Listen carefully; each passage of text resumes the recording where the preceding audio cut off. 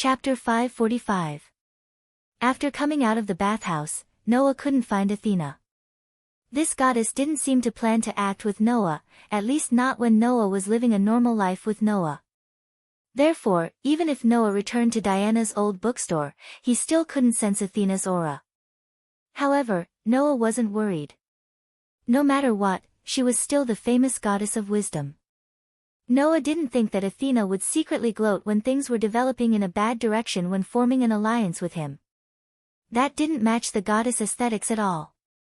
So, Athena would definitely appear at the most critical moment, right? Noah was very confident about this. Perhaps, this was also because of the fate that Athena mentioned. However, Noah didn't expect that accidents would always happen when people didn't expect them. Even if there were no problems with Athena, it didn't mean that there wouldn't be problems elsewhere.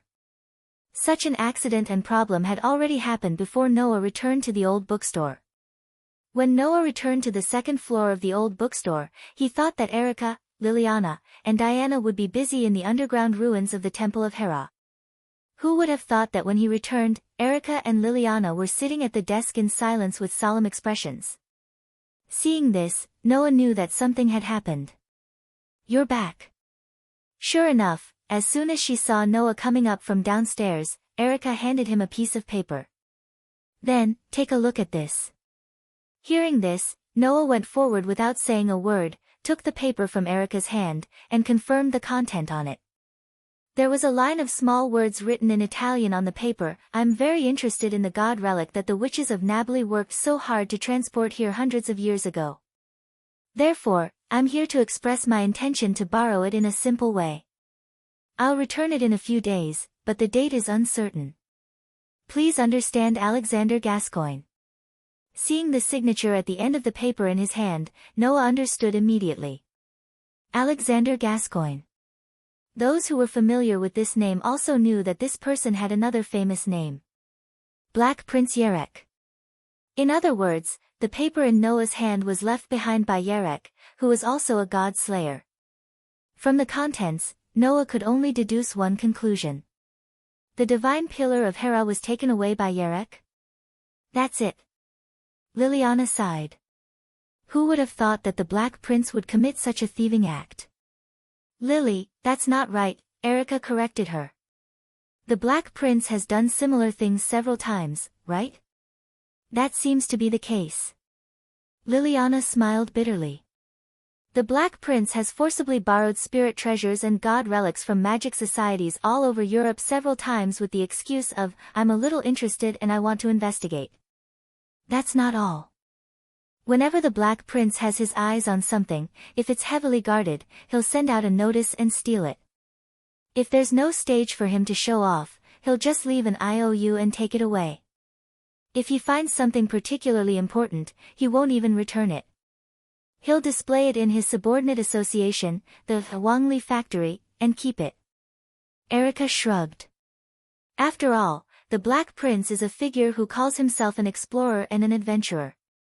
As a god slayer, he doesn't only know how to fight gods.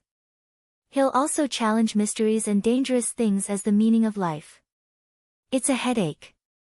Hearing Erica and Liliana's complaints, Noah sighed. Could it be that the Black Bronze Cross and the Black Bronze Cross have also been stolen by the Black Prince? As long as it's a famous magic association in Europe, there's basically no one that hasn't been patronized by that lord. Even some not-so-famous magic associations that have hidden good stuff have been patronized by the Black Prince. Erica complained, which was rare. After all, it's the most powerful monster bandit in history. It can't be helped. In terms of combat strength, Yerek was not particularly outstanding among the 7 current god slayers. At least, he was not as outstanding as Luo Hao in Warban. However, if the field of victory was limited to stealing, then it would be Black Prince Yerek's complete victory. The Black Prince has the authority of lightning speed. He also has another authority that allows him to create a maze to trap his opponents. At the same time, he also knows magic and is good at using tactics. Liliana recalled Yerek's deeds. Because of these factors, it's not an exaggeration to say that the Black Prince is the most powerful monster bandit in history. The most important thing is that if he has something he wants, the King of God Slayers will not care about the means at all, even if it's stealing. Erica finished these words in one breath and spread her hands helplessly.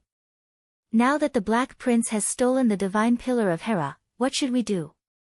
This sentence made Liliana speechless. Noah repeatedly checked the contents of the paper in his hand, and Alice's words automatically came to his mind. The Black Prince Yarek has a good relationship with Lord Guinevere, and he is also very interested in the last king that Lord Guinevere has been looking for.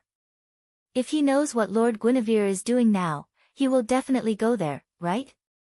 As a matter of fact, Yarek had indeed come and stolen the divine pillar of Hera, which Guinevere was concerned about, which was likely related to the hero of steel that was about to appear in Nabali.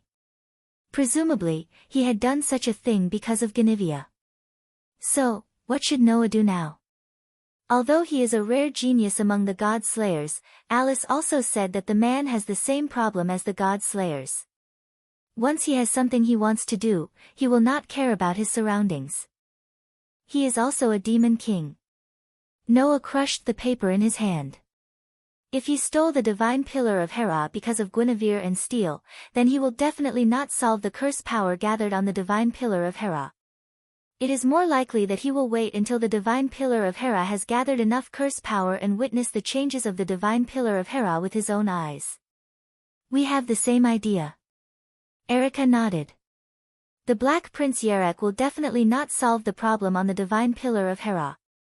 Now, Diana has already gone out to contact her subordinates in Nabali to find the whereabouts of the divine pillar of Hera, Liliana quickly said. There is now a huge amount of curse power gathered on the divine pillar of Hera. Even the Black Prince Yarek can't block it all. It is only a matter of time before he finds the location of the divine pillar of Hera. The key is whether this sooner or later, is later or early. Noah shook his head. I just hope that Diana can find the whereabouts of the divine pillar of Hera before it gathers enough curse power. Although he said that, Noah's eyes flashed with a frightening light. What? Erica, who noticed this, smiled sweetly.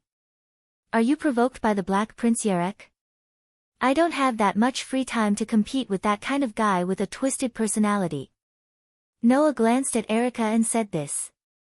It's just that stealing from under my nose and leaving this kind of paper made me want to teach him a lesson. Now, the Black Prince Yarek had done the same thing as Warban. If Yarek really wanted the divine pillar of Hera, he would have come to negotiate with Noah honestly. Perhaps, Noah would have pushed this trouble to Yarek. However, just like how Warban had directly kidnapped Erica and Liliana, Yarek had also directly stolen the divine pillar of Hera. He had no intention of talking to Noah at all and did as he pleased. So, did Noah still need to think about what he should do? The only thing he could do was to teach the other party a lesson. That's why I said you're not as calm as you think you are. You're too impulsive. Liliana's head seemed to hurt even more. No. We have to let Diana disperse the residents of Nabali in time. The Black Prince Yarek, the god Zugnivia, the hero of steel, the snake goddess. Erica concluded with this sentence. The battle royale 3 months ago. Perhaps, it will happen again in Italy. That's hard to say. Chapter 546. The next day, just as the sun rose and the sky became bright, Noah woke up. After washing up, Noah walked out of his room and wandered around the library-like living room on the second floor of Diana's second-hand bookstore. The books on the first floor of Diana's second-hand bookstore were extremely ordinary, but there were several bookshelves on the second floor, and almost all of them were books related to gods. Noah, who had nothing to do, stayed in the room and flipped through the books casually, supplementing the knowledge of various mythological systems that he lacked. His life was quite fulfilling. Liliana woke up earlier than Noah, and even dragged Erica out of bed. Erica, who was used to lazing in bed, reluctantly brought her along to meet up with Diana and continue to search for the whereabouts of the divine pillar of Hera. Noah, who had nothing to do, had offered to help last night. But both Erica and Liliana felt that if they needed the king to do something like searching for something, they would really be useless. Therefore, under the objections of Erica and Liliana, Noah could only compromise and leave the task of searching for the divine pillar of Hera to Erica and Liliana, while he read the books in Diana's shop to enrich his knowledge. Perhaps it could be used as a preparation for the sword in the upcoming battle.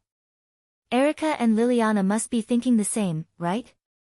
They felt that instead of wasting Noah's talents to search for the divine pillar of Hera, it would be better for him to supplement his knowledge of various mythological systems and prepare for the sword that the warrior transformed into. That way, it would be the greatest help for the upcoming battle.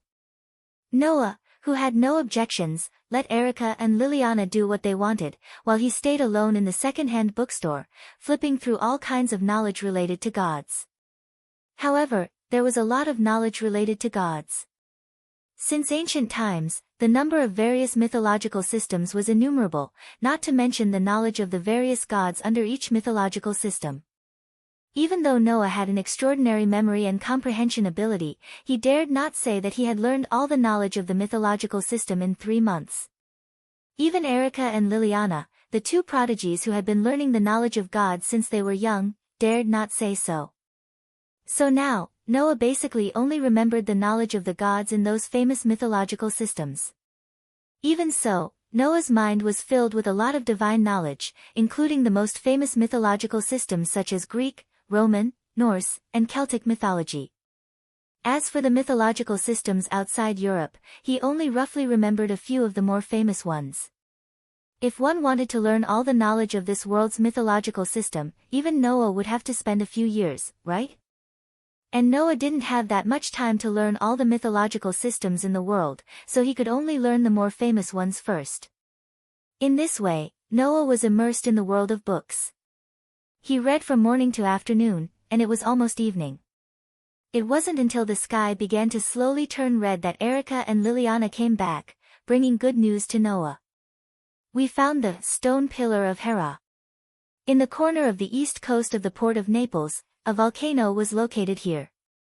Mount Vesuvius. It was an active volcano known as the most dangerous volcano in Europe and one of the most famous volcanoes in the world. Now, Noah was at the bottom of this volcano. He looked up at the magnificent volcano, frowned, and looked at Erica and Liliana. The stone pillar of Hera is on this volcano? This sentence was basically nonsense. Because when he came to the bottom of Mount Vesuvius, Noah could clearly feel the extraordinary curse power on the mountain. The feeling of this curse power was almost exactly the same as the curse power gathered on the stone pillar of Hera. Therefore, Noah was sure that the stone pillar of Hera was on this volcano. However, Noah still said this sentence that was purely nonsense. There was no other reason than that the volcano in front of him was too strange. At the top of the volcano, a thick layer of dark clouds shrouded it. Bolts of lightning flashed from the clouds from time to time, as if they could fall on the volcano at any time. It looked very dangerous. And around the volcano, there was a layer of extremely thick fog that shrouded the entire volcano. One could only vaguely see the surface of the volcano that had turned very red due to the excessive iron content, but one couldn't see the exact situation inside. How could a volcano have such a strange appearance? It was precisely because of this that Noah had such a big question. Question 1. When did Mount Vesuvius become like this? Question 2. Since the volcano has become like this, how did the stone pillar of Hera appear inside? No matter who it was, if they saw the volcano in front of them, they would definitely have the same question as Noah. That's probably the masterpiece of the Black Prince Yerek, right? Erica pointed at Mount Vesuvius. The reason why Mount Vesuvius became like this should be because of that Lord's authority that turned it into a maze. A maze? Noah's brows furrowed deeper and deeper, and he looked at Mount Vesuvius that was surrounded by fog and covered by thunderclouds. Could it be that this is the legendary Great Maze? The Black Prince Yerek was not only the user of seraphic speed, but also the creator of the maze. Noah had heard about this before. It was said that Yerek had once killed the god of earth and maze, Minos.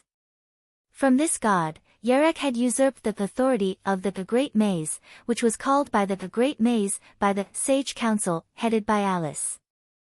It was the authority that could create a maze anywhere. Whether it was on the ground or underground, as long as Yerek was willing, he could use this authority to create a maze. Moreover, using this authority, Yerek could not only create a maze, but he could also turn an existing place into a maze. Whether it was a mansion, a building, an underground tunnel, a forest, or even an ordinary thick fog, it did not matter. Yerek could use the authority of the Great Maze to turn it into a place that could confuse people and become a dangerous area. The reason why Mount Vesuvius became like this must be because Yerek hid inside with the stone pillar of Hera and used the authority of the Great Maze to turn the volcano into a maze. With that layer of thick fog, no matter what method we use to go in, we will definitely come out in the end. Liliana showed a troubled expression. In addition, there are thunderclouds above the volcano. We can't use a helicopter to fly to the top of the volcano. Even Diana can't do anything about it, so we could only invite you here. If you want to deal with authority, you can only use the same authority in return. Humans can't find a way to resist the volcano now. Erica looked at Noah. And your authority has as many changes as Wellerslana's. Can you find a way to resist the Great Maze? That's not a problem. Noah slowly relaxed his furrowed brows. After pondering for a while, he ordered, let's do it this way. How about this? I'll go into the labyrinth. Erica, Lily, asked Diana to withdraw all the explorers. They can't go in anyway, so just stay around and wait for orders. If you find anything wrong, decide whether you should intervene or retreat. Understood. Erica and Liliana immediately nodded in response and retreated. Noah raised his head again and stared at Mount Vesuvius, which was covered in thick fog and had thunderclouds in the sky. A sneer gradually appeared on his face. I'd like to see what tricks you're going to play, Yerek. With that, Noah closed his eyes, and the stone plate connected to the 10 patterns appeared in his mind.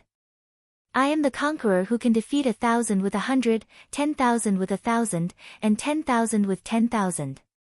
Now, for me, who is on the side of justice, please shine brightly and bestow me with divine power. In Noah's mind, one of the 10 patterns on the outline of the stone plate lit up. It was a pattern depicting lightning.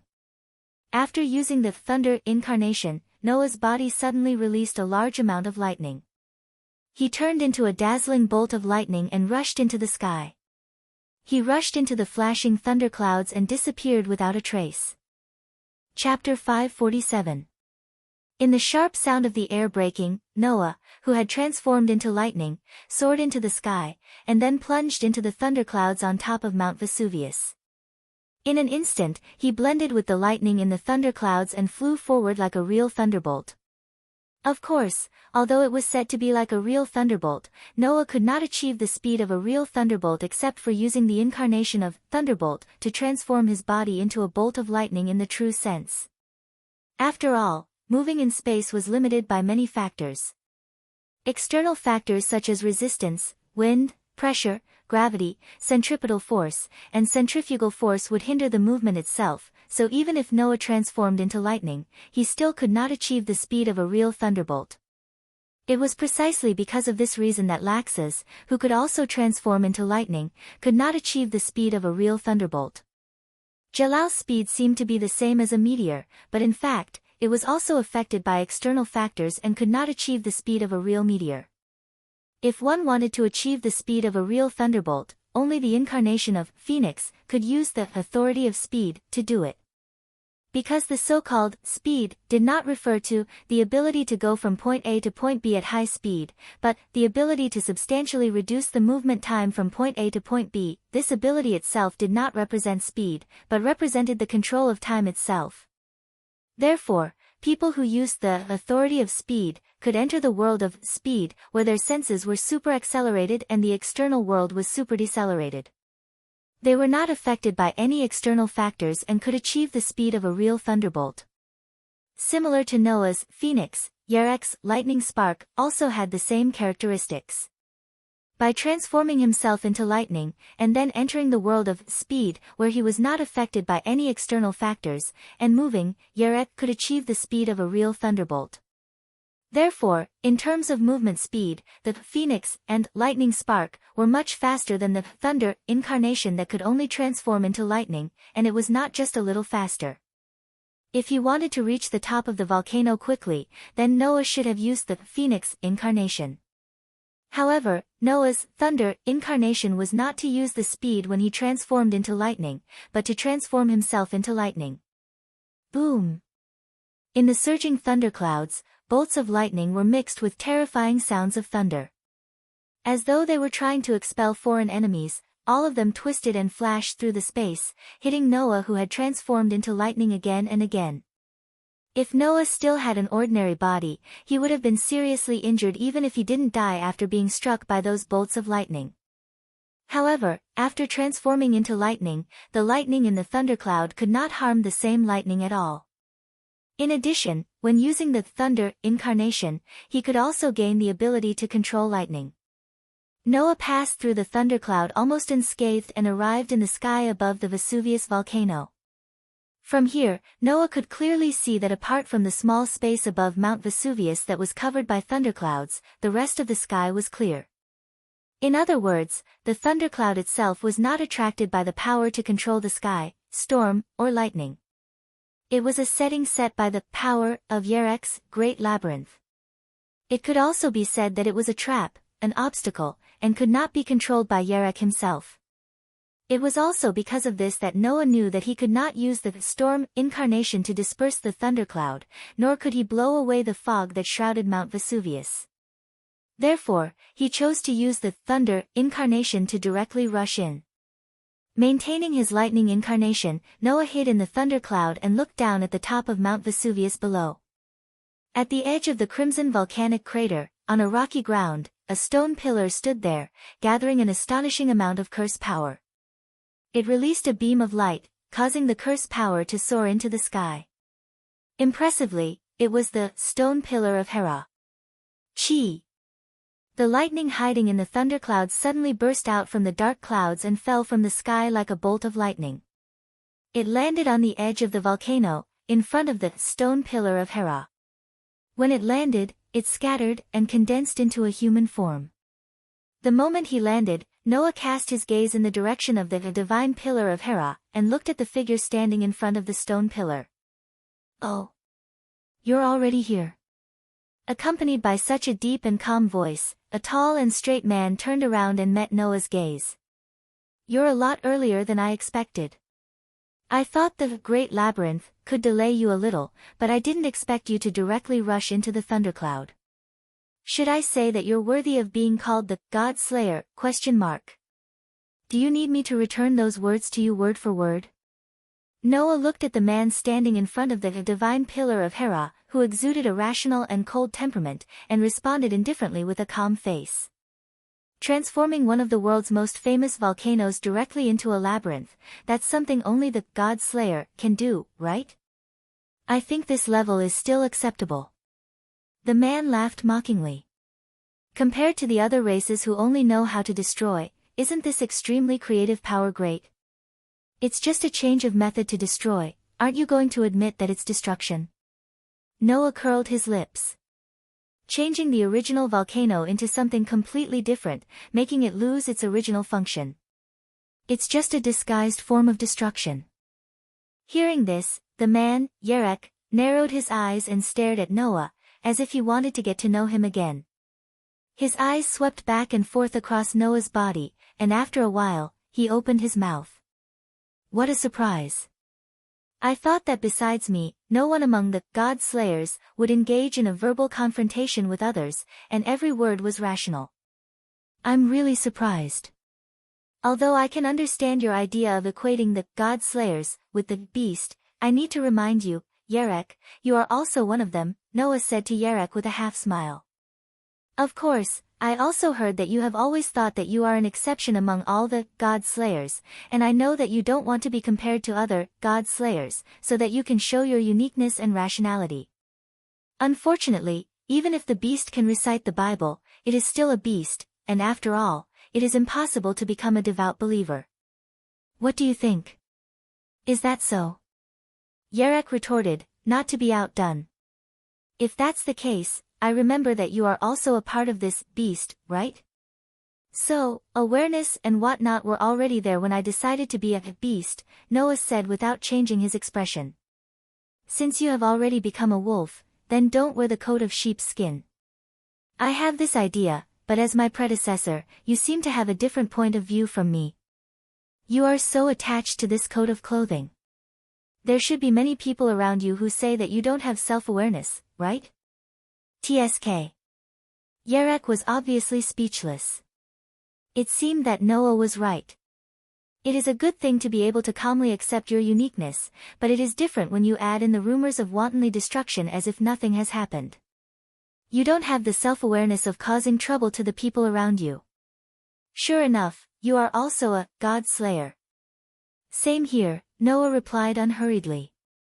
Undoubtedly, you have the awareness that your actions will cause trouble to the people around you, but you do it without hesitation. You are just an awkward God Slayer, don't you think so? Suddenly, Noah and Yerek's eyes met in midair and burst into fierce sparks. In some ways, Noah and Yerek were indeed similar. As God Slayers, both Noah and Yerek had enough strategy and rationality in addition to the warrior part, and they also had the values of a normal person. However, Noah was the type who would not hesitate once he decided to do something. He was the type who did not care about trifles. Yerek was the type who would not hesitate once he decided to do something. He was the type who would do things his own way. How should it be said? Both of them were very unique and much more rational than the rest of their kind, but there was no doubt that they were still the kings of the God Slayers. The difference was that Noah had this self-awareness and accepted it calmly. He would not deny it, but Yerek seemed to care a lot about what others thought of him. He chose to avoid it and firmly refused to admit that he was the same type as the rest of his kind. Therefore, unknowingly, Yerek was more than one level weaker. Chapter 548. Yerek had always been a smart person. Although his personality was a little twisted, as the only one among the current God Slayers who completely carried out the intellectual style, Yerek did indeed have the wisdom and rationality that the other God Slayers did not have. Therefore, although he did not want to admit it, Yerek realized two facts in his brief exchange of words with Noah. 1. His fellow God Slayer, who had only reincarnated for about 3 months, had the ability to strategize and rationality no less than his. 2. Because he was aware that his identity as a God Slayer was different from others, he was extremely special, and he was very troublesome. If he continued to be stubborn when confronting someone who admitted everything without any guilt, in the end, the only one who would lose would definitely be Yerek. That was to say, unlike Noah, Yerek did not verbally admit that he was the same type as the other God Slayers, but in fact, he already felt guilty. Therefore, if he continued to argue about this, it would be fine if his opponent was someone else, but if his opponent's wisdom and rationality were no less than his own, then Yerek would be under a lot of pressure. Realizing this, no matter how unwilling he was, the rational part of Yerek's heart advised him not to continue. Therefore, Yerek effortlessly changed the topic. Although it's a question you already know the answer to, let me ask. Why did you not hesitate to break into my great maze and come here? You're right. This is indeed a question you already know the answer to. It's also a very stupid question. It doesn't seem like a question you would ask. Noah shrugged and threw these words without holding back. Have you ever seen a person who didn't chase after something was stolen? But if I remember correctly, this thing should belong to the witches of Nabali, right? Yerek said matter-of-factly. I don't remember this thing being your possession. Then think of me as a young man with a strong sense of justice who chased after someone who stole something. Noah turned his body and looked directly at Yerek. So, can you give it back?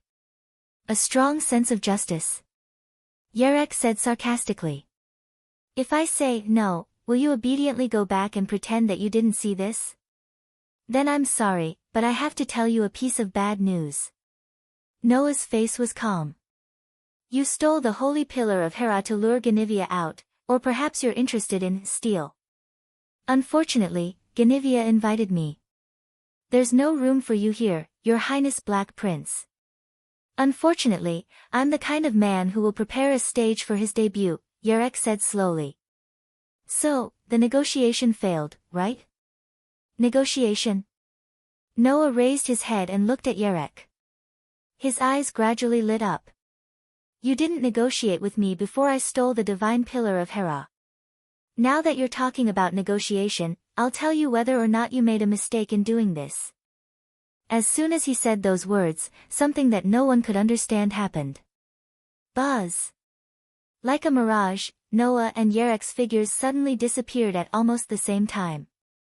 At some point in time, Noah had replaced Yerek's position and stood in front of the divine pillar of Hera. Yerek suddenly appeared on a rock not far away, and his body was still flickering with traces of electricity. I see. Noah turned his head and looked in Yerek's direction as if he understood something. Is this your godly speed? I've heard that you have the same god speed authority as me, but I didn't expect you to be so proficient in this power. Yerek's expression was slightly surprised. You know, this ability is very troublesome. It was indeed troublesome.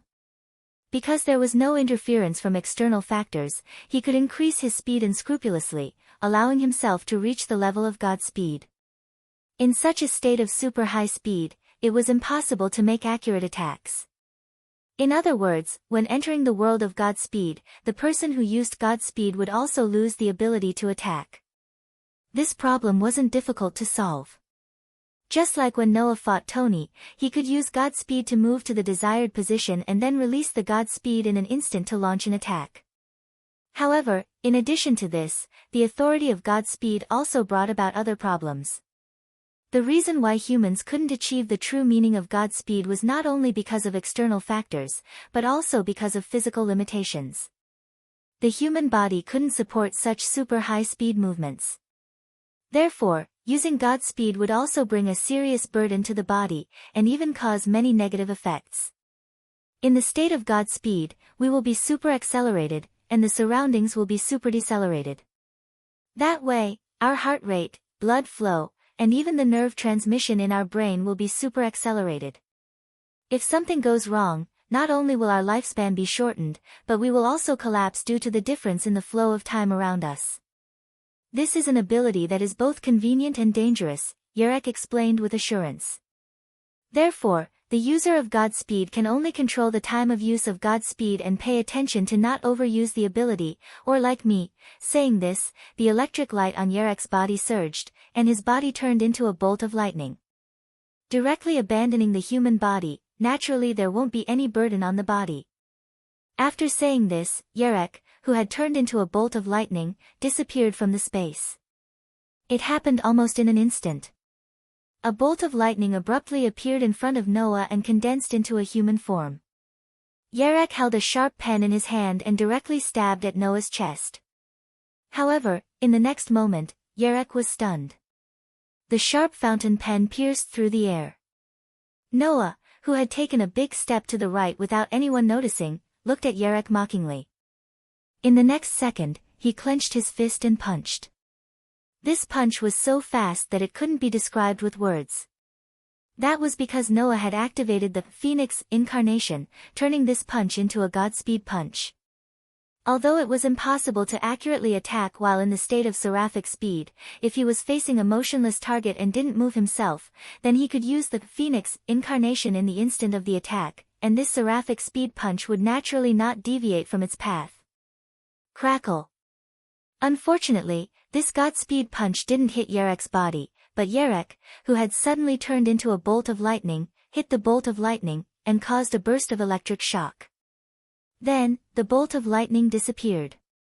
When it reappeared, Yerek, who had returned to his human form, was standing on the rock with a deep frown. You can see through my Godspeed? In the state of Godspeed, the human eye couldn't track it at all. But just now, Noah had indeed avoided Yerek's attack. So that's how it is. Yerek's expression became solemn. Do you also have the mind's eye skill like Salvador Doni's?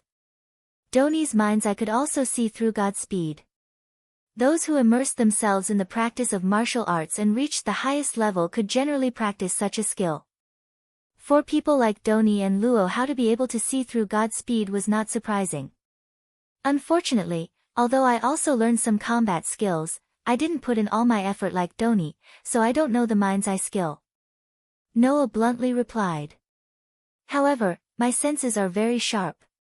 Even if I can't see through your God speed, I can still detect your approach. Then, the next step would be easy. Relying on his sensing ability to detect Yerek's approach, Noah only needed to wait for the moment Yerek launched an attack. After all, Godspeed couldn't support the user's precise attack, so Yerek had to release the Godspeed at the moment of attack. Taking advantage of this moment, Noah could rely on his superb sensing ability to dodge in advance. Only when Yerek released the Godspeed could Noah have time to dodge. Of course, sharp senses have more benefits than that. Ignoring Yerek's solemn expression, Noah raised his head and looked at the sky. I can even sense when an uninvited guest is approaching. Hearing this, Yerek seemed to have noticed something and suddenly raised his head to look at the sky. Kaboom! The next moment, a fierce bolt of lightning struck down from the thunderclouds. Chapter 549. Boom! Along with a loud clap of thunder, a bolt of lightning struck down from the thunderclouds above Mount Vesuvius.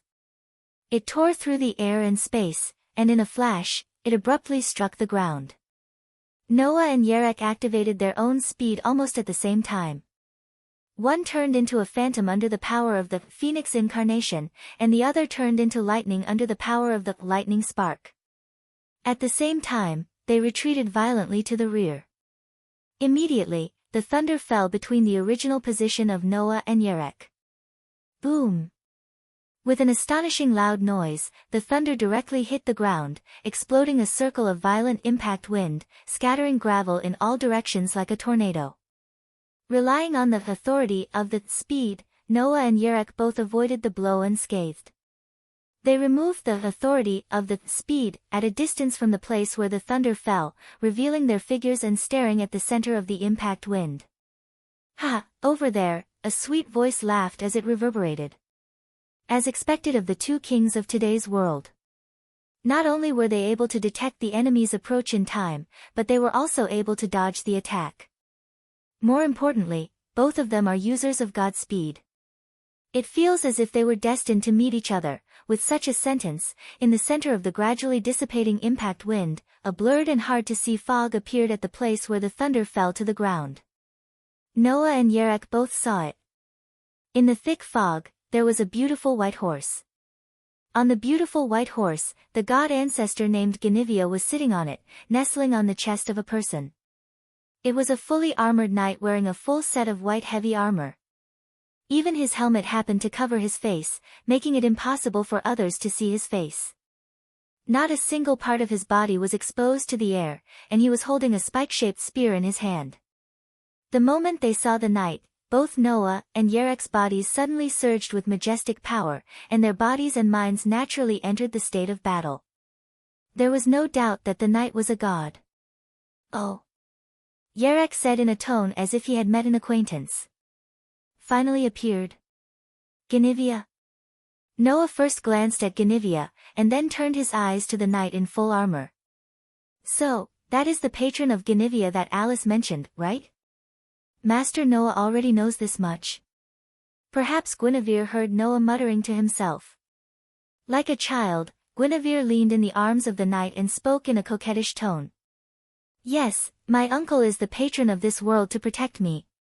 Sure enough.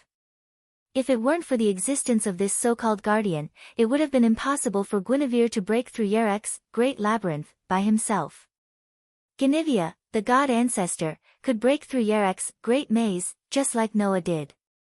Instead of breaking through the maze, he broke into the thunderclouds and went directly to the top of the volcano. Only a god who also had the power of thunder and lightning could do that. It seems that I didn't use the fog to cover the top of the volcano, but chose to use the thunderclouds as an obstacle. It was my miscalculation. Yerek looked at the knight behind Ganivia provocatively. It's been a long time, Lancelot. Lancelot? Noah's eyes suddenly focused on the knight. Lancelot. In Celtic mythology, he was one of the best and most outstanding knights of the Round Table led by King Arthur of ancient Britain. In terms of legend and martial arts, he was not inferior to King Arthur. He was also known as the Knight of the Lake, Lancelot. The patron of Guinevere was that legendary knight? Or rather, the patron saint of Guinevere was Lancelot, and from a certain point of view, he could not have been more suitable. After all, in the mythology, Guinevere was King Arthur's wife, and Lancelot was one of the most outstanding knights around King Arthur. These two people had an affair and betrayed King Arthur together. From this point of view, Lancelot should be the patron of Guinevere, which was the most appropriate result. In such a case, the voice of the knight riding a handsome white horse Lancelot sounded from the heavy helmet. "Sorry, I came uninvited, but this is also the request of my beloved daughter, and I can't refuse." With such a sentence, Lancelot turned his horse's head, as if ignoring Noah, and confronted Yerek face to face. He showed his back to Noah in a dignified manner, as if he wasn't worried that Noah would launch a sneak attack. Although that was the case, Noah really wouldn't launch a sneak attack. His outstanding sensing ability told Noah that even if his back was exposed, Lancelot was still paying attention to him. As long as Noah attacked, then, the spear in his hand should instantly pierce through space and pierce Noah's chest, right? The knight in front of him really lived up to his reputation in the myths. However, for some reason, Noah felt that there was something wrong with the god in front of him. That feeling was difficult to express. Under Noah's sensing ability, Lancelot's existence was very strange, as if he wasn't here. It was really strange to the extreme. Just when Noah felt that something was wrong with Lancelot, who was confronting Yerek, raised his head and let out a surprised and exclaimed voice. "Have you noticed my true face?" This sentence was obviously directed at Noah. "Uncle, please be careful," Guinevere, who was nestled in Lancelot's arms, suddenly said. "Although that lord has only been a god-slayer for a short time, but he is the most special one among all the god-slayers.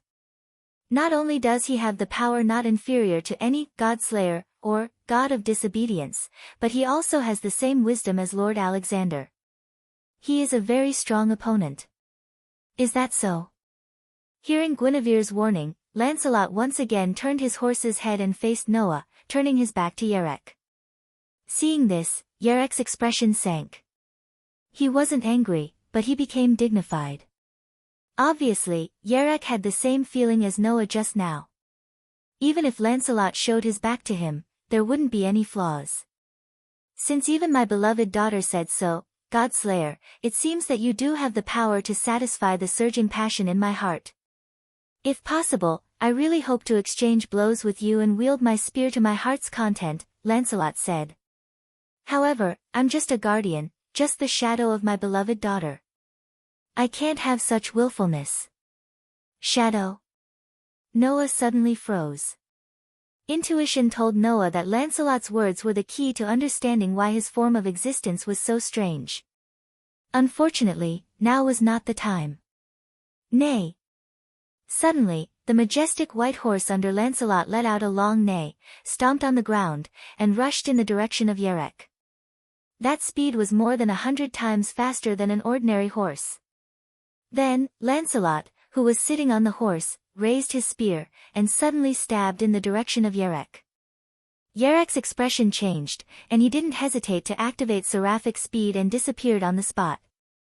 However, the tip of Lancelot's spear seemed to have extended at an unimaginable angle, and with a twist, it pierced in another direction. Rip! With such a sound, Yerek suddenly appeared in front of the tip of the spear that suddenly twisted in direction, and the clothes in front of him were already torn. That was the secret of the martial arts to break seraphic speed. Using the mind's eye to see through seraphic speed, capture it in the smallest and shortest path, and predict the opponent's next move to launch an attack. Noah had already seen this technique from Tony once, and this was the second time he witnessed it with his own eyes. If Yerek hadn't dodged well, this spear would have been enough to take his life. However, The moment Yerek dodged the spear, Lancelot, who was holding the spear, let go of his hand, and let the spear in his hand shoot out like an arrow. The target was the divine pillar of Hera. Whoosh! With a sharp sound, the sharp spear tore through the atmosphere and landed on the stone pillar. Chapter 550. Whoosh! With a sharp sound, the tip of the sharp spear began to surge with a huge wave of curse power. It wrapped around the tip of the spear and fell on the body of the divine pillar of Hera. Clang! Following the sound of metal colliding, the divine pillar of Hera was cleanly and neatly broken into two sections by Lancelot's throwing spear.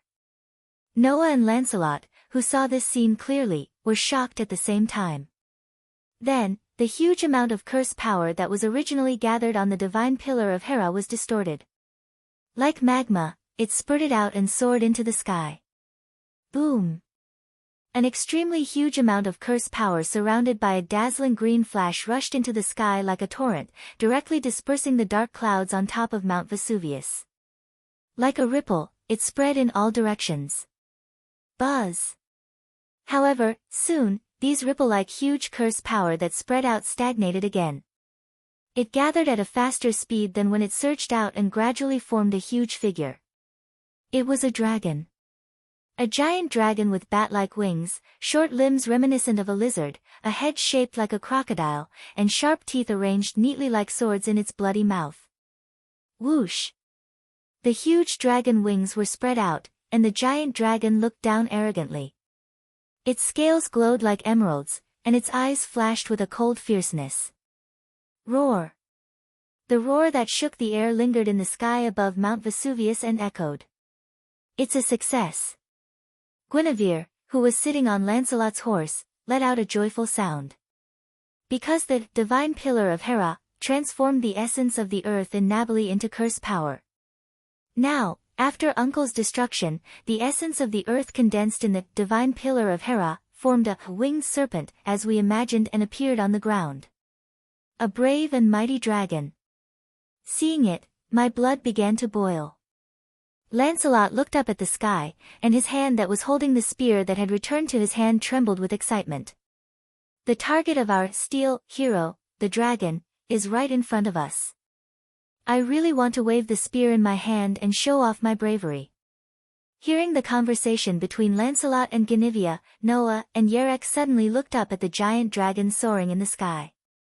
I see, Yerek muttered to himself. Their goal is not the divine pillar of Hera at all, but they want to use the power of the divine pillar of Hera to draw out the essence of this land and transform it into a mythological beast? So the divine pillars of Hera can still be destroyed? Noah laughed bitterly. If I had known earlier, I wouldn't have gone through so much trouble. However, whether it was Noah or Yerek, both had a question. That is, Guinevere gathered the essence of this land through the divine pillar of Hera. Then, by destroying the divine pillar of Hera, it released the essence of the land to form the divine beast. The answer soon appeared in front of Noah and Yerek. Hum. As if it wanted to echo the roar of the giant dragon in the sky, a terrifying spell suddenly emerged from a corner of Mount Vesuvius without the slightest warning. Noah and Yerek simultaneously looked in the direction of the emergence of the spell. Noah could clearly feel that at the same time that the spell appeared, his body, which was originally filled with power because of Lancelot's appearance, seemed to have entered a state of excitement. The power rapidly emerged from all parts of his body and filled his whole body. Then, there was no doubt as to what the spell was. In the next second, a figure quietly emerged from the huge spell. Why did I descend here? With golden hair as dazzling as the sun and beautiful eyebrows that didn't make people feel weak, a man wearing a white robe and a cloak converged all the spell around him into his body and walked forward step by step. He raised his head, looked at the sky, and smiled happily. This kind of question isn't even worth asking. Since my enemy, the evil dragon, has appeared here, then why did I descend? Do I still need to answer the question? It wasn't clear if it heard the man's arrogant words, but in the sky, the majestic giant dragon lowered its head and stared at the man as if it had met its natural enemy. It let out a roar that shook the air. Roar! The roar that was full of intimidation was like a storm falling from the sky. It turned into a sound wave that blew down and directly hit the top of Mount Vesuvius, setting off a thick cloud of smoke and dust. In response, the man was not alarmed but delighted, and he even laughed out loud. Are you also excited because you've met your old enemy? Then let's continue our battle in the myths. After saying that, a broad blade suddenly appeared in the man's hand. He pointed at the giant dragon in the sky and issued a declaration. My name is Perseus, a dragon slayer, and also a hero who saves young girls.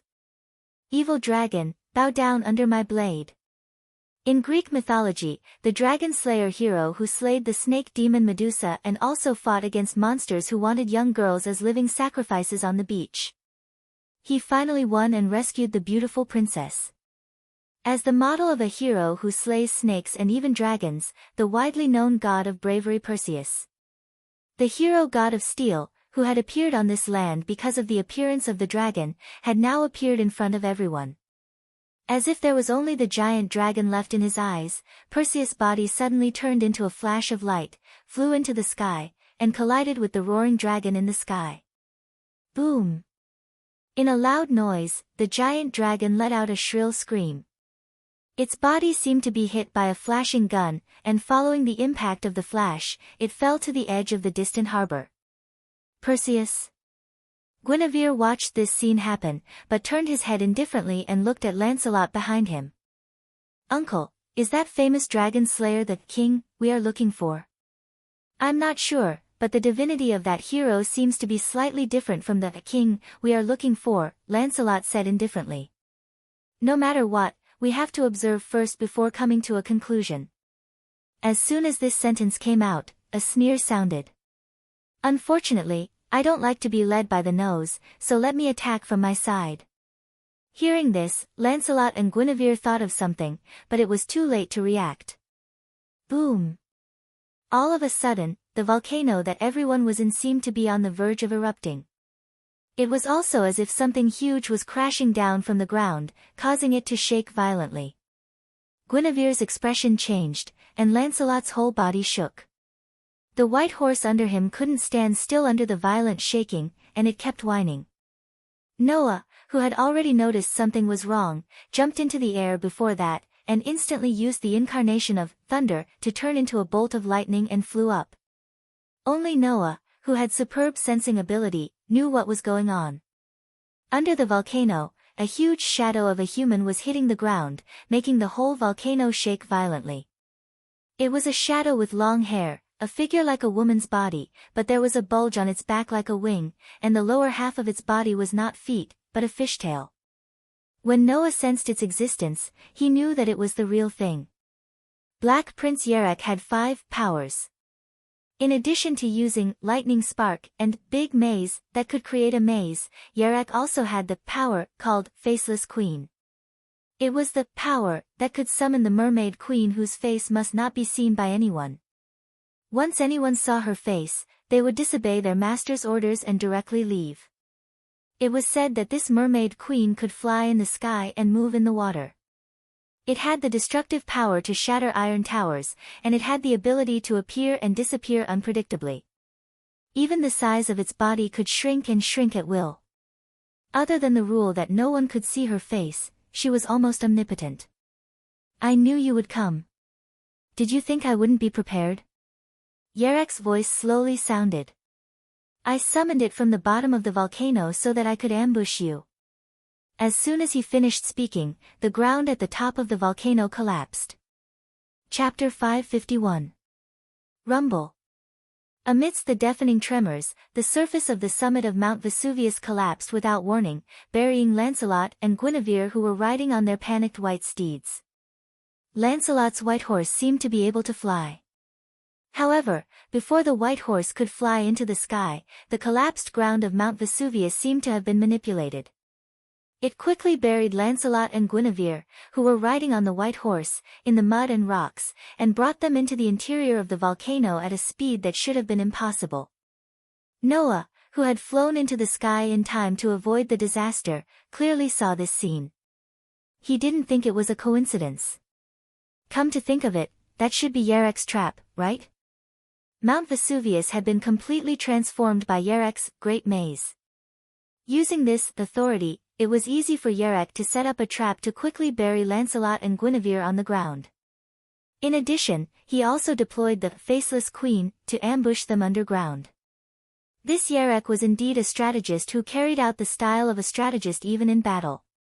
Noah even suspected that the thundercloud that allowed him and Lancelot to easily break through, enter the summit of Mount Vesuvius, and find Yarek and the god's pillar of Hera, might also be Yarek's arrangement.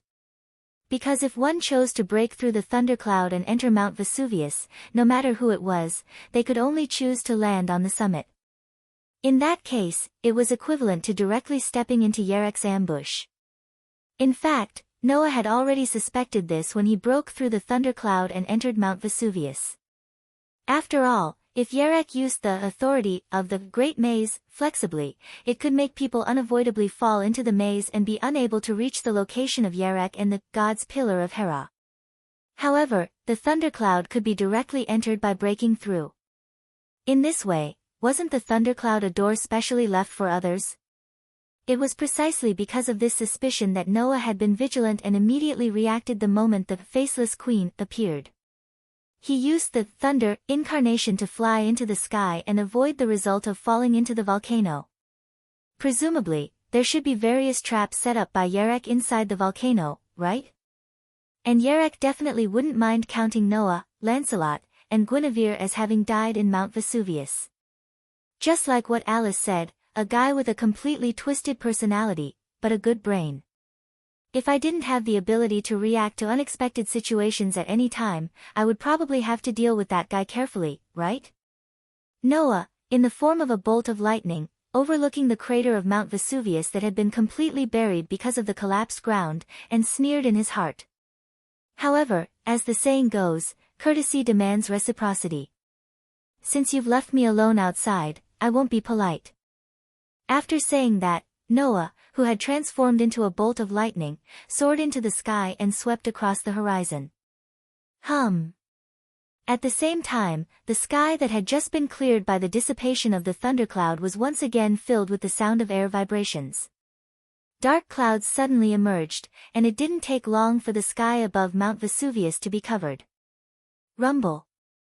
Lightning flashed and thunder roared in the dark clouds at the same time.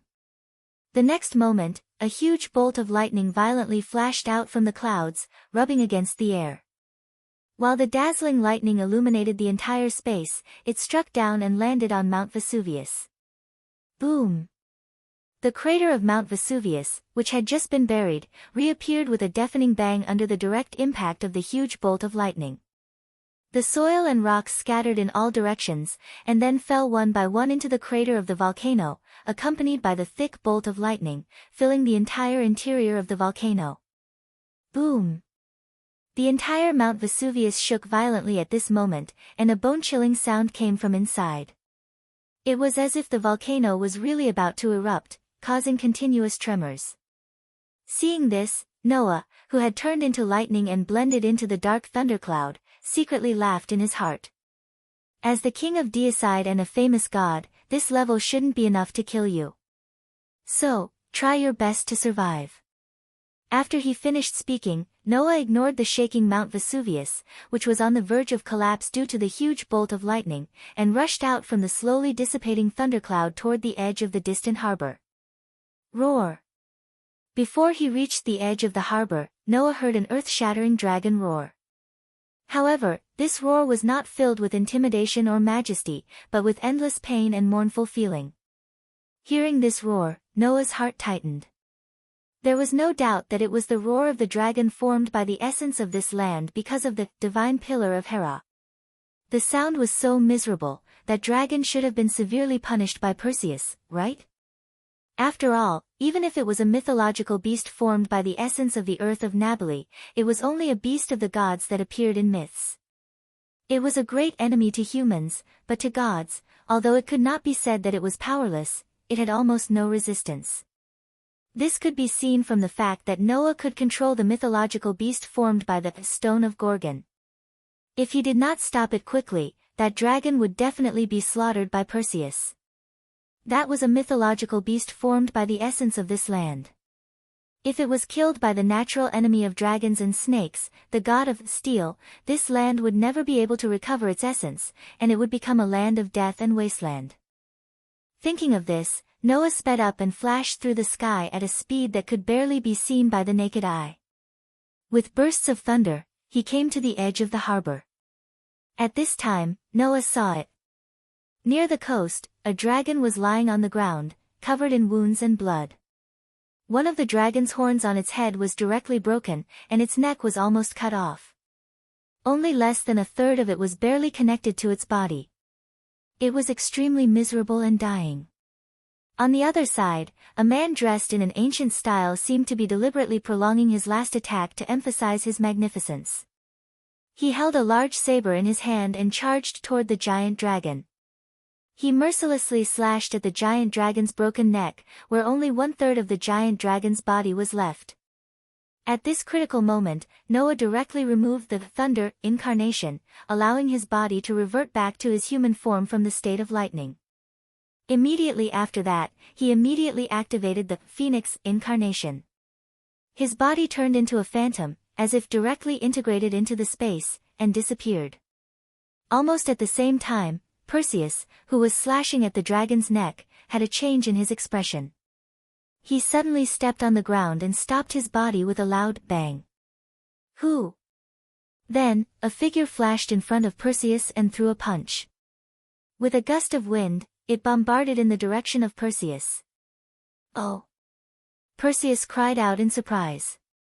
However, he calmly tapped the ground with the tip of his foot. His body gently leaped up and landed on the ground. He stabilized his body and raised his sharp and joyful eyes. He looked straight at the figure that had suddenly appeared in front of him. You are not an ordinary human, right? Hearing this, Noah did not answer. Instead, he glanced at the dying dragon behind him who was still trying to stand up from the ground. He was speechless. You're really ruthless, dragon slayer hero. I'm not so willful as to allow myself to be merciful to my former enemy. Perseus said as if it was a matter of course, but an expression of interest appeared on his sunny face. You, who just used the same power as God, should be the current God Slayer, and that power seems to have a familiar aura. Familiar aura? Noah frowned. What does this mean? In addition to power, there seems to be another aura on your body. Perseus looked up and down at Noah, then said with some surprise. However, this aura is not as familiar to me as your power. Instead, it's a little annoying. It can only be an aura closely related to the dragon snake. No, it should be above that. God Slayer, do you have a close relationship with the goddess of earth? Chapter 552. You have a close relationship with the goddess of the earth? Noah narrowed his eyes and met Perseus's gaze. Are you talking about Athena?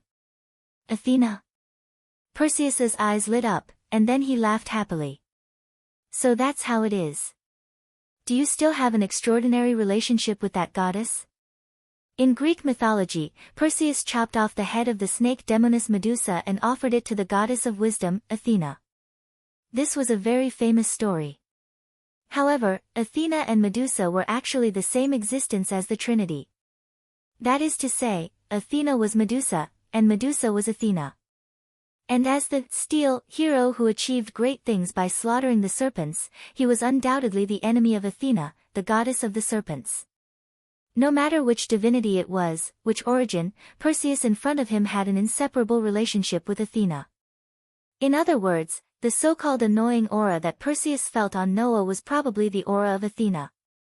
Thinking of this, Noah took out a badge made of obsidian. For a moment when he saw this badge, Perseus's eyes narrowed, and he put on a fake smile. Young man, you seem to have something interesting. And unlike Perseus. Behind Noah, the dying dragon lying on the ground seemed to have a completely different reaction to the badge in Noah's hand, and it let out a slightly happy low cry. Hum. At this time, the stone of Gorgon in Noah's hand trembled and emitted a faint light. Roar. The dying dragon immediately regained its spirit and let out a loud dragon roar, and then its whole body emitted a faint light, and it directly turned into a blue light, and flowed into the stone of Gorgon. After a while, Nabali, who had turned into a giant dragon, merged the essence of the entire earth into the stone of Gorgon. At this moment, Noah felt that the power hidden in the stone of Gorgon seemed to have become stronger. Now, if Athena took back the stone of Gorgon and regained her status as the Queen of the Trinity, her power should be relatively enhanced, right? In any case, since the essence of this land has been converted into pure power by the Gorgon stone, then the essence of the earth in Nabali should be restored soon. After all, both Athena and Hera were goddesses of the earth, and the symbol of the earth goddess was the snake. Being absorbed by Athena's snake was equivalent to the land falling under Athena's control. As the goddess of the earth, Athena would also give the corresponding blessings, so that the essence of the earth would be fed back to the earth itself, and there would be no sequelae. Noah heaved a sigh of relief and put the Gorgon stone back into his pocket. He looked up at Perseus, who was watching the scene unfold with a smile on his face, but did not stop it, and said, "You appeared on the ground because of the appearance of the enemy dragon. Now that the enemy is gone, you should also return to the myths. It seems unlikely that such a thing will happen. I am a hero, and the people will look forward to the activity of heroes, and they like the deeds of heroes. Heroes will also fight for the people who worship them and show them their bravery. How can I leave before I am fully active?" Perseus suddenly smiled. "God-slaying warrior, you have taken away my active stage, and you are also Athena's messenger. Give me a battle where I can show my strength. I am not the messenger of Athena, I just have an ill-fated relationship with her." Noah sighed. "In that case, can you give up the battle and return directly to the myths? There is only one way to let us return to the myths, and that is to eliminate the body that we appear on the ground. Unless you defeat me, even if I want to return, it will not be possible." Perseus raised the sword in his hand, as if he was acting in a stage play, and deliberately said beautiful words. Since ancient times, humans have had the habit of praying for the blessings of the gods. However, only a very small number of lucky people can receive the blessings of the gods. However, you people who kill gods forcibly seize the power of the gods who can grant human protection. This is a great disrespect.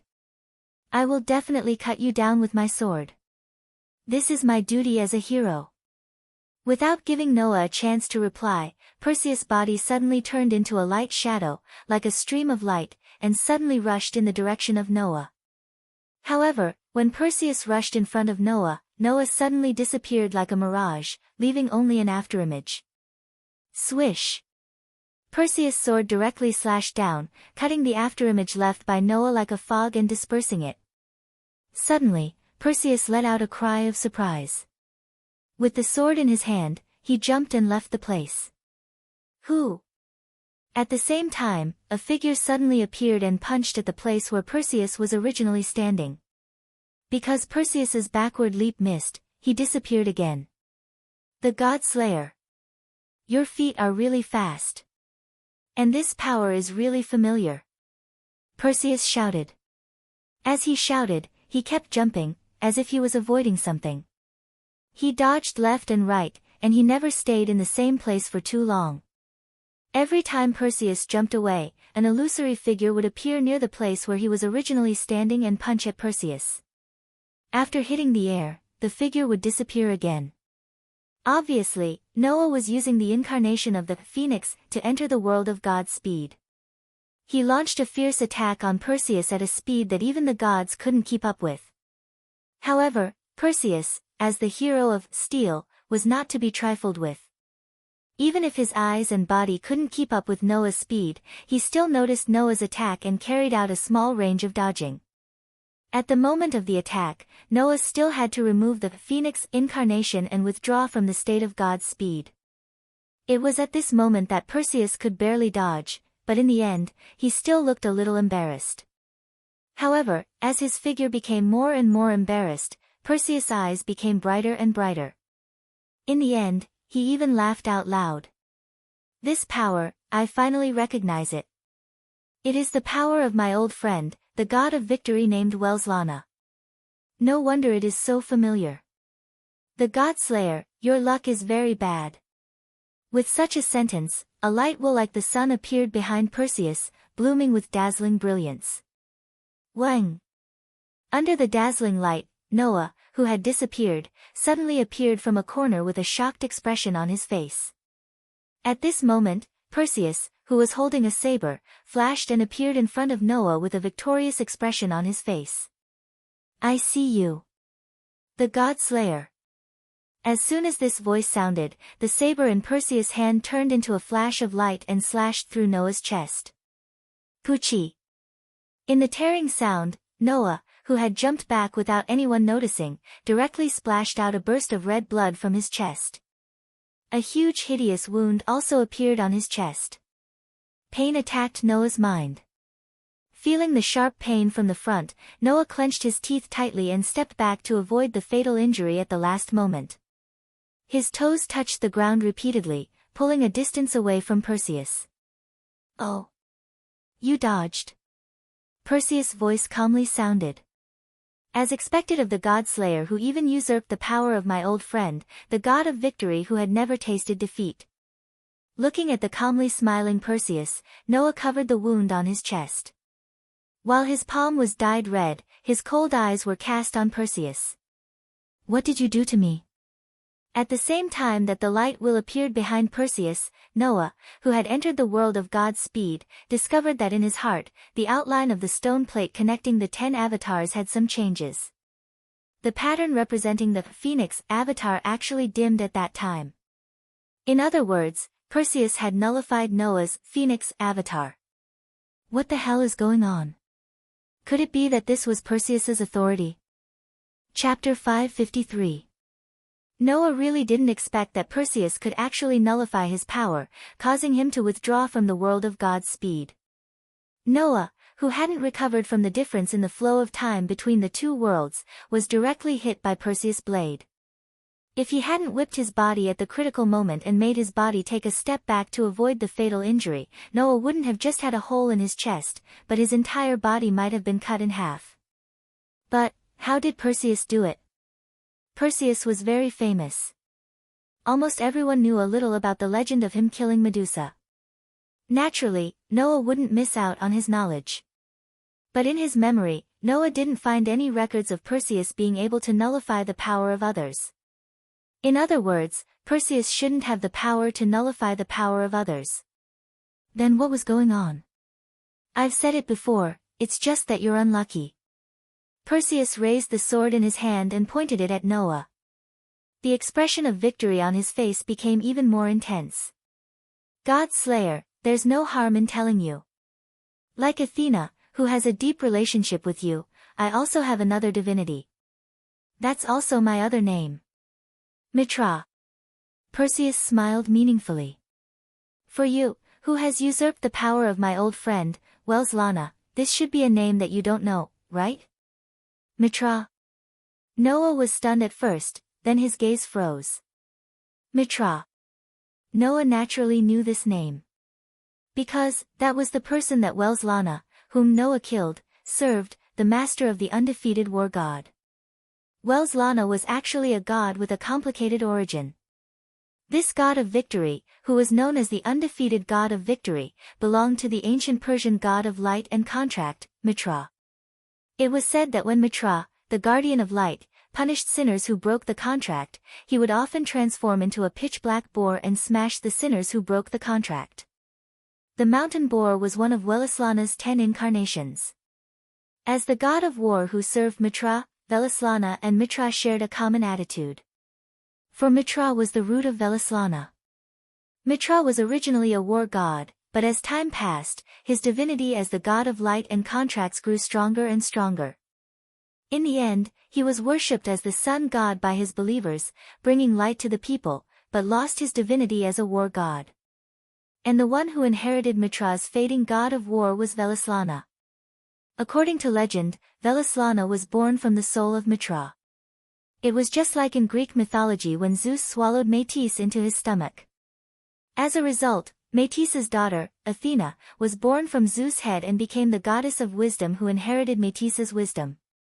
Similar to this legend, when Velaslana was born from Mitra's soul, he inherited Mitra's war god and replaced Mitra in conquering the enemy gods, becoming the undefeated war god. In other words, instead of saying that Velaslana was Mitra's subordinate, it was better to say that he was Mitra's avatar, son, or other half. Therefore, Velaslana was the guardian of light like Mitra. He could also summon the horse that carried the sun, control the flames from the sun, and even transform into the pitch-black boar that Mitra once owned, becoming synonymous with destruction. Under such circumstances, as Mitra's subordinate, doppelganger, son, or the other half of the god of war, Velaslana's power was the power of Mitra, who had not yet lost the divinity of the god of war and had passed on the power of the god of war to Velaslana.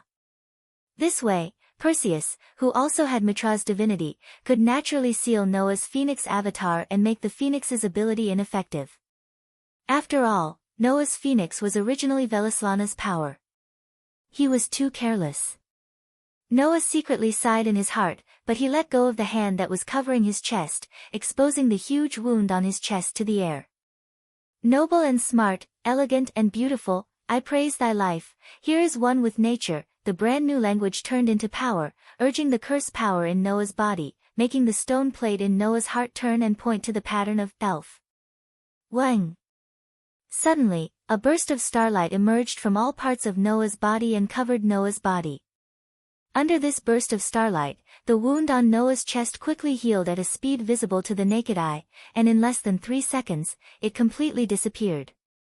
Seeing this, the smile on Perseus' face slightly froze. If it wasn't for the cut marks on Noah's chest and the blood on his hands and clothes, Perseus would even doubt whether his attack had caused any harm to Noah. Then, Noah slowly opened his mouth. You said that my luck is very bad, right? Perseus was suddenly stunned. Ignoring Perseus's performance, Noah raised his head and the corner of his mouth curled up into a sneer. Then, now, let me return this sentence to you. When this sentence was still spreading in the air and drilled into Perseus' ears, Noah's body suddenly surged with a huge amount of curse power. His body turned into a phantom, and as if he had merged into space, he directly disappeared. That was the power of the phoenix that should have been sealed by Perseus. Wadash! Perseus was shocked, but a strong sense of crisis immediately emerged in his heart. However, if he reacted at this time, how could he catch up with Noah who had used God's speed? Thus, Noah suddenly appeared in front of Perseus, and as Perseus's expression changed drastically, he turned around and kicked out. At the same time that he kicked out, Noah suddenly activated the phoenix's Godspeed. Who dash? What was originally an ordinary whip kick immediately turned into a lightning-fast attack, ruthlessly whipping Perseus's waist. Peng dash! A loud muffled sound was heard. Guru dash! Perseus spat out a bitter cry. His body was ruthlessly whipped by the whip kick. Like a kite with a broken string, he couldn't control his body and flew backward. He crashed to the ground not far away and rolled a few times before stabilizing his body. Why? Perseus held his waist and knelt on the ground with one knee. The cheerful smile that was always on his face had disappeared, and it was replaced by a puzzled and twisted expression. I should have sealed the power of my old friend. Because, you're unlucky. Noah retracted his leg and looked in the direction of Perseus. He sneered. That is no longer the power of your old friend, but my power. That's right. That was no longer Velaslana's power. Noah's physique had absorbed Velaslana's power and completely turned it into his own. Therefore, even if Perseus could use Mitra's divinity to seal Velaslana's power, he couldn't seal Noah's power. Of course, it would be a lie to say that there was no effect at all. The relationship between Velaslana and Mitra was too deep. Even he was born in Mitra's soul, and his power was inherited from Mitra's god of war. Therefore, even if Velaslana's power had become Noah's power, the origin of this power still came from Mitra. This also caused Perseus to be unable to completely seal the power that Noah absorbed from Velaslana, but he could still cause it to fail for a very short period of time. Because of this, When Noah used the phoenix's avatar at the beginning, it suddenly failed and gave Perseus the opportunity to take advantage of it. According to Noah's judgment, Perseus could make the phoenix's avatar lose its effectiveness for about 3 seconds. Moreover, Perseus could only make the phoenix's power, which was completely inherited from Well's Lana, lose its effectiveness for 3 seconds, but he couldn't make Noah's other avatars that were derived from the fusion lose their effectiveness. Then, as long as he used the avatars other than the white horse and the phoenix, Perseus would be helpless. At that moment, Noah cancelled the phoenix and switched to the thunder. As Perseus's pupils shrank, Noah raised his hand and waved it heavily in Perseus's direction. Boom! A bolt of lightning fell from the sky and landed on Perseus's body. Boom! The sound of thunder shook the sky. Chapter 554. Beep! Beep! Beep! On the ground struck by the lightning that fell from the sky, traces of electric arcs crawled like snakes. They constantly flowed around, stirring up frequent electric currents that made one's scalp tingle. After these electric currents on the ground crawled aimlessly for a while, they converged on Noah's body as if they were guided by an invisible hand. They followed Noah's feet, climbed up his body, and mixed with the electric arcs on his body, making the electric currents even more powerful. Just as Ganivia said, Noah was extremely special among all the god-slayers. Among other things, Noah had an advantage that the other god-slayers did not have in terms of the enhancement of their authority. Pandora said that the god-slayers could only become stronger in actual combat. The more battles they fought, the more opportunities the authority of the god-slayers had to be enhanced. That was why Warban and Luohao, who had lived the longest, were so ridiculously powerful. After all, Warban and Luohao, who had lived for at least 200 years, must have fought many battles. Coupled with the fact that the god-slayers could only become stronger in actual combat, it was natural that the 2 demon kings would be so strong. Compared to the other god-slayers, apart from being able to become stronger in actual combat, Noah's authority had also been integrated into his authority. Even when he wasn't fighting, Noah's authority would slowly increase. That was to say, Noah was becoming stronger almost all the time. Of course, the increase of his authority was one thing, and whether he could master these authority was another. In this regard, Noah could only gradually master his authority through actual combat. After 3 months of battles, Noah had a full grasp of the authority of the 10 incarnations. Just like the current thunder incarnation, Noah, who used this incarnation, could retract the thunder and lightning used to attack before and add it to the newly added thunder and lightning, making the power of thunder and lightning stronger. This was one of the manifestations of the thunder incarnation being fully mastered. In addition, like the phoenix incarnation, Noah could no longer only use seraphic speed like before, but he could control the activation and deactivation of seraphic speed.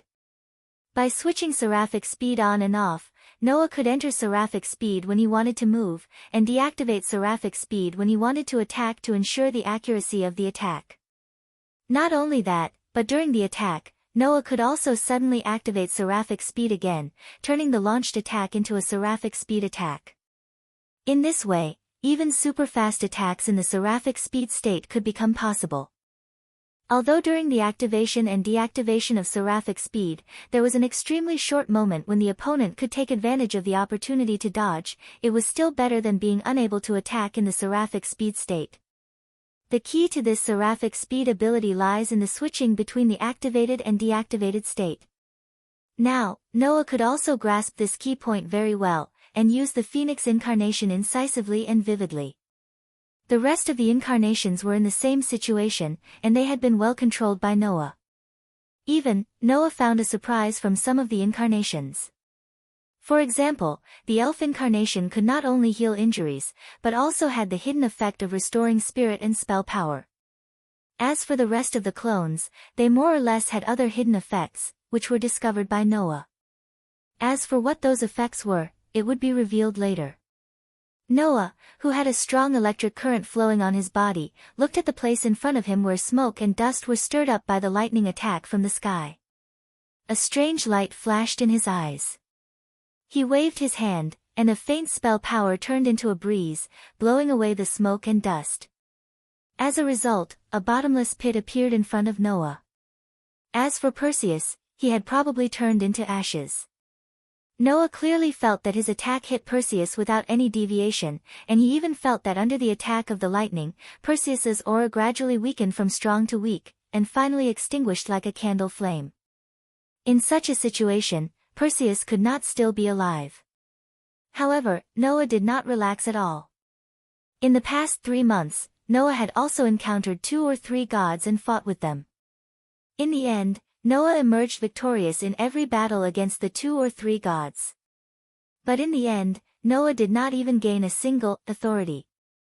That was because when he thought that he had killed the god, the other party escaped with an inexplicable power, and some even directly resurrected.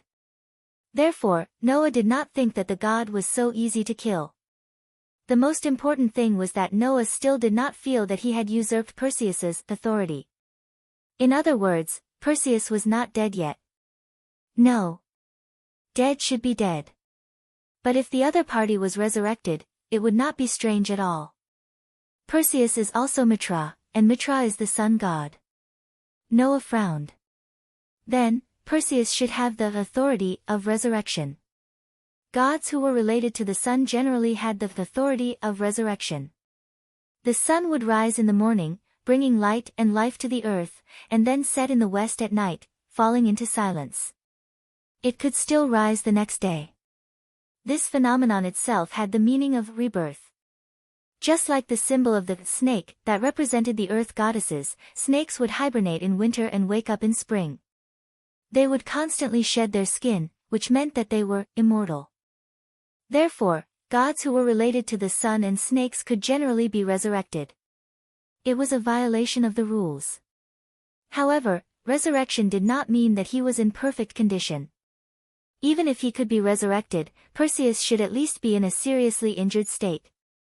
Noah immediately closed his eyes and activated his perception ability.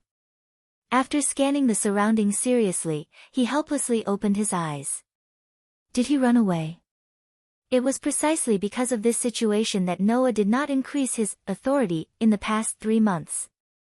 Go back and let Erica and Liliana find Perseus. Also check if Yarek, Lancelot, and Guinevere are dead.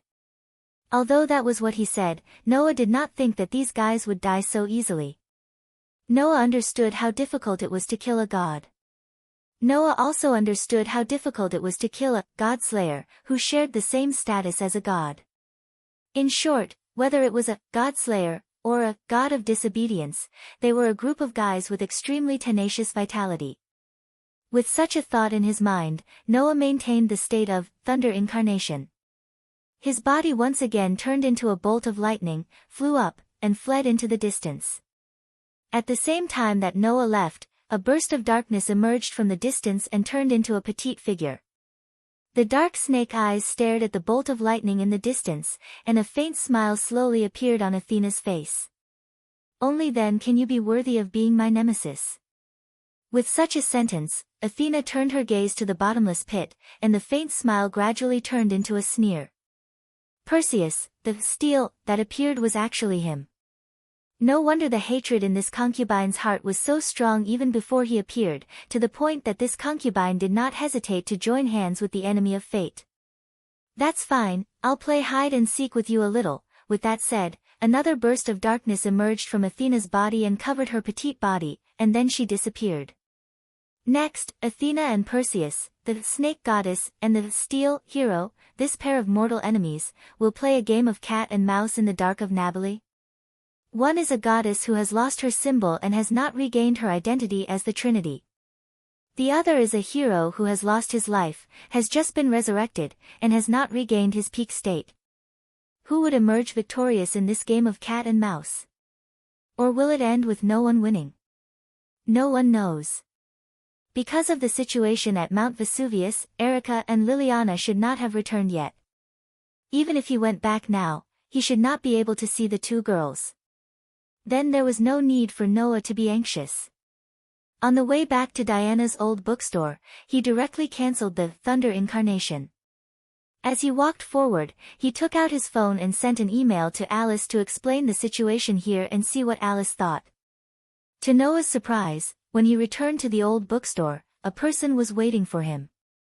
It was Yerek. Chapter 555. In the bustling streets of the old city, the noise was like that of a wet market. Perhaps it was because someone had used some sort of barrier or magic around Mount Vesuvius. Looking at Mount Vesuvius from here, Mount Vesuvius still looked the same as before. There was nothing out of the ordinary. Therefore, no one noticed that not long ago, Mount Vesuvius had almost erupted. If someone had noticed, this place wouldn't be as peaceful as it was now, right? In the corner of the old city street, in Diana's second-hand bookstore, a young man with black hair, black eyes, fair skin, a slender figure, and a straight back was standing in front of a bookshelf like an ordinary tourist. He was holding a book and carefully reading it. No one knew that this young man was actually a god-slaying king who could change the situation of the entire world. No one knew that another king was standing at the entrance of the second-hand bookstore, mixed in with the crowd. Looking at the uninvited guest, he didn't say anything. He just lifted his foot and walked into the bookstore. Yerek didn't seem to notice Noah's arrival at all. He continued to stand there and read his book. It was as if he was talking to himself, spitting out such words. Although there's no collectible value, the books here are quite complete. Some of them even record some interesting things, which surprised me. It's a pity that the owner isn't here now. If you want to buy, you'll have to wait obediently, Noah responded as if he was talking to himself. Of course, if it's you, you can actually borrow. After all, it's not the first time. There aren't many things in this world that require me to borrow. At least, it's not something that can be bought with money. Yerek didn't mind Noah's silent mockery and raised his head from the book in his hand. You're finally here. You're much slower than I thought. It can't be helped. Noah leaned against the bookstore counter as if nothing had happened. Even if it wasn't my intention, for the sake of the people of Nabali, I still have to clean up the mess left by someone. You're surprisingly responsible, Yerek said without any comment. He put the book in his hand back on the shelf, then turned around and looked at Noah, who was leaning against the counter with his arms crossed. However, thanks to you, my plan has completely failed. Hearing this, Noah's heart skipped a beat. Needless to say, the reason why Yerek came to Nabali and spent so much effort to steal the divine pillar of Hera was because of Genevia. In fact, Yerek did use the divine pillar of Hera as bait and set up a trap on Mount Vesuvius. Presumably, it was to bury Genevia. But now, it seemed that Yerek's plan failed. Because of Noah's intervention. As far as I know, you don't seem to be on good terms with the god ancestor. I don't believe that you don't know my intention. So, why don't you just watch from the side and come out when everything is over? Yerek said in a cold voice. If it were me, I'd do that without hesitation. It's the easiest and most efficient way. I don't have to waste any extra effort to get rid of my opponent. Isn't that great? Oh. Noah said with a half-smile. Is that what a thief who stole our item should say? At least, I think it's worth it to get rid of a troublesome opponent by sacrificing a useless god relic, Yerek said matter-of-factly. Of course, it's useless to say so much. Since the plan has failed, it'll be difficult to find another opportunity to get rid of Genevia in one go. Saying this, Yerek's tone didn't carry much annoyance. A well-thought-out plan was ruined just like that, causing his sworn enemy to flee, but Yerek didn't seem to be angry at all. Instead, like a robot, he threw the past failure to the back of his mind and began to plan for the future. Should he say that this man was too straightforward? Or was his personality so twisted that he had lost his humanity? Or perhaps, a little of both? Noah could not help but laugh. Are you so sure that your plan can get rid of Genevia? Don't forget that Lancelot is with the god ancestor. If you didn't intervene, the possibility of getting rid of Genevia and Lancelot is more than 90%. Yerek said confidently. Even if my series of arrangements can't do anything to them, they will still be lured into the volcano by me. At the very least, I can still detonate the entire volcano and make it erupt. Lancelot is the hero of steel. Yerek, who did not know what dangerous words he had just said, said, "Fire can forge strong steel, and it can also melt strong steel. If that volcano erupts, even Lancelot would be buried, right?"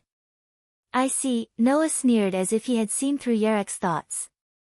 "Because the last resort was to directly detonate the entire volcano and make it erupt, you naturally prepared an escape route for yourself. It was this escape route that allowed you to survive the final lightning strike I sent to the inside of the volcano and escape, right? You're really smart. You even guessed that." Yarek paused for a moment and then nodded. "Yes, that's how I escaped. Lancelot has the authority to control lightning. I guess you can't do anything to him, right?" "I didn't launch the attack to kill you," Noah said calmly. "I was just returning the favor." Yarek was silent for a moment. When he spoke again, his voice was full of mockery. "You really are a godslayer. No matter how wise you are, you can't hide your reckless actions." Noah laughed, and his laughter was unusually sarcastic. "Please let me return those words to the Black Prince, who didn't hesitate to detonate the volcano in order to bury his opponent. He didn't care about what would happen to Nabali." Yarek was speechless, and his face was full of displeasure. Although they had only met twice, and both times had been very unpleasant, Noah had long seen that this man, Yarek, had a special characteristic. He had always thought that he was different from other godslayers, and was very unwilling to be compared to other godslayers. However, Yarek was still a godslayer.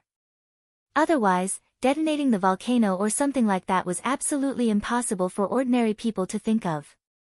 Noah did not believe that Yarek was not aware of what he had done. Therefore, Yarek was just running away, stubbornly holding on, and stubbornly refusing to admit it. From this point of view, this man was not straightforward at all. "Forget it, that kind of thing is fine no matter what." Noah glanced at Yarek. "Tell me why you are here. I don't believe that you came to me specifically to complain to me. Rather than believe that you are here to complain, I'd rather believe that you are here to seek revenge. Although my plan failed because of your interference, it was also my mistake not to consider this possibility. There is no revenge to be sought." Yarek raised his eyes and looked directly at Noah. "I just came to ask you, how is Perseus?" Guinevere's target was the steel hero, who had appeared this time, Perseus. Yarek's target was Guinevere, and he was also interested in the guy called the Last King. Therefore, for Yarek, Perseus's situation was indeed the most important thing to him. Thinking of this, Noah's eyes turned, the corner of his mouth raised, and he said straightforwardly, "Let's exchange information. Ask me a question. Then I'll ask you a question too." "Sure." Yarek agreed readily. "Let's exchange information. If it were people like Warban, Luo Hao, and Tony, if they wanted to get any information, they would definitely use the most direct means to get it, and would never think of any exchange." In this regard, Yarek had to admit that Noah was indeed different from other godslayers, and would not think of everything in battle. If it was easier to achieve the goal, then there would be no need to fight. This was Yarek's creed. Therefore, Noah's approach was unexpectedly quite satisfactory to Yarek. This man was indeed a strategist. Chapter 556. It was not until it was dark that Erica and Liliana returned. Diana is still at Mount Vesuvius. As soon as she returned, Liliana looked at Noah with a sorrowful expression and complained. "In order to cover up the changes in Mount Vesuvius, Diana will be there with the witches of Nabali.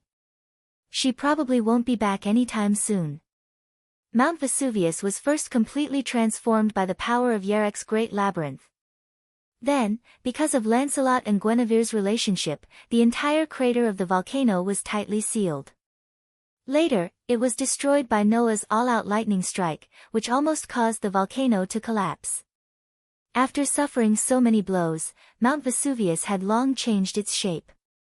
It was believed that anyone who lived in Nabali would notice that something was wrong with it. What was more serious was that because of Noah's lightning strike, Lancelot, and Yarek's battle inside the volcano, Mount Vesuvius seemed to have really been activated, entering a stage where it would not be strange for it to erupt at any time. In order to prevent this from happening, and to prevent the ordinary residents from discovering the changes in Mount Vesuvius, Diana led the witches of Nabali to work there day and night in an attempt to cover up all traces. Fortunately, Yerek had already left, and Mount Vesuvius, which had been transformed by the power of the Great Labyrinth, had been restored to its original state. There would no longer be any messy traps, fog, or thunderclouds to prevent others from entering. With the witches of Nabali's ability, they should be able to restore Mount Vesuvius to its original state. I knew it. It's definitely not a good thing when two god-slayers clash, Erica said calmly, as if she had already expected this. Fortunately, the battle this time began on the volcano. If it had happened in the city like before, it would have been really troublesome. If possible, I really hope the king can be more mindful of the surroundings, Liliana said in a rare tone of helplessness. Although it is the duty of a knight to assist the king, I really hope that there is less of this kind of aftermath work. Alright, stop complaining. Noah smiled bitterly. That guy Yerek was planning to make the volcano erupt directly. He's already very lucky to be able to stop that. Just like Princess Alice said, the Black Prince's personality is twisted, Erica expressed her opinion. At first glance, he seems very rational, but once he enters combat mode, he will become unscrupulous and carry out the combat process based on tactics. For this, he will not hesitate to use everything around him. He is indeed a god slayer. If this comment was heard by Yerek, he would definitely refute it with all his might, right? Unfortunately, Yerek had already left. According to Yerek himself, he planned to simply give up on sniping Guinevere. The previous careful plan couldn't bury the god ancestor, so there probably won't be any more chances. What I care about now is whether Perseus is the last king that Guinevere is looking for. Although, after getting your information, I already have some guesses, so I won't participate in your game next. After exchanging information during the day, Yerek left such a sentence and left without any reluctance. According to the information Noah received from Yerek, Lancelot would not be able to participate in the battle next. Without the help of the patron saint, Guinevere would not be able to participate in the battle between the god slayer and the god of disobedience. Perseus was in hiding because of his injury. The situation was indeed in Noah's favor. As long as he found the seriously injured Perseus and killed him, this trip to Nabali would be over. However, before that, Noah still had one more thing to do. Recalling the question he asked during the day and the answer Yerek gave him, Noah's thoughts turned sharply. After a while, he made up his mind. Noah turned his eyes to Liliana. You are a witch, and you have mastered many common and convenient witch spells. Can you find Guinevere? Find Lady Guinevere. Liliana was stunned for a moment. After hesitating for a moment, she shook her head. Lady Guinevere is the Witch Queen, the god ancestor of witches. She must have mastered more advanced witch spells than me and will also have the means to resist witches. With my strength, it will be difficult to find the Witch Queen. What about Perseus? Noah continued to ask. Can you find a way to find Perseus? I'm not sure. Liliana answered hesitantly. If the hero left Nabali, then I can't do anything, but if he is still in Nabali, I can try. Noah's face relaxed, and the corners of his mouth slowly raised. Then you should be prepared to find Perseus. That guy must still be in Nabali. Why are you so sure? Erica asked rhetorically.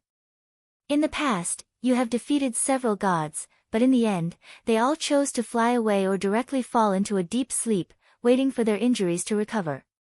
Perseus should also know that he is no match for you in a seriously injured state. Leaving Nabali and hiding temporarily to recover from his injuries is the right choice, right? No, Perseus must still be in Nabali. Noah made such an assertion directly. For many gods of disobedience, who have been swallowed by madness, retreating to recover from their injuries is definitely not a shameful thing, because after recovering from their injuries, they can carry out a fierce battle again. This is the value of the gods of disobedience. But Perseus, the god of disobedience, in addition to his usual battle lust, also attaches great importance to his identity as a hero. Therefore, he can allow himself to be defeated or even retreat, but he absolutely will not allow himself to fly away and escape from the battlefield. As a mythical hero, Perseus indeed had an extraordinary heroic spirit. He would not mind a temporary defeat, let alone retreat. However, in today's confrontation, Noah also saw that this so-called hero was extremely narcissistic. For Perseus, it was okay to be defeated or to retreat, but directly escaping should be unbearable for Perseus, right? Therefore, Perseus would definitely make a comeback. The problem was whether Noah would find Perseus before he recovered from his injuries and finish him off cleanly, or wait for Perseus to recover before appearing in front of Noah and starting a new battle. In other words, even if Perseus is recuperating, he will definitely hide in some corner of Nabali and will never escape from Nabali. Erica understood. Because Nabali is the battlefield that Perseus thinks of, right? That's right. Noah shrugged. Since we already know this, let's hurry up and find Perseus and get rid of him before he recovers from his injuries. Oh. Erica smiled teasingly. Don't you think this is despicable? We fought head-on, and I was the one who caused his injuries. I was just looking for the prey that I had injured and killed him. How is that despicable? Noah waved his hand. Besides, I can't do something as tiring as wait until the opponent recovers before having a fair fight. It's fine if it's another opponent, but this time, the opponent is the god of disobedience. For these gods, if we don't seize any opportunity to defeat them, we are simply letting them go on purpose. This is no different from insulting them, isn't it? Erica and Liliana both nodded in agreement. I will find God Perseus. Liliana vowed, but she soon had doubts. Then, what about Lord Guinevere? Don't worry. Noah showed a meaningful smile. If we want to find the mouse hiding in the dark, we can only let the cat, who is also good at moving in the dark. It is most suitable to give the task of finding Guinevere to her. Hearing Noah's words, Liliana was still puzzled, but Erica seemed to have thought of something and smiled sweetly. Soon after, Liliana returned to her room and began to make preparations. Erica also went to help. Looking at the backs of Erica and Liliana, Noah smiled, got up, and walked out of the used bookstore. Chapter 557.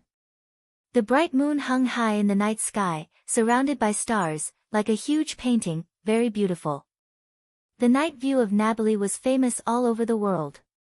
It was not surprising that there would be such a beautiful moonlit night. Although the residents of Naples were used to this night sky, many people still admired it through the windows.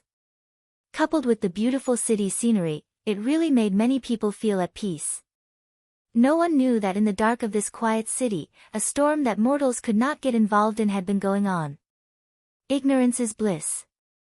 This sentence was well displayed by the residents of Nabali. Under such a night sky, on a bridge near the sea in Nabali, the most orthodox god in the world was here. She was about 10 years old, and her slender body was dressed in a black formal dress. A quiet atmosphere pervaded the air around her as she stood on the bridge. However, she was looking down at the surface of the river below the bridge. Her sapphire-like eyes were filled with a solemn expression. The next second, Guinevere, who was looking at the water under the bridge, spoke softly. Her voice was light and full of frustration. I'm sorry, uncle, Guinevere couldn't find steel. Hearing Guinevere's words, a knight in white armor slowly appeared in front of Guinevere from the water at the bottom of the bridge.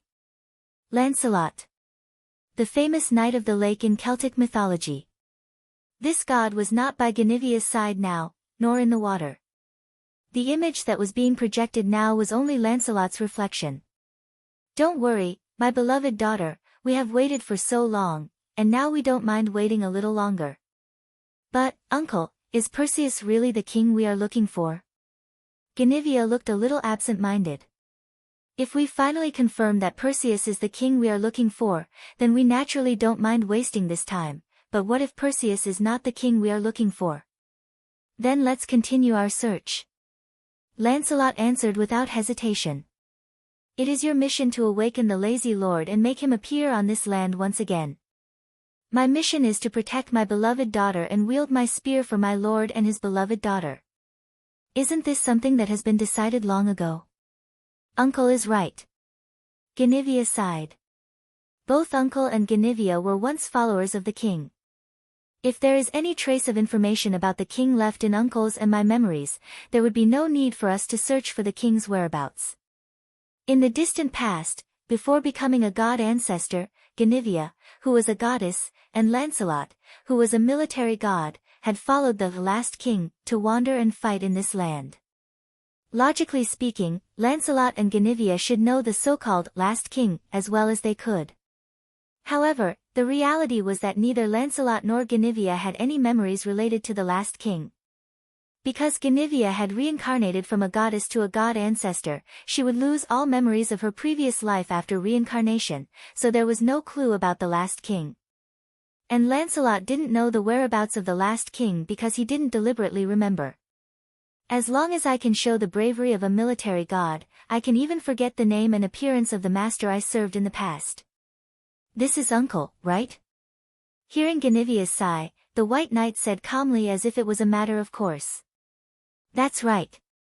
Running in the field and waving my spear is what I want. The other things are just trivial things that have nothing to do with me. They are all factors that will make me slow and weak. So, what harm is there in abandoning them? If ordinary humans heard Lancelot's words, they would most likely think it was ridiculous.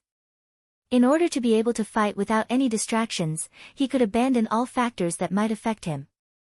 He could even control his memories and let them disappear without any reluctance.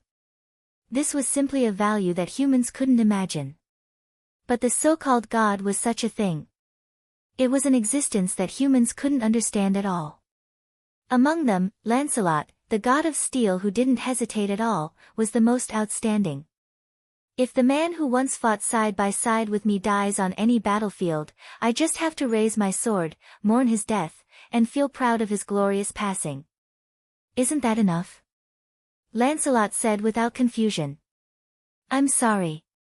If it weren't for my stubborn personality, I would have been able to find the monarch I served earlier. No, Uncle, please don't say that.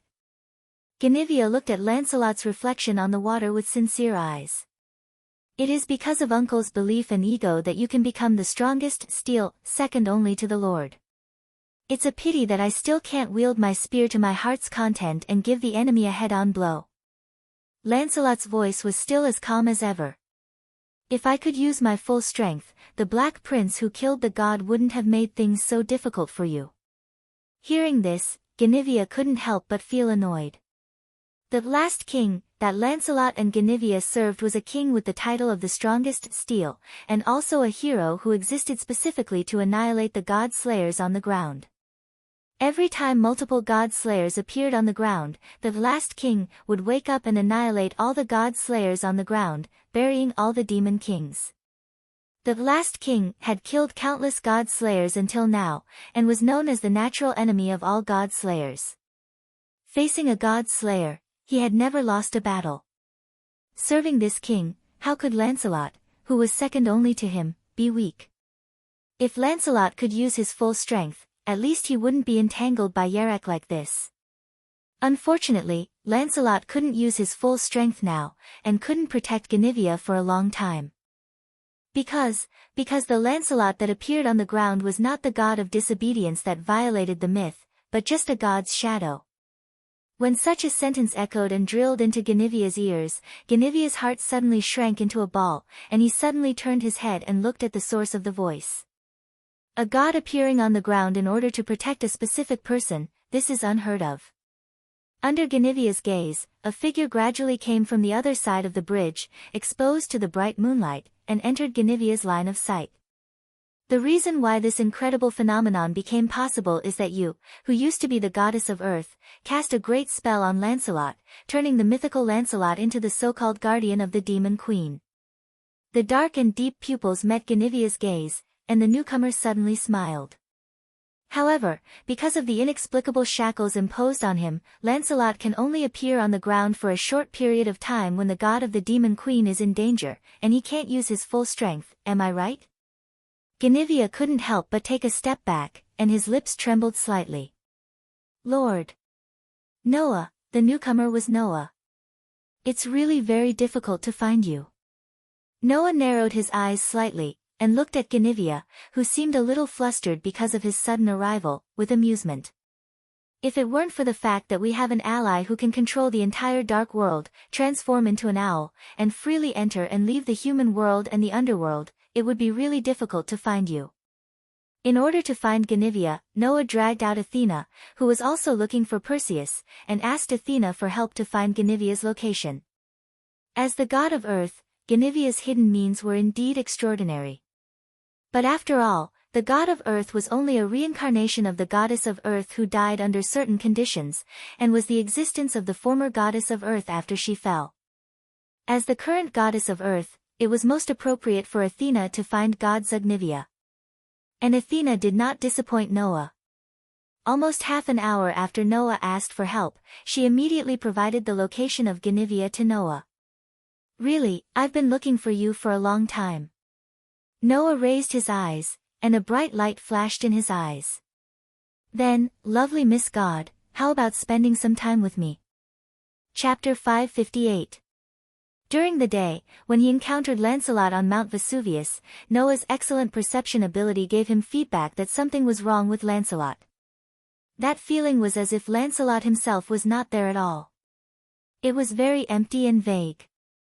Noah, who was very concerned about this, asked Yerek to tell him about Lancelot's information in exchange for Perseus's information when Yerek proposed to exchange information. As an enemy of Guinevere, Yerek, who had confronted and fought against Guinevere countless times in the past, must have had a lot of dealings with Lancelot. And with Yerek's style, it was impossible for him not to have information about Lancelot. Noah's idea was correct. In the end, Yerek answered Noah's question, and Noah finally understood why Lancelot gave him such a strange feeling. Contrary to the myths, the god who appeared on the ground was the god of disobedience. However, Lancelot was not a rebellious god of disobedience. Instead, he was a god's shadow who could only appear on the ground for a short period of time when his guardian, the demon queen, needed help. Therefore, Noah felt that something was wrong with Lancelot, and Noah could also come to Guinevere so unscrupulously.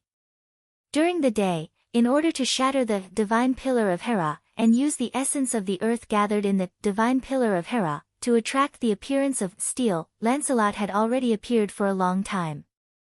Therefore, unless Noah intended to attack Guinevere, who was the object of Lancelot's protection, and then stimulate the great protection spell that the goddess of earth once cast on Lancelot, Lancelot would not be able to appear on the ground at will for some time.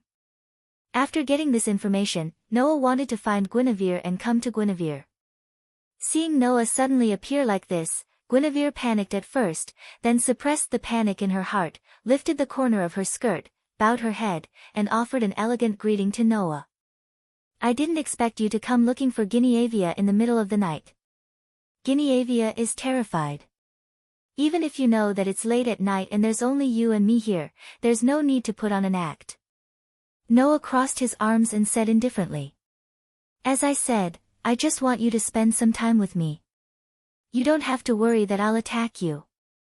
Once I do, Lancelot will be able to manifest himself with the help of the great spell that's connected to you. What's there to worry about? Upon hearing that, Guinevere calmed down completely. His every move was still elegant, but there was a trace of vigilance in his eyes when he looked at Noah. So, what do you need Guinevere to do with you, my king?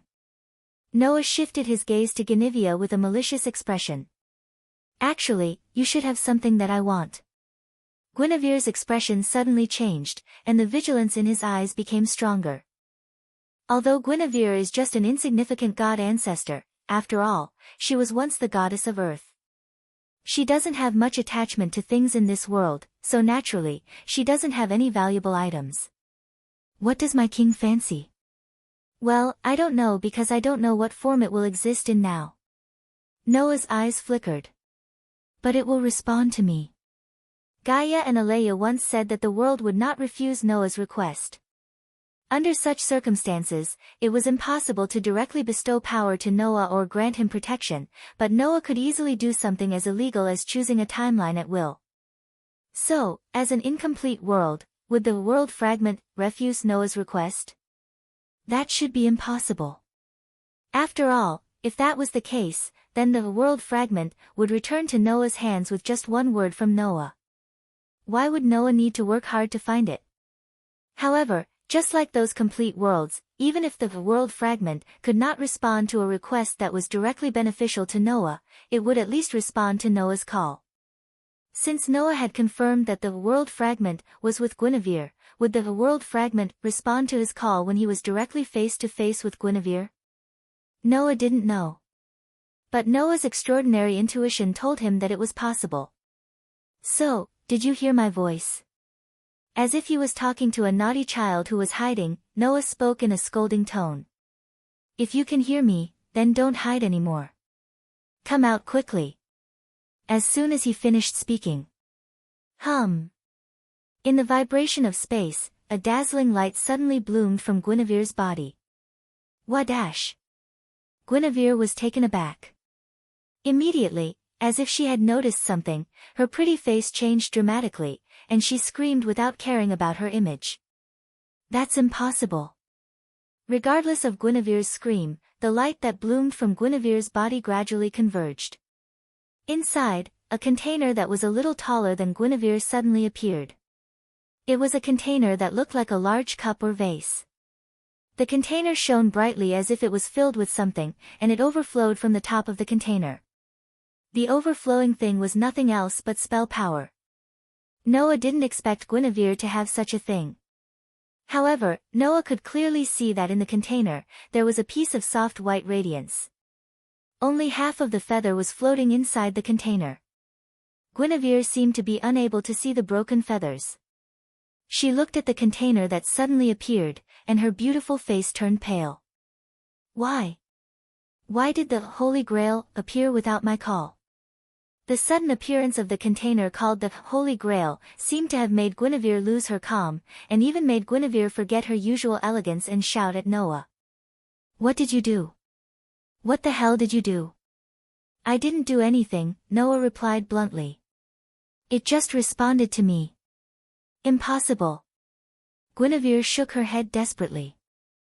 This Holy Grail is a divine relic that I, as the goddess of earth, sacrificed my immortal life to create. Only I am the rightful successor of the Holy Grail. How could the Holy Grail respond to you? Although I don't know if this thing called the Holy Grail is the famous holy relic in the Bible, if you feel uneasy about the Holy Grail responding to me, then you can rest assured. Noah curled his lips and smiled. It's not the Holy Grail that responded to me, but the thing inside the Holy Grail. The thing inside? Guinevere was stunned. Yes, it's the thing inside, Noah looked at Guinevere and said abruptly. So, sorry, in order to take out the thing inside, this Holy Grail will be temporarily kept by me. Guinevere's heart skipped a beat. Just as she was about to react, in front of her, Noah's figure suddenly disappeared like a mirage. When she reappeared, Noah was already in front of Guinevere, or more accurately, in front of the Holy Grail. Looking at Guinevere's drastically changed eyes, the corners of his mouth curled up. If I attack you, it will stimulate the great spell that Lancelot used to protect you, forcing him to appear on the ground. So, as long as I don't attack you, but this Holy Grail, then there won't be a problem, right? After saying that, Noah reached out and took the Holy Grail into his arms. I'll borrow this thing for now. Wait! Guinevere exclaimed. Wait! King! However, before Guinevere could shout, Noah held the Holy Grail, entered the seraphic speed world that he had just obtained after using the Phoenix incarnation, and disappeared in place. No, no. Guinevere quickly closed her eyes and called the Holy Grail, but she couldn't get a response from the Holy Grail. It was fine if it didn't return to Noah's hands, but once it returned to Noah's hands, it was impossible for the world fragment to leave Noah. In this way, the Holy Grail, that was hosted by the world fragment, could not respond to Guinevere's call. At that moment, Guinevere sat on the ground with a completely blank expression. What should I do? Chapter 559. In the quiet and deserted night, a gentle breeze slowly blew past, entering one of the rooms on the second floor of the second-hand bookstore with its windows wide open. It made the curtains move up and down, fluttering in the wind, appearing extremely ethereal and tranquil. Whoosh! A mirage-like phantom suddenly appeared with a strong gust of wind, flashing into the room amidst the violent movement of the curtains, bringing with it a burst of light and shadow. This room was the room Noah lived in on the second floor of Diana's second-hand bookstore. After returning to his room, Noah cancelled the use of the Phoenix incarnation, undid the seraphic speed state, and withdrew from the world of seraphic speed. As soon as he undid the seraphic speed state, Noah felt a slight pain all over his body, making him frown and sigh helplessly. The seraphic speed that surpasses everything really isn't that easy to use. Now, Noah was already able to use the Phoenix incarnation's seraphic speed to the point of perfection. However, no matter how perfect it was, Noah was still unable to completely eliminate the burden on his body from the Phoenix incarnation's seraphic speed state. After all, it was a seraphic speed that no one could surpass. The burden on a human body to display such speed was indeed great. Yarek, on the other hand, was able to use the lightning spark authority to first transform his body into lightning and then enter the state of seraphic speed to put an end to the burden of seraphic speed on his body. However, that kind of risk was actually very high. The effect of being able to turn into lightning seemed very powerful, but in fact, that state's resistance to magic interference was very weak, and it was quite easy to get rid of it. At least, for a God Slayer of the same type, as long as he casually used a method to break magic, he could immediately get rid of Yarek's lightning state. Even for humans, if several top magicians were to join forces and use a method to break magic, they could also get rid of Yarek's lightning state.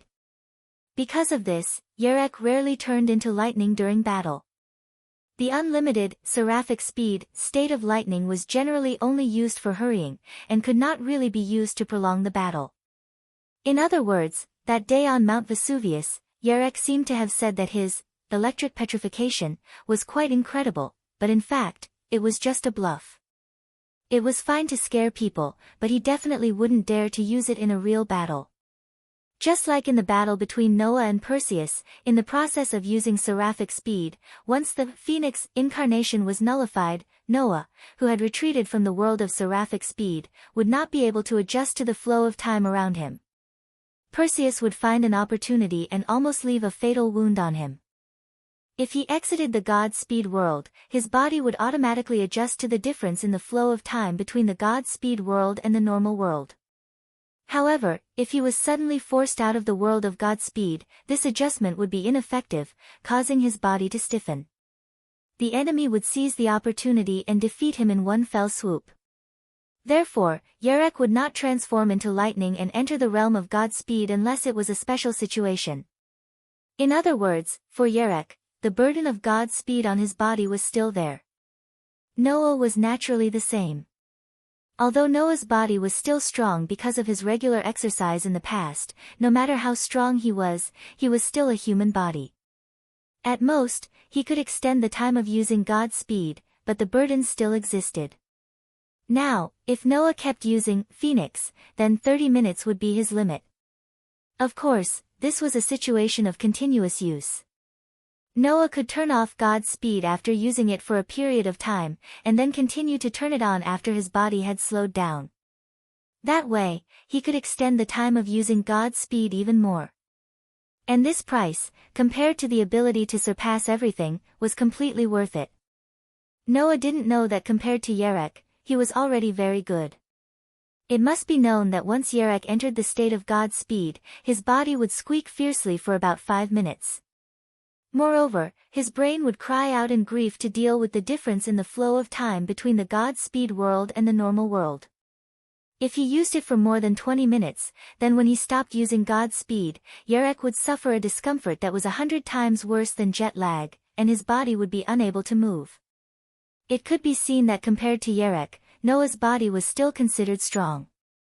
So, Noah stood in place, waiting for the slight pain in his body to subside after a minute. Only then did he let out a sigh of relief, picked up the huge container in his hand, and put it on a desk in the room.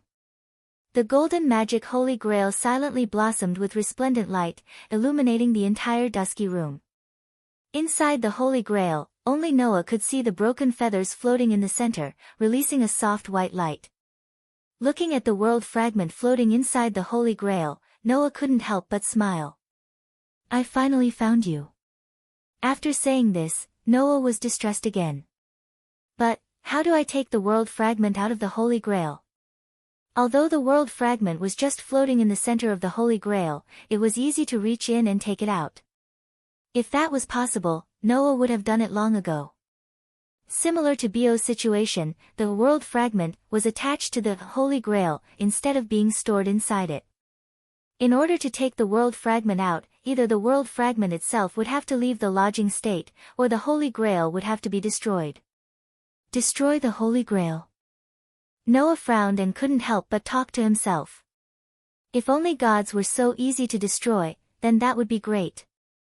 As a tool that was directly related to God, a god relic was generally indestructible. For example, the Gorgon stone could not be destroyed no matter what.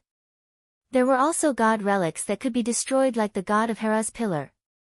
However, although these god relics could be destroyed, some would automatically repair themselves, and some would reappear on the ground at a certain time, like the god of disobedience. In other words, even if a god relic could be destroyed, people would only be able to destroy its form, but they would not be able to erase its existence.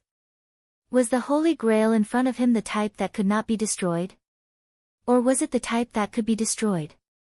If it was the latter, then Noah would be able to retrieve the world fragment. Of course, if he did that, the Holy Grail, which was extremely famous in the world and sought after by countless people, would also be destroyed. No one knew when it would be repaired or reappear. However, Noah was not pursuing this famous Holy Grail, so naturally, he did not care whether the Holy Grail was good or bad. At that moment, Noah softly chanted a short part of the Spirit of Words. The Lord said, "Sinners will be punished, their backs will be crushed, their bones, their hair, their brains will be dug out, and their blood and mud will be trampled on together." Noah's fifth clone of the 10 clones was the golden wolf. Once this clone was used, it could transform the curse power into a physical form and give Bio's consciousness in Noah's soul as a soul clone, allowing Bio to obtain a physical form and appear on the ground.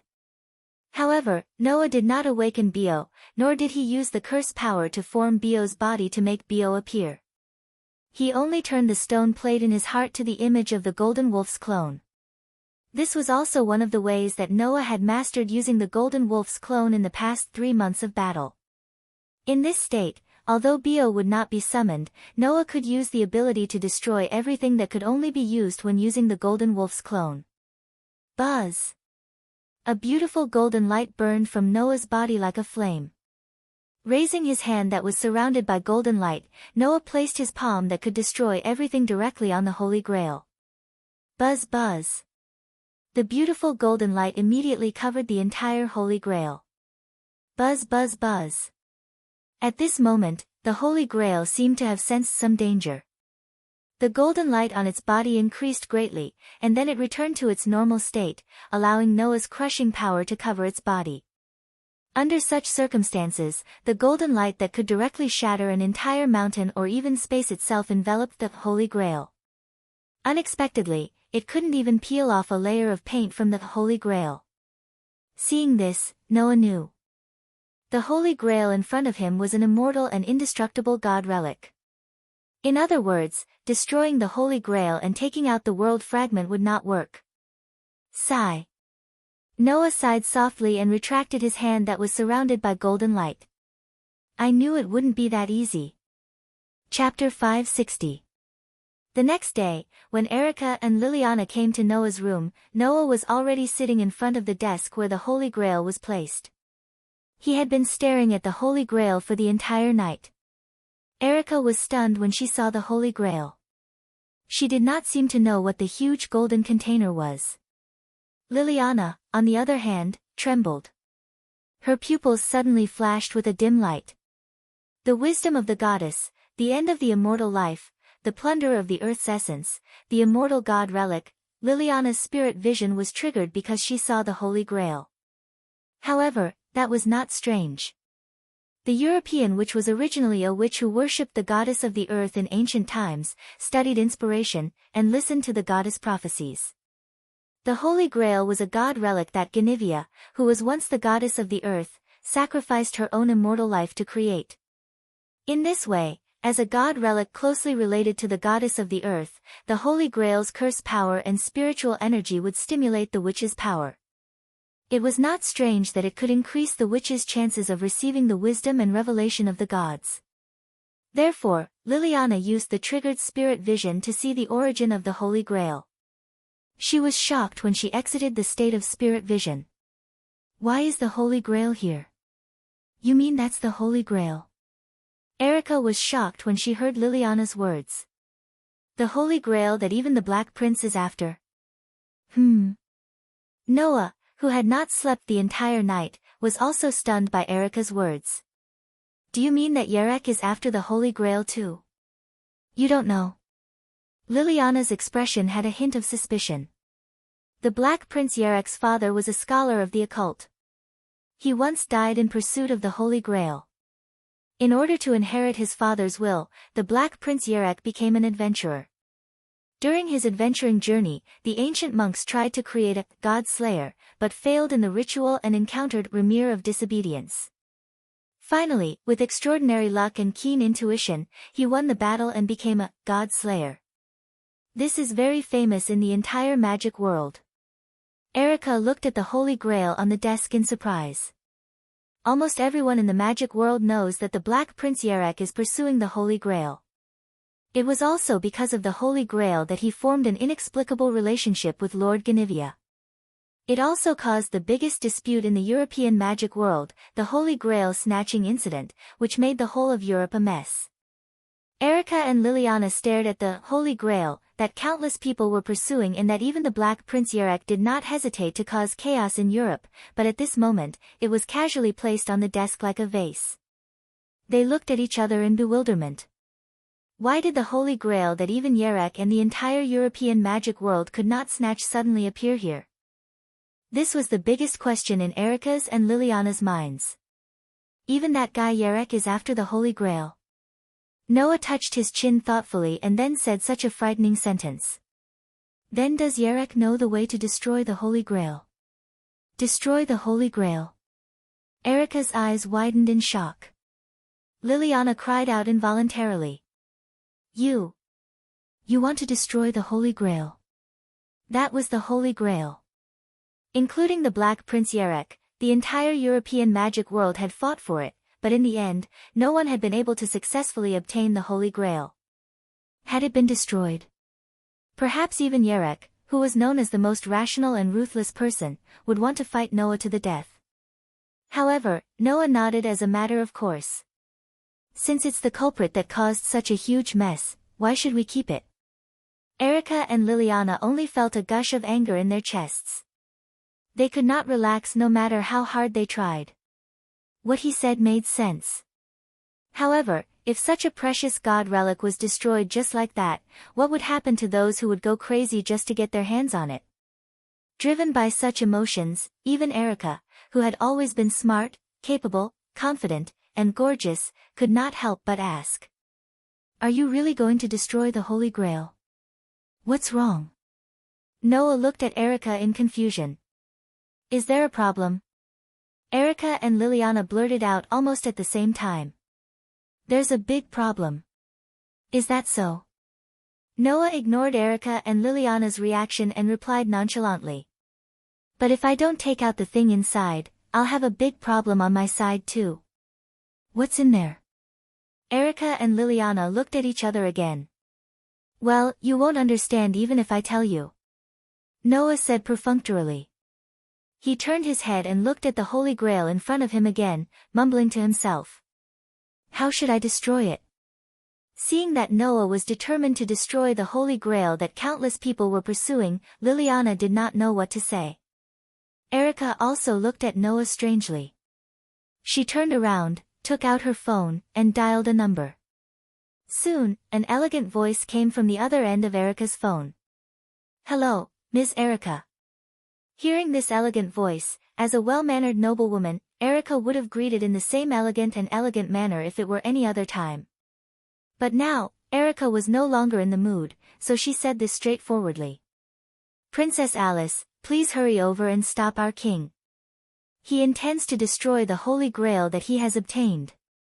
As soon as her voice fell, a series of crackling sounds came from the other end of Erica's phone, as if someone had fallen or knocked something over. Then, a busy tone followed. The phone was hung up. "Are you really going to destroy the Holy Grail?" Alice, who suddenly appeared in Noah's room in the form of a spirit, saw Noah staring at the Holy Grail. She was first stunned by the fact that the Holy Grail had really fallen into Noah's hands. Immediately after, she began to scold Noah without any hesitation. Don't be impulsive. If you really destroy the Holy Grail, not to mention Lord Guinevere, even Alexander will fight you to the death. Hey, aren't you exaggerating a little too much?" Noah was almost frightened by Alice, who was right in front of him. He said speechlessly, "Could it be that this Holy Grail has some kind of magical ability? What kind of effect the Holy Grail has remains to be studied." Alice shook her head and couldn't help but cast her eyes on the Holy Grail. In her eyes, there was disbelief that this magic holy artifact had really fallen into Noah's hands, and also amazement at the artifact itself. However, according to the report of the Sage Council, Lord Guinevere once used the Holy Grail to summon the illusion of God and let God fight for him. Using the Holy Grail to summon the illusion of God? Noah was finally surprised. This Holy Grail has such an effect. Not only that, but it can also forcibly plunder the undead life of the Mother Goddess. It can also store an extremely large amount of curse energy. I have seen it up close before. In the past, the Holy Grail stored the curse energy of more than a few dozen god slayers. Alice sighed. Unfortunately, in the most chaotic battle in the history of Europe, because of Alexander, most of the curse power in the Holy Grail was lost. For this, Lord Guinevere couldn't wait to tear Alexander into pieces. Speaking of this, Alice reacted and quickly asked, "Oh right, why is the Holy Grail in your hands?" Hearing this, Noah answered straightforwardly, "I snatched it from Guinevere's hands." Alice was stunned. After hesitating for a moment, she asked again with uncertainty, "How did you get it?" Noah's response was still very straightforward. "I snatched it." Alice was speechless, and after a while, she sighed. As expected of a god slayer like Alexander. Even the methods they use when they want to obtain something are similar. Noah rolled his eyes, turned his head, and stared at the Holy Grail. After a while, he said, "Unfortunately, I didn't cause any bloody fights, nor did I cause chaos in the entire magic world of Europe. But, how can I destroy it?" Alice was stunned for a moment, and then immediately cried out. "In the end, do I still have to destroy it?" Chapter 561. In the end, Noah had no choice but to give up the option of destroying the Holy Grail under Alice's full resistance. Perhaps, in the eyes of others, the Holy Grail was really a very precious god relic, and as long as one was in the magic world, they would more or less want to study it. However, in Noah's opinion, the Holy Grail was really useless. Therefore, if destroying the Holy Grail could take out the world fragment, Noah would never mind doing so. As for what would happen to Yerek and Guinevere after destroying this important god relic, that was not something Noah needed to consider.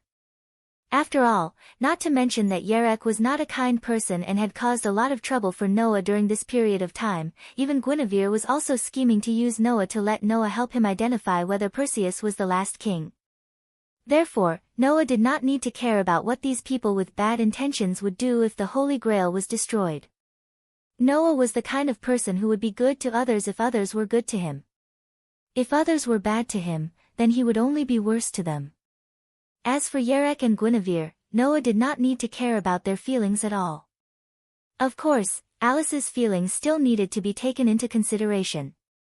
The Holy Grail that fell into Noah's hands was a magic holy relic that was once fought over by people in the magic world in Europe. Even Yerek was eyeing the Holy Grail covetously, so naturally, Alice would be interested in it. According to Alice, the fact that the Holy Grail fell into Noah's hands must not be known to Yarek. Otherwise, that guy with a twisted personality definitely wouldn't mind coming back and setting up a deadly trap for Noah to steal the Holy Grail. Of course, the news of the Holy Grail could not be leaked to the other gods' lairs. Because of the Stone of Gorgon, Noah had been targeted by 3 or 4 deicide together. Compared to the Stone of Gorgon, the value of the Holy Grail was no less than that of the Stone of Gorgon. Perhaps it would attract the other deicide at any time. Thus, Alice suggested that the whereabouts of the Holy Grail must not be leaked. It would be best if they could find a place to seal the Holy Grail. That way, they would be able to monopolize the Holy Grail and prevent Guinevere, the rightful successor of the Holy Grail, from finding an opportunity to summon the Holy Grail back. What Alice didn't know was that while the world fragment was still attached to the Holy Grail, Guinevere couldn't summon the Holy Grail back to herself. And without destroying the Holy Grail, Noah could only think of one way to take out the world fragment that was residing on it. And that was to bring the Holy Grail back to Between Worlds. In the past, the world fragment that Noah had brought with him would automatically attract the other half of the world fragment after entering the world space and repair itself. Since that was the case, if the Holy Grail was brought back to the world Between Worlds, the world fragment residing in the Holy Grail would attract the other half of the world fragment and automatically separate from it. That might not be the case. However, Noah wasn't sure if he could bring the Holy Grail back to Between Worlds. In the past, Noah had never considered the question of whether he could bring anything into the world Between Worlds. This was because Gaia and Alea had said that Noah was the only one who could enter the world Between Worlds. Thus, Noah did not think about this problem. However, every time Noah entered Between Worlds, the things he carried with him could also be moved to Between Worlds with him. Logically speaking, it should be possible to bring the Holy Grail back to Between Worlds. However, once he left the current world and entered Between Worlds, then when he returned to this world, Noah could only choose to descend a month later. Therefore, Noah decided that it wouldn't be too late to leave this world after dealing with Perseus. Therefore, after rejecting Alice's request to bring the Holy Grail back to the Sage Council, Noah no longer paid attention to the Holy Grail but focused on finding the whereabouts of Perseus. Since Alice was here, this beneficial resource was naturally used effectively by Noah. He let Alice, who was good at using mental perception, and Liliana, who was good at witchcraft, search for the whereabouts of Perseus together. And Erica was sent by Noah to pay attention to Guinevere's movements. It could be seen from Guinevere's extreme reaction after snatching the Holy Grail that the Holy Grail was very important to Guinevere. So, in order to get the Holy Grail back, Guinevere might do something. There was no action yet. It was probably because Guinevere was waiting for Lancelot to recover. Once Lancelot could once again respond to Guinevere's call and appear on the ground, then Guinevere might come directly to him.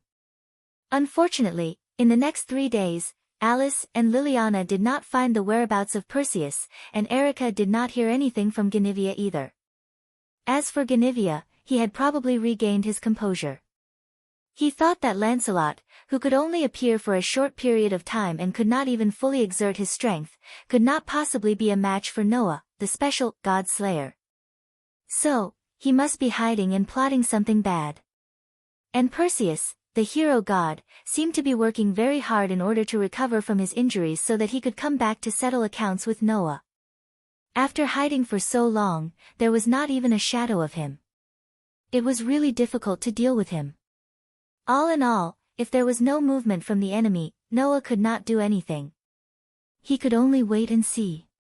As a result, Noah, who had nothing to do, could only continue to supplement his knowledge of various mythological systems in Diana's second-hand bookstore. With Alice, who could be said to be the wisest lady in Europe, here, Noah could ask her anything he didn't know. He had gained a lot from this. In this way, at this time, Noah ushered in the calmest period since he came to Napoli, becoming the most leisurely of all. The relationship between the Demon King and the magician had always been like this. The matter of dealing with the God of Disobedience was all handed over to the God Slayer, and the rest of the trivial matters were all done by the people serving the King of the God Slayer. no one knew how long this pattern had been maintained. In this regard, whether it was Alice, Erica, or Liliana, they all took it as a matter of course.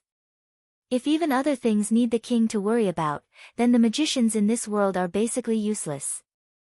So, even if it's a request, before the God of Disobedience comes out, leave the rest to us. This was what Alice, Erica, Liliana, and the others said. Noah had no choice but to enjoy this short period of ordinary days with a clear conscience. Under such circumstances, Noah did not know that Athena had already encountered big trouble. In the dark night, in an alley in Nabali, a petite figure came out of the darkness. She staggered against the wall, her small hand clutching her chest as she gasped for breath. And opposite the petite girl, a handsome man dressed in pure white with a sword in his hand knelt on the ground with one knee on the ground.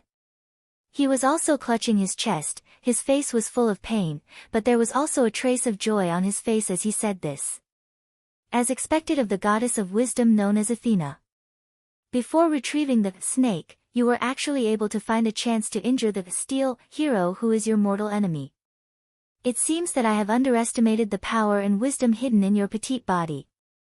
However, in the face of Perseus' praise, Athena's expression was a little regretful. This regret was not directed at Perseus, but at the other petite figure floating beside Perseus. I just didn't expect that my former compatriot would not only become that man's maid, but also assist the steel who has been my sworn enemy since the mythological era, Athena said in a low voice with some anger. Could it be that you have fallen to this point? Honorable Athena. The petite girl, Guinevere, lowered her head and said this. In order to achieve the goal, we can use any means. This awareness, Guinevere has long had. Chapter 562. Athena furrowed her brows and stared at Perseus, who was kneeling on one knee, and Guinevere, who was hovering in midair with her cold, snake-like eyes. She couldn't help but be flabbergasted. Originally, Athena had been looking for the whereabouts of the severely injured Perseus. She wanted to get rid of him before the hero god fully recovered and resolved the hatred in the myths. Athena was the goddess of darkness who controlled the underworld and was used to moving in the dark. It was fine during the day, but once it was night, Athena's perception would improve a lot. It was not impossible to find Perseus. As for whether she would lose to Perseus, Athena wasn't worried at all. Although Athena didn't retrieve her snake and didn't restore the triad of divinity, it would be too disadvantageous for her to face the steel hero, who was the nemesis of the snake goddess. However, Perseus was also killed by Noah once and was seriously injured.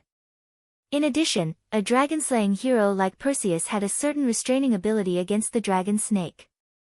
Athena, who didn't retrieve her snake, wouldn't be restrained by such restraints, which was advantageous for her. Therefore, Athena didn't think that she would be bitten by Perseus. Unfortunately, Athena, the goddess of wisdom, couldn't predict the future. She didn't know that Guinevere had found Perseus first and even joined forces with him.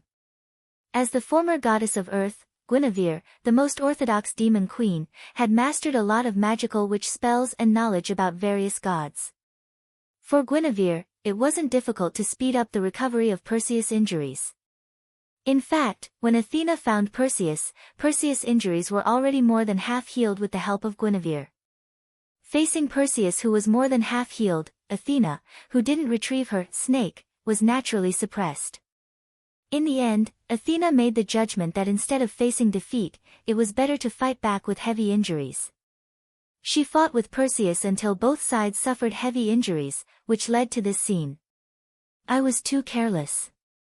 Athena took a few deep breaths, suppressing the pain in her body, and said coldly. He arrogantly chased after his old enemy because he thought that he had suffered an irreparable injury. This outcome can also be considered a lesson. No. What are you talking about?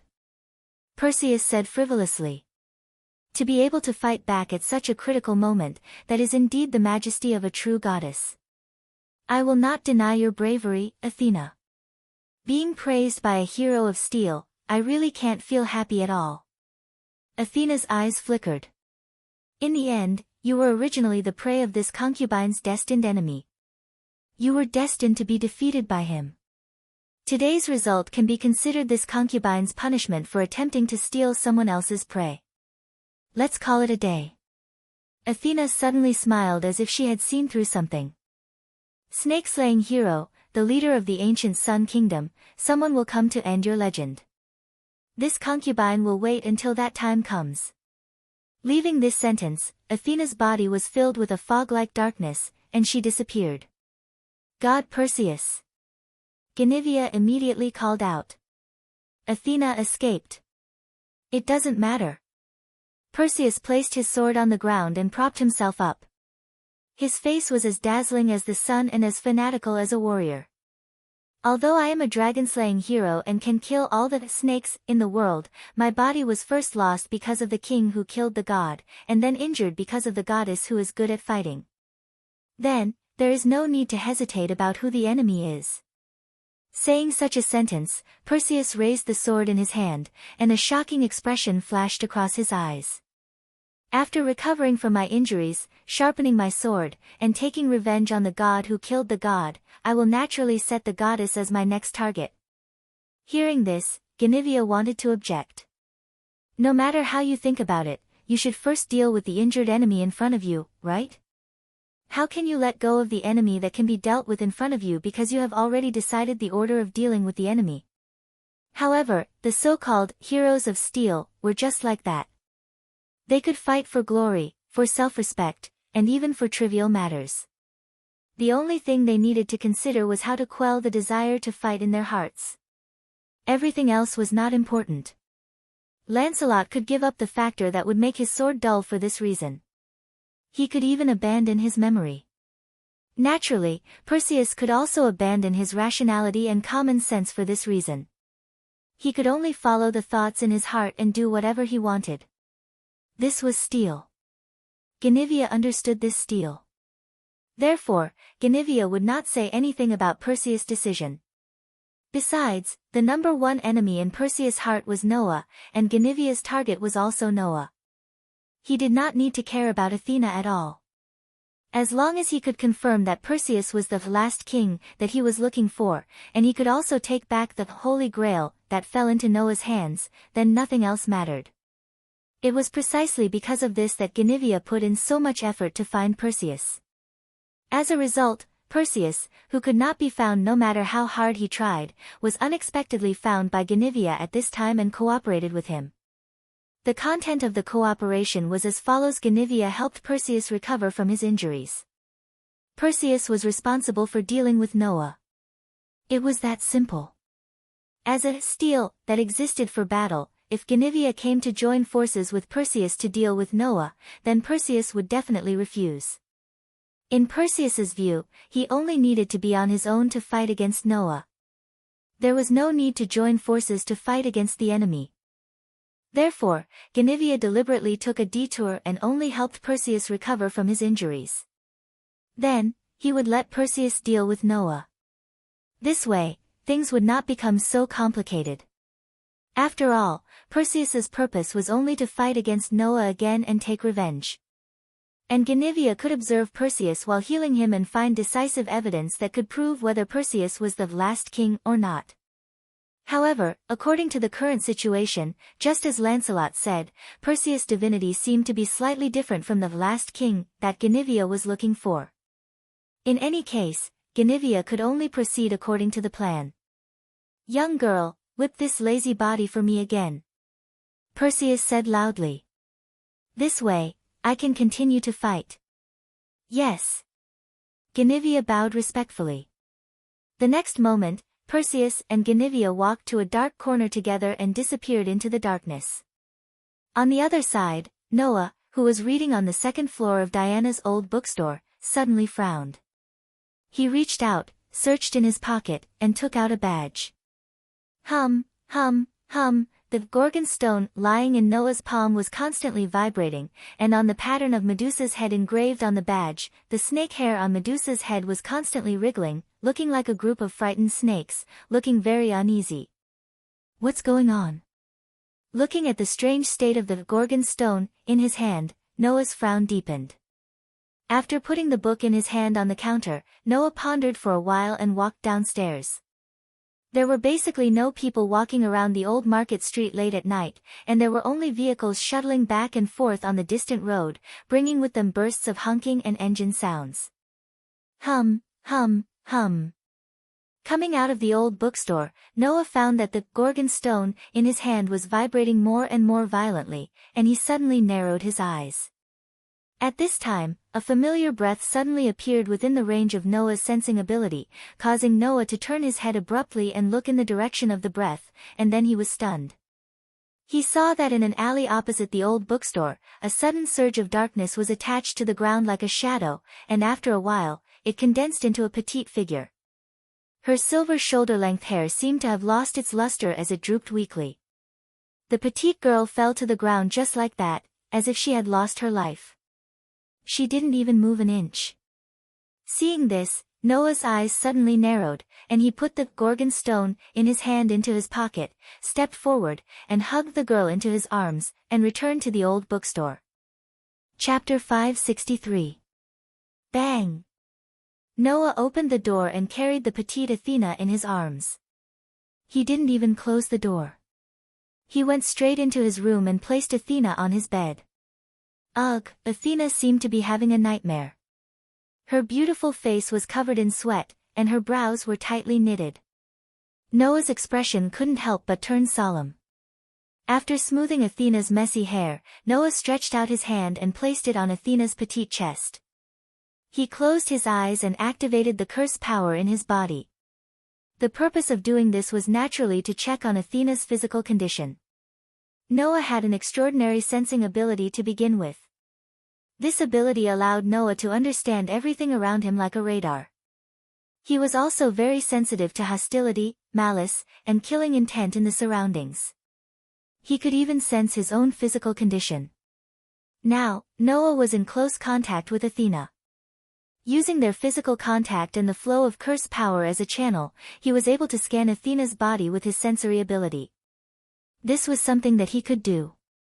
Therefore, with the help of his extraordinary senses, Noah sensed that something was wrong with Athena's body. Is she injured? It can't be said that she wasn't injured.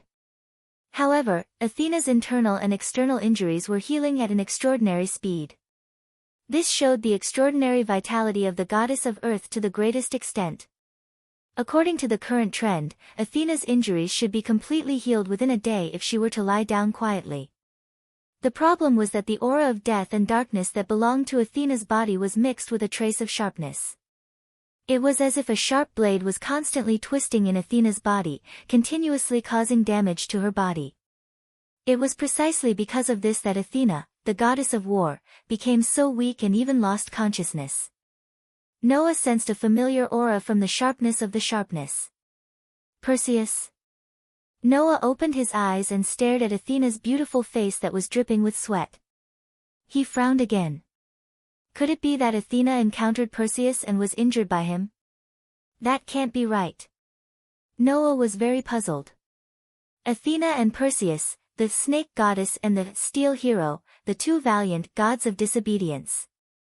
If such characters were to fight in Nabali, their curses and movements would have already filled the air. How could Alice and Liliana not even notice it at all? Noah didn't know that this was also a good thing done by Guinevere.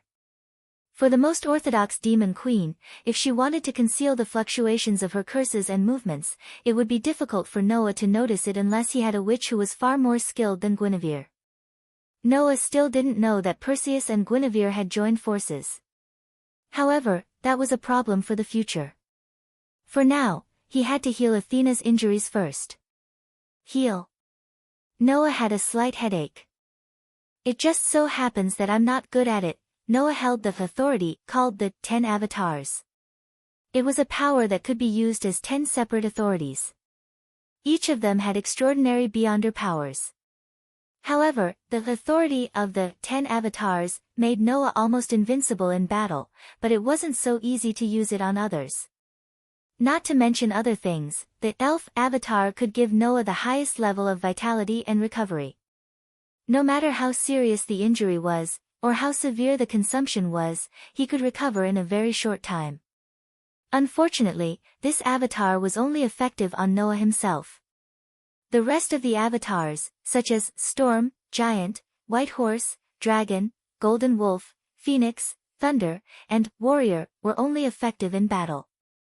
In this way, the only thing that could be used outside of battle was probably the priest, who could exert the power of domination and protection, and could also use various greatly enhanced runic script. I can only use priest? Noah secretly sighed. This avatar also has a very troublesome way to use it. With such a complaint, Noah's actions were very nimble, without any hesitation. Sitting on the edge of the bed, he helped Athena up and held her in his arms. Noah looked at Athena's beautiful face that was dripping with sweat. To be more precise, it should be said that her lips were slightly trembling, and he smiled bitterly. I didn't expect that there would be a time when I need to do this kind of thing to a child. If Yenju, Hina, and Xiaoshi knew, they would probably hate me. Noah, who didn't know that the truth would be the opposite, maintained the posture of hugging Athena and closed his eyes again. I will use these words to provoke the gods in heaven.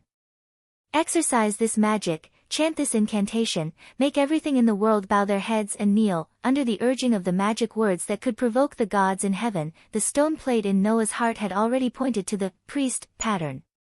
Feeling that he had entered the priest avatar state, Noah immediately let the curse power in his body surge, and used the priest avatar's ability to refine the curse power into a protective power that burst out from his body. Immediately, Noah lowered his head and completely covered Athena's delicate lips with his own. As if he wanted to complete all the steps in one go, he directly pried open Athena's weak teeth and captured Athena's tongue. Ugh! Athena seemed to feel something and let out a slightly bitter snort. Then, the sound of tongues entangling with each other began to echo in the silent night. During the entanglement of their tongues, Noah suppressed the pleasure in his heart and the nostalgia for Athena's soft lips and tongue. He calmed his heart and let the protective power that had already been refined in his body through his lips into Athena's body. Wang! Just like the scene when Noah bestowed the protective power to Alice, Athena's delicate body began to emit a faint halo that covered Athena's entire body. The power of protection was similar to the blessings of the gods. With the protective power, the weak would temporarily have a strong body, and the powerless would also have the right to temporarily exercise their power. As for those who were seriously injured, their injuries would naturally heal faster under the support of the power of the barrier. Thus, under the infusion of the protective power, Athena's originally very tenacious vitality seemed to have received a strong reinforcement. Not only did it accelerate the recovery of Athena's injuries, but it also suppressed the sharp edge that was twisting in Athena's body. After an unknown amount of time, Noah and Athena separated their lips. It was only then that Noah realized that Athena had awakened. It was unknown when Athena had woken up, but she was staring at Noah with her dark snake eyes. Her beautiful face was as emotionless as usual. In an instant, Noah and Athena's gazes met. They didn't even change their hugging posture as they fell into an indescribable silence. Noah felt extremely awkward and didn't know what to say. After all, Noah didn't just kiss a famous goddess. Judging from her appearance, she was just a child, so it was inevitable that it would be awkward. On the other hand, Athena looked at Noah with an ambiguous gaze, as though she didn't feel that this high and mighty goddess that only existed in myths had been violated. Instead, she was calm as though she could see through Noah's thoughts. This concubine's destined enemy, why did you save this concubine? This was the only thought in Athena's mind. For Athena, Noah and Athena were enemies to begin with, and they were the so-called enemies of fate. So, why did he save her, as an enemy? You talk a lot of nonsense. Seeing that Athena didn't seem to mind what he had just done to her, Noah heaved a sigh of relief and regained his composure. Since you've been saved, you should just thank me honestly. Why do you have so many questions? Hearing this, Athena showed a puzzled expression. What an incredible man. Chapter 564. Although there are many things I want to ask you, before that, let me ask you how your body is doing. Noah let Athena lie flat on his bed again. He glanced at Athena's pretty face and observed the complexion of this petite goddess. With the power of my blessing, I feel that your injuries should be recovering very quickly. I can feel it. Although it was only for a moment, Athena revealed an expression that Noah had never seen before. It was an expression that seemed to be praise and amazement, but more than that, it was as if he had gotten a fun toy. There was a hint of a happy child's expression. With such an expression, Athena stretched out her hand and stroked her abdomen, as if something warm was beating inside. Her pretty face relaxed, just like a pregnant mother, which made Noah feel unnatural. Your power is indeed working in my body. Before it is exhausted, the power that Perseus left in my body that will continue to cause harm has stopped working. For the time being, it will not pose a threat to my life. Hearing this, Noah's face sank. For the time being? Yes, for the time being. Athena's tone was quite cold, as if she was not talking about her own matters. That god was originally the worst combination with me. I am the snake, and he is the steel that slaughters dragons and snakes. I am in charge of darkness, and he is in charge of the sun. Just like how steel can be reforged in the furnace fire, the sun will continue to rise and sink, repeating the cycle over and over again. The power that the hero left in my body can still be revived. For your protection to be able to force the nearly indestructible steel and the sun to such a state, it is already very amazing. After saying this, Athena gently moved her hand from her abdomen to her chest and closed her eyes. If the power that the hero left in my body recovers, then although I will not die directly, my situation will definitely be very bad. The worst outcome is that I will fall into a long period of sleep. After all, no matter how sharp a weapon is, after a long period of use, it will become blunt. A long period of time will be enough to wear down this power. Hearing this, Noah could probably guess why Athena became like this. As expected, Athena encountered Perseus and had a conflict with him. As a result, Perseus' power seemed to have affected Athena, and it even went deep into Athena's body, constantly causing damage to Athena.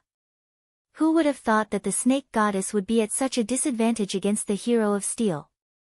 Of course, it was also because Athena's Gorgon stone was still in Noah's hands, and had not recovered to the peak of the Trinity. Otherwise, as the highest queen of the divine realm, Athena would never have fallen to such a state. Athena seemed to be aware of this as well, but it was more of a reflection on her defeat. I just didn't expect that man's servant girl to be involved in this. How hateful. Maid?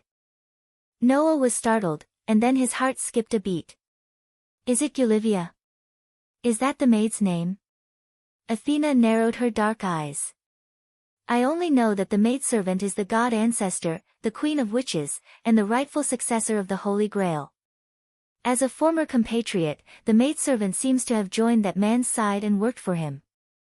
Hearing Athena's words, Noah pondered for a moment, and then asked. The man you are talking about, is it the last king?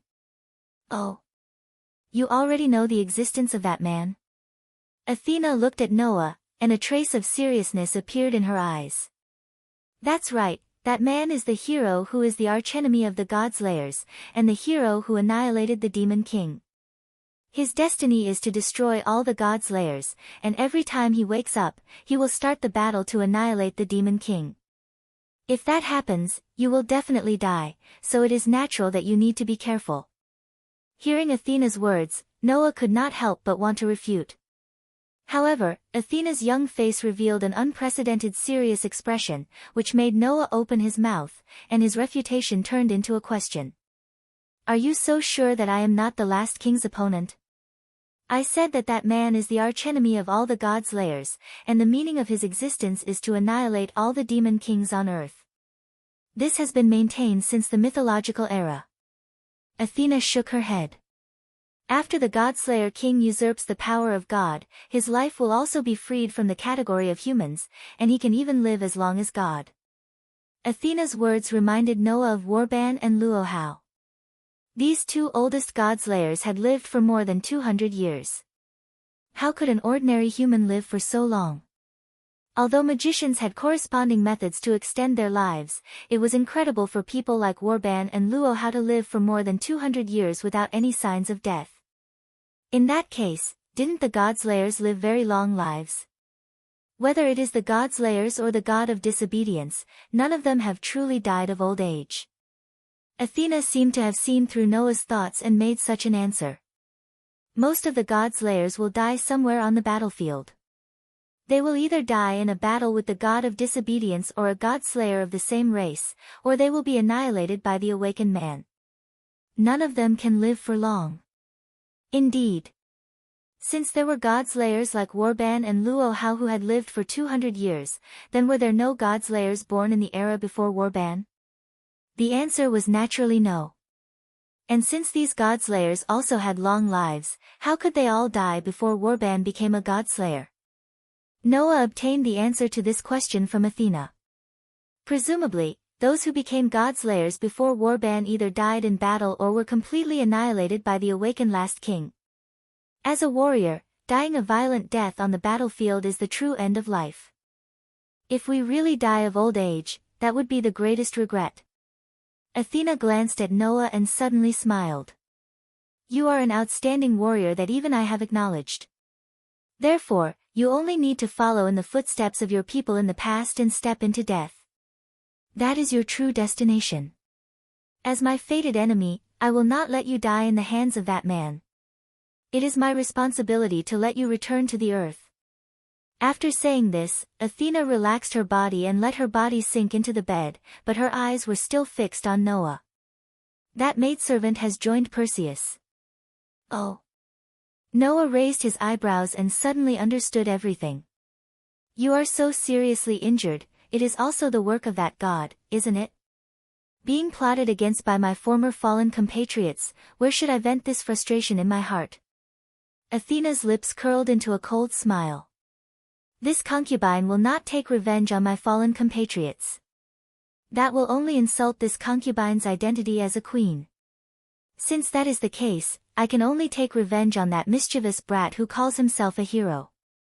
However, this body does not allow this concubine to take revenge.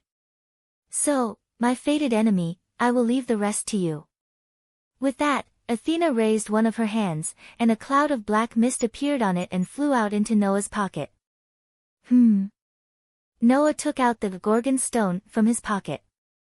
He saw that Athena's black mist was slowly getting into the Gorgon stone. We, the Mother Goddess, have had an irreconcilable feud with the heroes of steel since the mythological era. I will not allow myself to be defeated in a battle with my former enemy.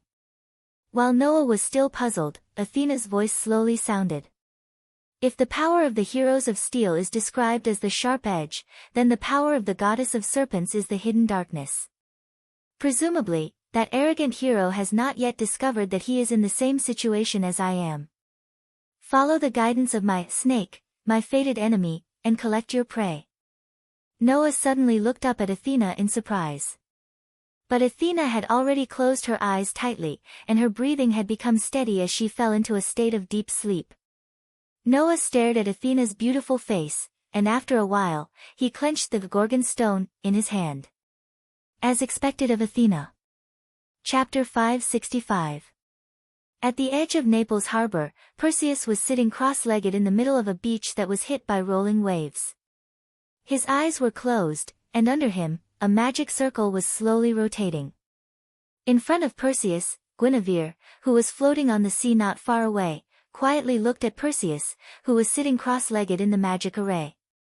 When he sensed that the magic array he had constructed was operating smoothly, a look of satisfaction appeared in his eyes.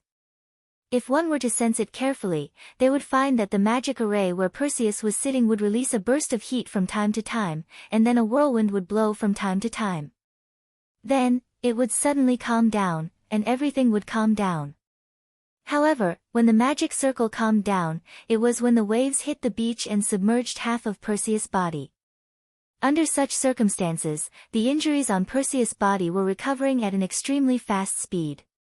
Needless to say, these were all done by Guinevere. Looking at Perseus, who was quietly sitting cross-legged in the magic circle, Guinevere suddenly spoke. "Uncle, this can let the hero of steel recover, right?" The moment Guinevere's voice sounded, a pure white figure suddenly appeared on the sea below his floating body. "There is no better way to polish the sword of steel than this." Lancelot's calm voice slowly sounded. Wind, fire, water, they are all factors that are inseparable from steel. Nothing is more effective than them for the hero of steel. Fire can forge steel and make steel into a sharp sword. Water can cool steel and make steel into a continuous sword. Wind can encourage the fire and make the flames more fierce, making the steel calcined in the flames take shape very quickly. Therefore, wind, fire, and water were closely related to steel. With Guinevere's arrangement, as the hero of steel, Perseus' injuries were healed so quickly. Even when Athena found Perseus, Perseus was already mostly healed. Of course, it was also because Perseus was Mitra, the sun god. As an undying sun, Perseus's recovery ability was naturally multiplied.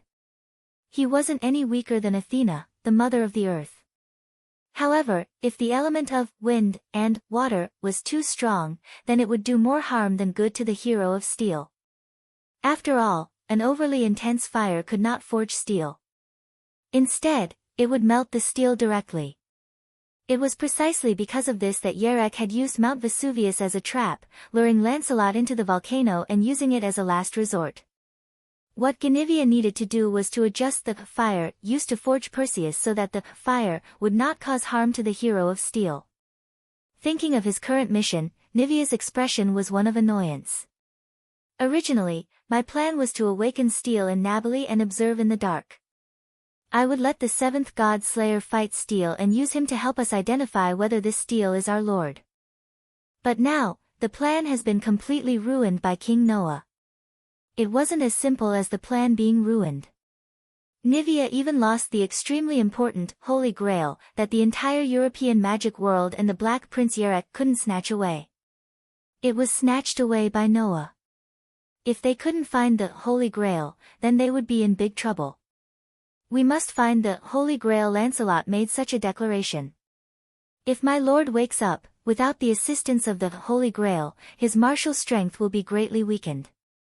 At that time, the kings of this era who have killed gods may be able to find an opportunity to defeat my lord. It is so that our lord can exert the most powerful and invincible power when he wakes up. That's why Guinevere, who was once the goddess of the earth, willingly gave up her immortal life to create the Holy Grail. Nivea nodded heavily. Although without the Holy Grail, it doesn't mean that our lord can't exert the power to annihilate the demon king. But with the Holy Grail, our lord can become truly invincible. We must take back the Holy Grail, my beloved daughter. I must tell you that we can't directly clash with King Noah for the time being, Lancelot reminded. During the battle with the Black Prince in the volcano, I appeared for too long. As your shadow, this is not allowed.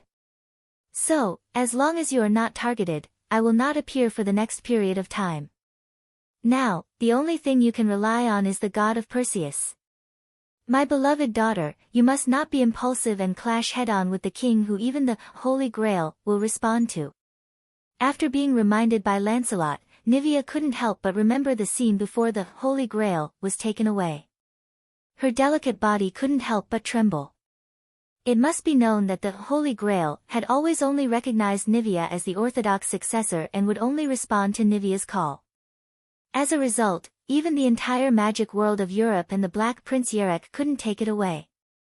However, now, a god slayer, who was born less than half a year ago inexplicably appeared and could make the Holy Grail respond to him. In this way, Nivea would wonder if the king still had other means that he hadn't used yet. Would he also be able to resolve other things that she relied on?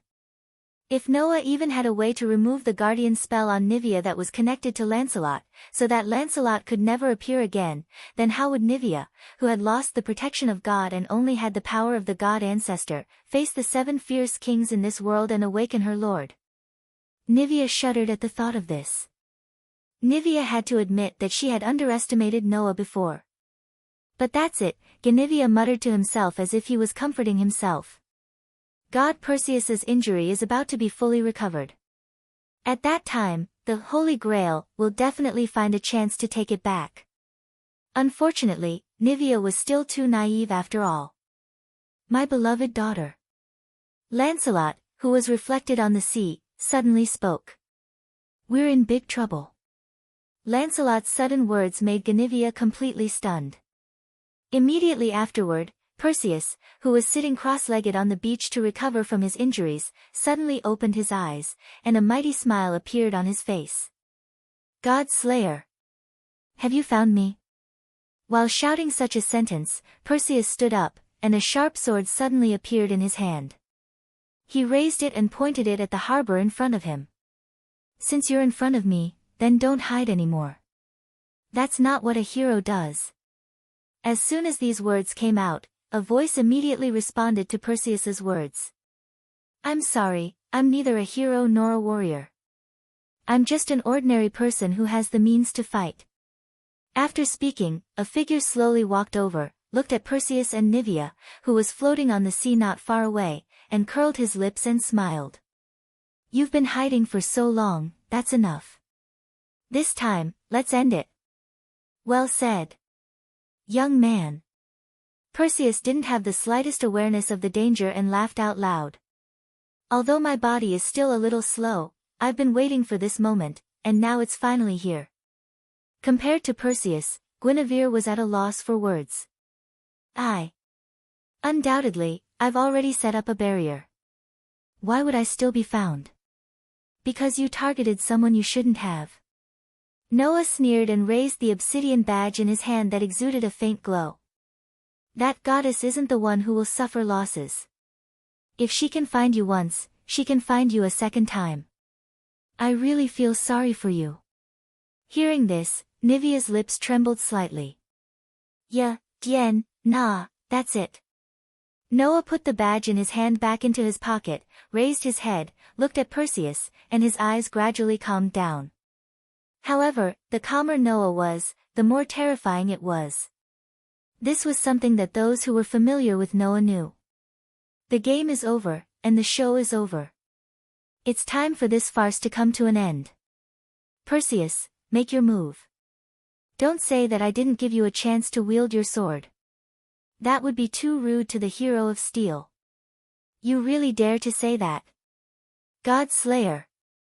Perseus's face darkened. Although my body hasn't fully recovered, as long as I can wield my sword, I can fight. Be prepared. Chapter 566. On the other side, Guinevere watched Noah come directly to the door and fight with Perseus. He was completely at a loss of what to do. Guinevere had never been afraid of a person. Although she was only a god ancestor and was insignificant in the face of the existence of the god Slayer and the god of disobedience, Guinevere used to be the goddess of earth, so she was not as afraid of the god Slayer and the god of disobedience as ordinary human beings. Besides, with Lancelot's protection, Guinevere had never been afraid of the Black Prince Yarek, who had been trying to get rid of her.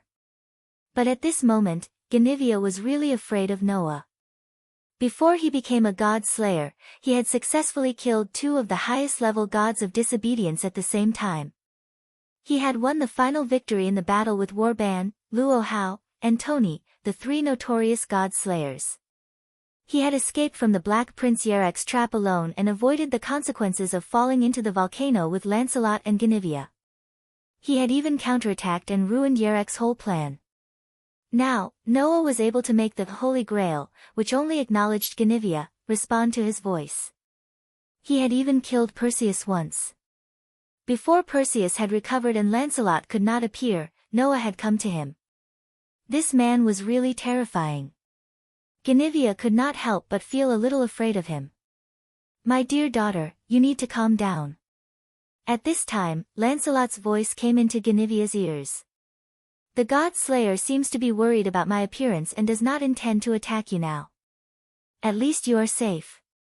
But that was when god Perseus was still around, Guinevere said with some unease. That king should be wary of the alliance between uncle and god Perseus. So, after King Perseus is dealt with, he might attack me.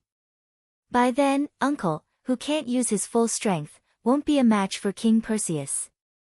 I don't have to clash with that king. Once he attacks you, I'll be able to appear. Even if I'm no match for him, I'll still be able to bring you out of here safely if I run at full speed. Lancelot's voice started to turn serious. "My dear daughter, you should understand this, but you have lost your usual calmness because of your fear of the king. Quickly recover." Hearing Lancelot's reprimand, Guinevere finally came to her senses. She took a deep breath, suppressed her inner emotions, and watched the battle between Noah and Perseus. However, the scene that appeared in front of Guinevere's eyes suddenly made her eyes wide, and her mind was in chaos again. With a sharp piercing sound, Perseus charged toward Noah on the beach where the waves were rolling. He raised the saber in his hand and slashed at Noah's head with a force that could split Mount Hua. Swoosh! A cold arc flashed, and the sharp sword directly cut through the air. It flashed through the space and mercilessly fell in the direction of Noah. His eyes narrowed because of Perseus's blade that was shining with arcs of light. In the face of Perseus' fierce slash, Noah smirked and stretched out a finger. Ding! After a crisp sound, Perseus's sword fell on Noah's finger, but it only caused a spark. It could not even cause a wound on Noah's finger. Seeing this scene, not to mention Guinevere, even Perseus widened his eyes in shock. However, while Perseus was still in shock, Noah suddenly stretched out his other hand, bent his finger, and suddenly flicked the blade of Perseus's sword. Dang! Accompanied by the sound of gold and iron colliding, Perseus's sword was hit by Noah's finger, as if it was hit by a heavy blunt weapon. It was fiercely bounced away in the vibration of the air. Immediately, Noah turned, spun, and kicked heavily at Perseus' chest. Bang! At the critical moment, Perseus controlled the sword that was bounced away in time and held it horizontally in front of his chest to block Noah's kick. However, in the next moment, Perseus felt an extremely strong force transmitted from Noah's foot, which landed on the saber. The shock caused Perseus's body to fly backward, and he was kicked into the air uncontrollably. In the air, Perseus finally reacted and tried his best to control his body. After turning half a circle, he faced Noah with his head down and feet up. The sword in his hands suddenly disappeared and was replaced by an iron bow. Whang! A gorgeous light will appeared behind Perseus, illuminating the entire beach. Ancient sun, please give me the shining light. Rain of arrows and annihilate the sinner who violated the contract. In a short sentence, Perseus pulled the iron bow heavily. Whang! The light will behind Perseus suddenly lit up. The moment Perseus released the arrow on the bow, it spun up and made light arrows appear in the space in front of Perseus. Like raindrops, they fell on Noah's body. The vision in front of him was filled with dazzling light arrows. But Noah just crossed his hands in front of his face and made a defensive posture. Taking a closer look, Noah's body suddenly flashed with a light screen that looked like it was made of scales, enveloping Noah's entire body. Bang bang bang bang bang. Amidst the continuous explosions, the arrows of light that blotted out the sky like raindrops hit Noah without missing a beat. They fell on the scale-like light curtain around Noah, stirring up bursts of halos and sparks. However, they could not break through the light curtain and hit Noah's body. What? Perseus was shocked, but he also noticed the scale-like light curtain around Noah's body. Scales? That's right. Noah waved his hand and smiled faintly. And, it's a dragon's scale. Yes. Dragon's scale. This was the hidden effect of Noah's Dragon Man incarnation. Since ancient times, whether in myths or reality, dragon scales were one of the hardest substances. Noah's Dragon Man incarnation had an effect. That was, it could transform Noah's body into a dragon's physique. As a result, this effect even gave Noah the defensive power of the dragon's scales. Noah also discovered it when he accidentally used the Dragon Man incarnation in battle. When using the Dragon Man incarnation, if the curse power in the body was released, then the released curse power would form a layer of light curtain in the shape of dragon scales. Because it was not a real scale, Noah called it air scale. It could give Noah the ability to cause great damage to dragon-type creatures. It could give Noah god-tier close-range combat power that far exceeded intuition and wildness. It could give Noah a physique comparable to a dragon's. With the support of the dragon's physique, the curse power could also form a layer of air scales to defend against external attacks. This was the true power of the dragon man. By the way, the firmness of my air scales is comparable to the authority of a god slayer I know called steel protection. Noah suddenly smiled at Perseus. That is called an immortal body or an indestructible body by your gods. So, dragon slayer hero, do you want to try to cut open my air scales? God slayer. Are you looking down on me? Perseus's handsome face showed a burst of anger. I am a dragon slayer hero, you actually used the dragon scales to fight against me. God slayer, you are insulting a hero. A hero who causes trouble for others, we will politely decline. Noah's face was cold. You injured my ally, I am very angry now, and you still want to talk to me about being a hero? Then let me send you, the hero, on your way. After saying that, the air scales around Noah's body suddenly disappeared. That was because Noah cancelled the dragon man incarnation and let the stone plate in his heart suddenly point to another pattern. A terrifying curse power rose from Noah's body into the sky, like an explosive wave of fire, spreading in all directions. Amidst the surging curse power, a huge figure quietly emerged. Chapter 567. Among Noah's 10 avatars, the giant was the avatar that could bring unimaginable power to the user. Using this avatar, Noah's power could even reach the level of directly destroying Tony's steel barrier. One could only imagine how terrifying the power brought by the giant avatar was. Compared to Luohao's Titan arts, Noah's giant was undoubtedly superior. However, Luohao's Titan arts could not only bring unimaginable power to the user, it could also summon 2 Vajra warriors. The existence of these 2 Vajra warriors was not because Luohao's Vajra Herculean divine art had other effects, but because Luohao's body was completely unable to display the monstrous strength of the Vajra Herculean divine art. This was to be expected. Just like how the God-speed ability would bring an unimaginable burden to the human body, the strange power of the gods could not be completely brought out by the human body. Therefore, when Luohao used the Vajra Herculean arts, he wasn't able to display the full power of the Vajra Herculean arts. Only when he summoned the 2 Vajra Herculean arts could he display the full power of the Vajra Herculean arts. In the battle with Tony, after Noah used the giant avatar to destroy Tony's steel barrier, the hand that he used to throw punches was directly crippled. It was only later that he used the elf avatar to recover. In other words, Noah's giant avatar was the same. If he only relied on the human body, he would not be able to bring out the full power. Then, here came the question. Since that was the case, how could Noah's giant avatar bring out the full power? The answer was the same as Luohao's Titan arts, which was to bring out the full power of the avatar. Bang! Amidst the violent sweeping of the surroundings, Noah's body surged into the sky, and a tall giant that was definitely more than 100 meters tall appeared. Its entire body was made of curse power, and it looked like a phantom. Wadash! Perseus's pupils slowly shrank to the size of a needle as the giant appeared. An unprecedented sense of crisis surged in his heart. What? Are you surprised now? Within the illusionary giant's body, Noah, whose entire body was burning with the massive spell power that made up the giant, slowly sneered. The surprise is yet to come. With that, the phantom giant immediately raised its thick arm. Boom! Amidst the muffled sound of an explosion, the giant's fist rubbed against the air. Even space trembled slightly as the giant's fist fiercely smashed down in the direction of Perseus. Seeing this astonishing attack, Perseus's countenance changed again and again, and the sense of crisis in his heart suddenly exploded. He would die. If he didn't dodge this attack, he would definitely die. Under such intuition, Perseus's battle-hardened body reacted faster than his consciousness. He fiercely stomped on the ground and jumped up.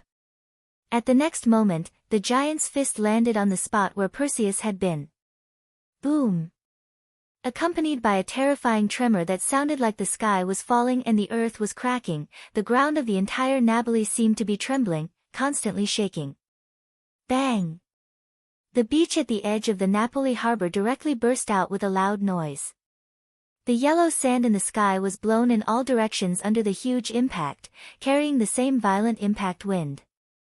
Not only did it cover every corner of the beach, but it also rushed to the sea in the distance. Guinevere, who was still watching the battle, had a drastic change in her expression. She only had time to raise her hand, but her petite figure was blown by the violent wind. Like a lonely boat drifting in a storm, she was drowned by the violent airwaves in a scream. Amidst the overwhelming sandstorm that filled the space, only the illusionary giant seemed to be supporting this world, standing tall. It was so terrifying. Without a trace of stagnation, the giant suddenly withdrew the fist that was blasted to the ground in front of him. His movements were so flexible that he didn't look like a huge monster at all. At a speed that was many times faster than that of ordinary people, as if he wanted to catch something, he suddenly stretched out his hand and directly put his thick giant hand into the sandstorm in front of him, pounding it hard. Boom! Under the twisting of the giant's hand, the space around the illusionary giant hand once again shook with a shock wave, pushing back the surrounding sandstorm and waves and forcibly dispersing them. Everything calmed down. In a corner of the distant sea, Guinevere, who had been blown away by the violent wind and sandstorm, finally stabilized his body. He put down his hand in front of him with lingering fear. After hesitating for a while, he used the witch's eye to let his vision leap to the distant battlefield. Therefore, the scene that appeared in Guinevere's eye of the witch made the heart of the most orthodox god ancestor, who was not afraid of the god slayer and the god of disobedience, shrink fiercely. He saw that on the beach where all the movements had calmed down, the illusionary giant was still standing there, without the slightest movement. Around the giant, the beach that should have existed had completely disappeared, replaced by a wasteland and a bottomless pit. The countless grains of sand that were originally here had all been blown away. The ground also began to crack along the bottomless pit. That scene was like a powerful missile that had just successfully landed here and detonated here, making people's hair stand on end. In the center of this wretched place, the illusory giant was still in the posture of raising a huge arm. If one observed carefully, they would find that in the giant's hand, which was composed of curse power and made his body look somewhat illusory, a figure, like a doll that was about to be destroyed, was tightly held in the giant's palm. Surprisingly, it was Perseus. Goo! Being held in the giant's palm, Perseus only felt that his whole body seemed to be squeezed by something heavy from all directions. His originally handsome face was red, and he could not help but make a bitter sound. In the illusionary giant's body, Noah was still releasing an extremely large amount of curse power, turning it into the power of the giant's body. Looking up at Perseus, who was struggling in the giant's hand, Noah's eyes were surprisingly calm. In this case, this farce is over, right? Although the voice was soft, Perseus still heard it clearly. Ha, ha. Perseus, who endured the severe pain of his body being squeezed out a weak laugh from his throat, but his eyes were fixed on Noah. Well done, God Slayer, it seems that I have to admit that this time, I have failed. Noah snorted softly and curled his lips. I'm just sending a troublemaker who appeared without permission and brought trouble to others without any self-awareness back to the place where he should be. Gods originated from the myths that represented themselves. As long as they violated the myths that they should follow and appeared on the ground, then the god would transform into the god of disobedience. And if the god of disobedience was killed, then the god of disobedience would lose his body on the ground and return to the original myth. Perhaps he would be able to appear again at a certain time in the future. Therefore, even if Perseus was killed here, Perseus would not truly disappear, but would only return to the original myth.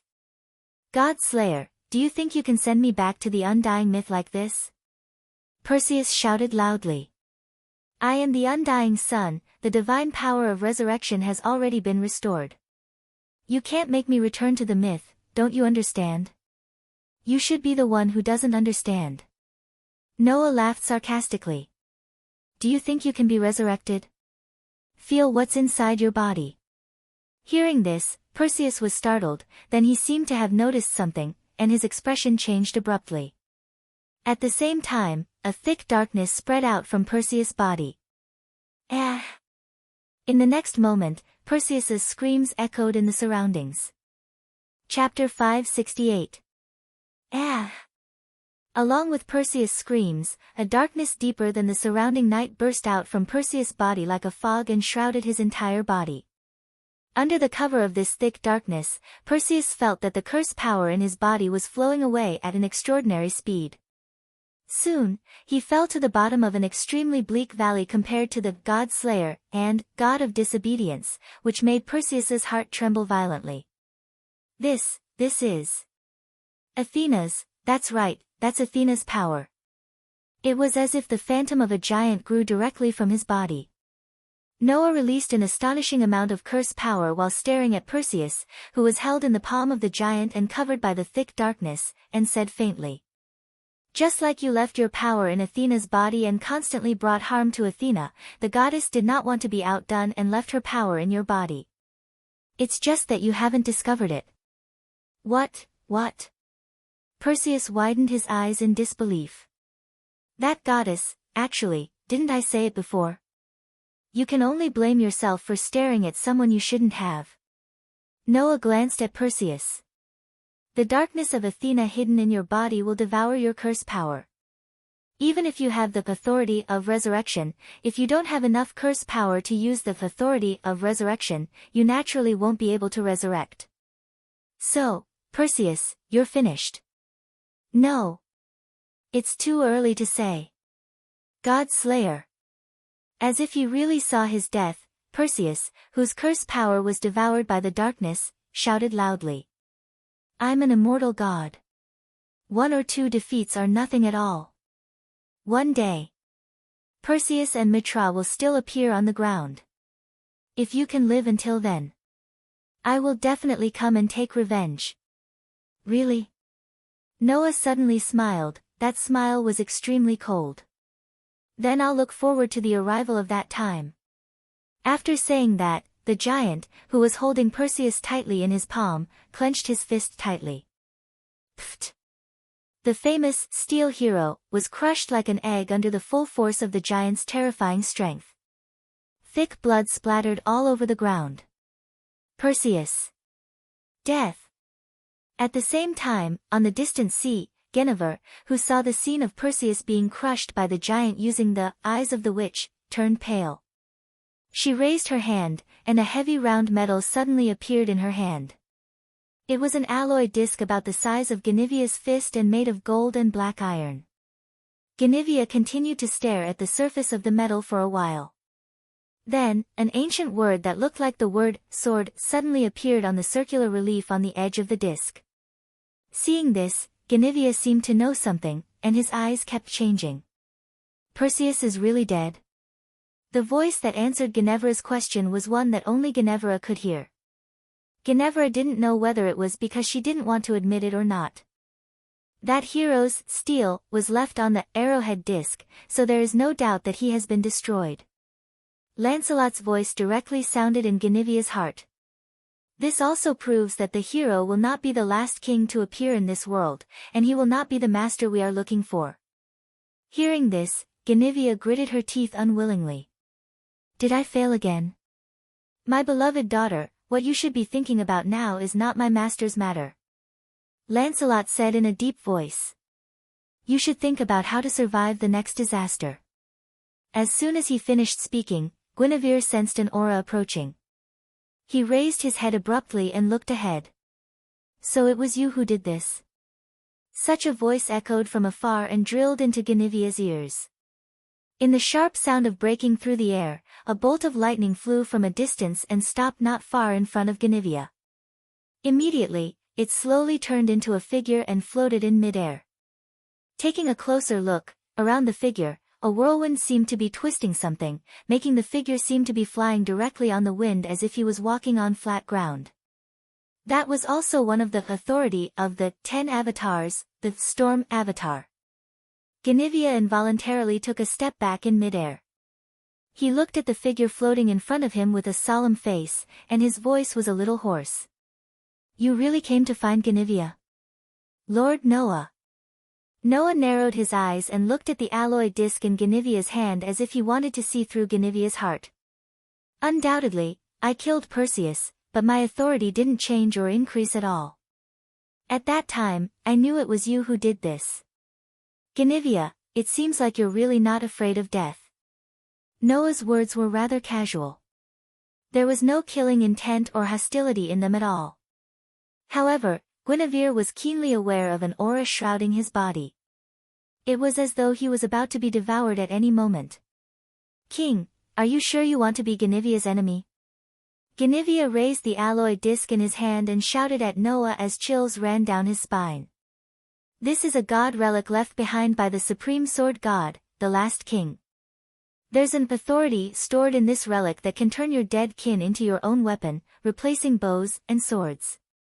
Do you understand what this means? Noah raised his eyebrows and looked at the sword-shaped pattern on the alloy disc in Guinevere's hand. I see. You used this god relic that can store the deceased steel to absorb Perseus, who I killed.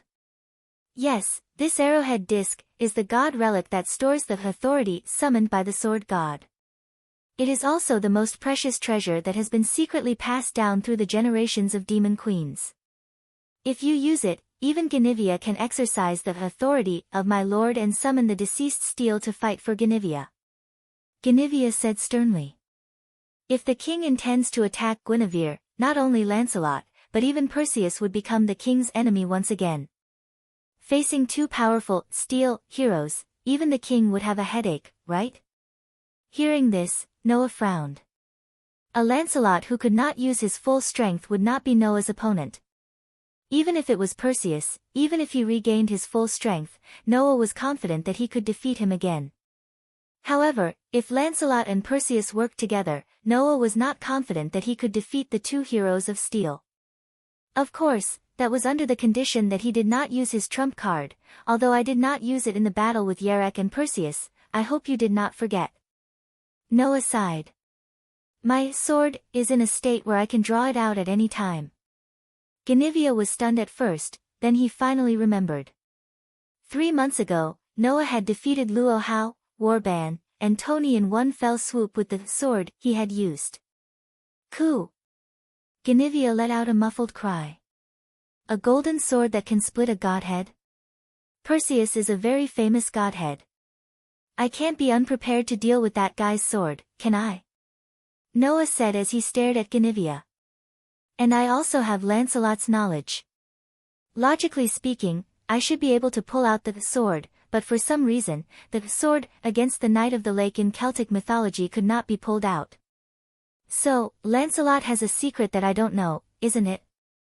Guinevere lowered his head, trying to hide his inner turmoil, but he did not know that this behavior gave Noah the answer. Suddenly, an indescribable heavy atmosphere filled the surroundings. At a certain moment, Noah relaxed his tense body as if he had given up. Forget it, I've almost done what I need to do. There's no need to fight with the two heroes of steel anymore. Guinevere, you're lucky to have survived. After that, Noah cancelled the storm incarnation and entered the thunder mode. He turned into lightning and swept away into the distance, leaving Guinevere silent as if he had just survived a disaster. Chapter 569. Amidst the flashes of lightning, Noah, who had transformed into lightning, returned to the second-hand bookstore. Through the window of the second-hand bookstore, he entered his room and cancelled the thunder, allowing his body to slowly return to his human form. Have you returned victorious? Almost at the same time Noah returned to his human form, a cold and arrogant voice sounded from the corner of Noah's room. It seems that the means I left behind have indeed helped you greatly. Noah's figure paused, turned his head, and cast his gaze to the corner of the room. There, a petite silver-haired girl, who had unknowingly put on a Greek-style robe, had her back facing Noah. She only tilted her head, and her pair of dark eyes met with Noah's gaze. Facing Athena's gaze, Noah slowly nodded. After hesitating for a moment, he spoke softly. Have your injuries healed? The power of steel that was left in my body has already disappeared along with its master. Athena replied without turning her head. Therefore, there is no need for me to continue sleeping. As an immortal goddess, it is not difficult to recover from some injuries. Although Athena said that it would not be difficult to recover, she did not say that it had already recovered. Considering the pride of this goddess, Noah did not find it strange at all. This was a goddess who could fight back even in adversity, hiding her power in the body of her natural enemy, steel, without being discovered. In the end, she became the true cause of her enemy's death. Presumably, even if she hadn't fully recovered from her injuries, Athena would still try her best not to show her weak side in front of Noah, her mortal enemy. Of course, with Athena's power, Noah did not doubt that her injuries would quickly recover. Therefore, Noah only nodded and did not ask any more questions. At this time, Athena turned around and looked at Noah. Her snake-like eyes sized up Noah for a while before fluctuating. After killing the hero of steel, you should have obtained his power, but I don't feel any steel aura from you. You're indeed the goddess of wisdom. You can even see through this. Noah was stunned. Then, he laughed bitterly. Something unexpected happened, but it's not that bad for me. My strength is enough. In the first place, Noah's 10 avatars authority was a violation of the rules. Although it was essentially just one authority, it could be used as 10 separate authorities, and each avatar would not lose to the authority of another godslayer. Under such circumstances, Noah, who possessed the authority of the 10 incarnations, already possessed many abilities.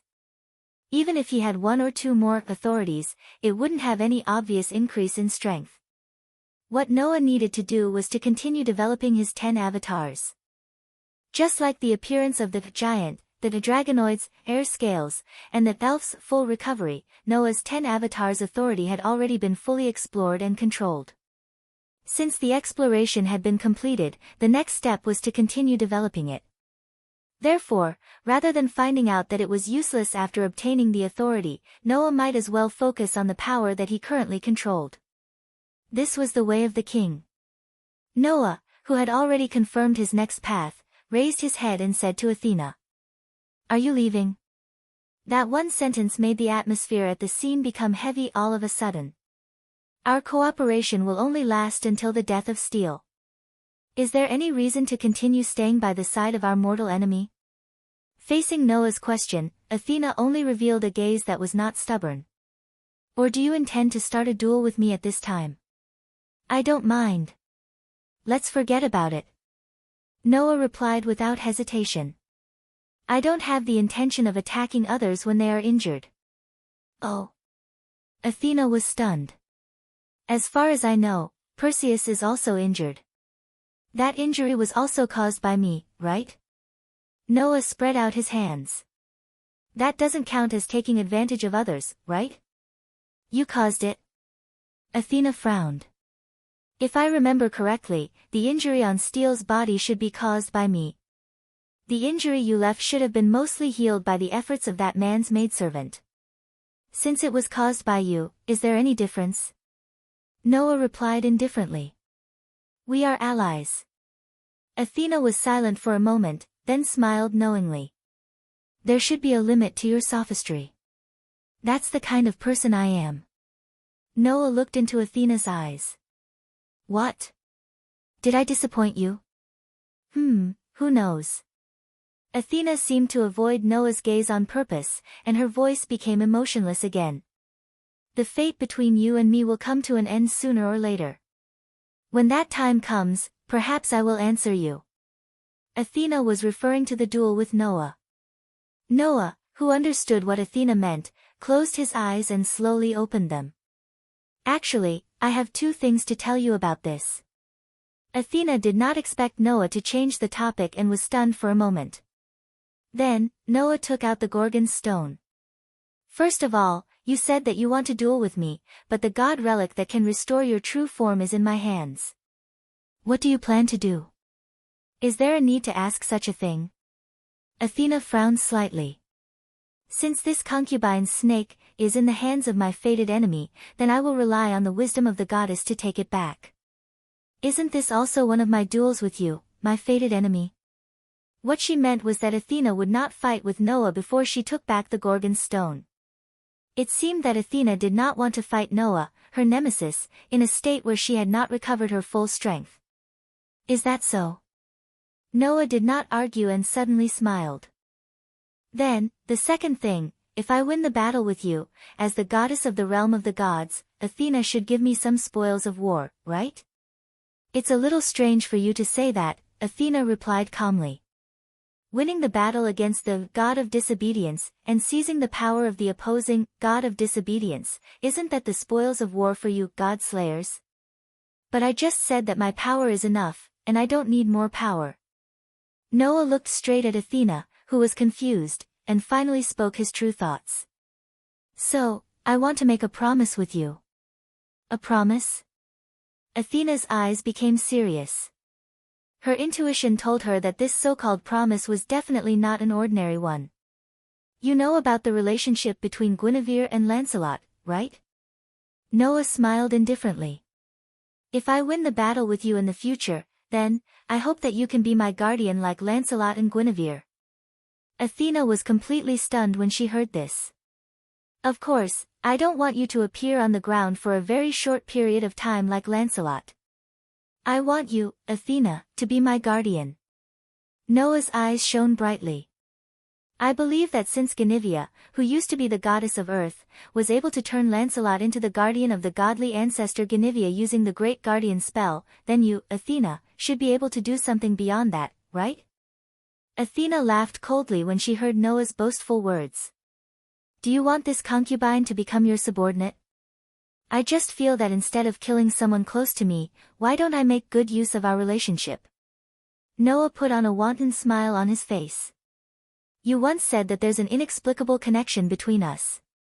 Then, perhaps becoming my guardian is also a possibility for us to have a connection? Athena smiled once more.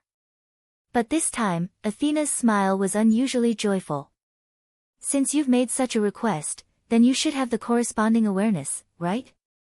Athena is also a goddess of war, Noah said with a shrug. In the past, Athena had many outstanding warriors. If I can be convinced, I don't mind becoming one of them. Chapter 570. The next day, on the second floor of the second-hand bookstore, Noah, Alice, Erica, and Liliana gathered together. To be precise, it should be said that Noah called Alice, Erica, and Liliana out after dawn and told the three girls that he had killed Perseus. So many things have happened without us knowing. Alice sighed softly, and there was a little dissatisfaction on her delicate and pretty face. Such an interesting thing. No, such an important thing, you actually completed it alone last night without telling me. You asked me to join in the fun. No, help. The highest princess in Europe was essentially a woman who loved to join in the fun and gossip. Noah now knew this fact. Then, what about Athena? Erica asked. According to what you said, isn't the goddess injured and with you? Showing her weak side in front of the enemy seems to be unbearable for the goddess. Noah took a sip of the black coffee on the table and responded casually.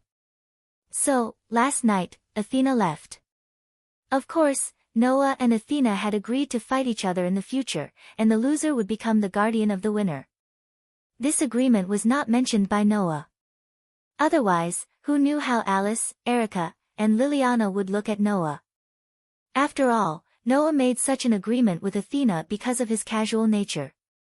These days of frequent communication allowed Noah to know more about Athena, and he indeed understood the charm of this mythical goddess. Frankly speaking, it was impossible for Noah to fight with Athena, kill her, and send her back to the mythical realm. Noah really couldn't do it. In that case, it was not a bad idea to solve Athena's problem in this way. However, he didn't know how long it would take to realize it in the future. At least for now, Noah and Athena couldn't fight. Then, what about Lord Guinevere? Liliana asked about the whereabouts of the last person who might affect Nabali. The problem of god Perseus has been solved. Is Lord Guinevere still in Nabali? The god ancestor probably wants to stay away from me now, right? Noah recalled the faint fear that Guinevere revealed to him last night and said helplessly. Probably, unless I directly intervene in the matter related to the last king, the god ancestor won't want to get close to me again. Alice, Erica, and Liliana suddenly exchanged glances with each other. If even Lord Guinevere has left, then Alexander will not continue to stay in Napoli. Alice said in an affirmative tone. For that man with a twisted personality, there's nothing in Napoli that interests him anymore. He must have left with Guinevere by now, right? Perseus, the god of heroes, Zbigniew, and Yerek, the Black Prince. Erica winked at Noah. Since these people are no longer here, then you're the only one left outside the norm in Napoli. That is to say, this time the matter is finally solved perfectly. Liliana couldn't help but feel a little overjoyed. Then, after Diana restores Mount Vesuvius to its original state, this incident will come to an end. Liliana's words made Alice and Erica relax.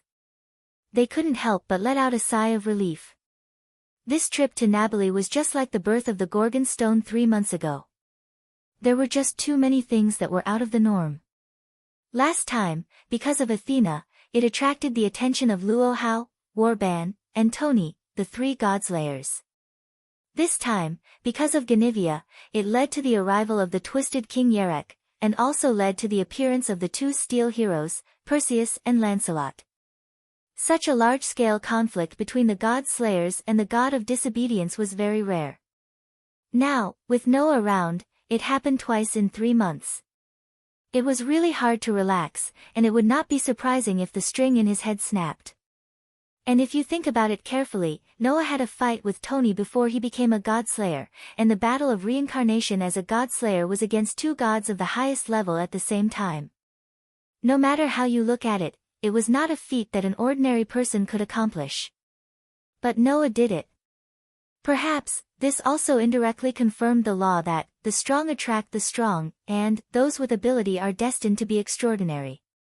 In short, it was the end of another big event, and Noah had finally found the world fragment, which was worth celebrating. Since it's over, the next thing should be to solve the problem of the Holy Grail, right? Alice said to Noah eagerly. I think it's better to let the Council of Sages seal the Holy Grail, so that we can put an end to Lord Guinevere's summoning of the Holy Grail and Yerek's covetousness. We can also hide and study the Holy Grail ourselves. What do you think? Suddenly, Noah, Erica, and Liliana said in unison. Nothing much. Alice immediately became crestfallen. The Holy Grail was a good thing.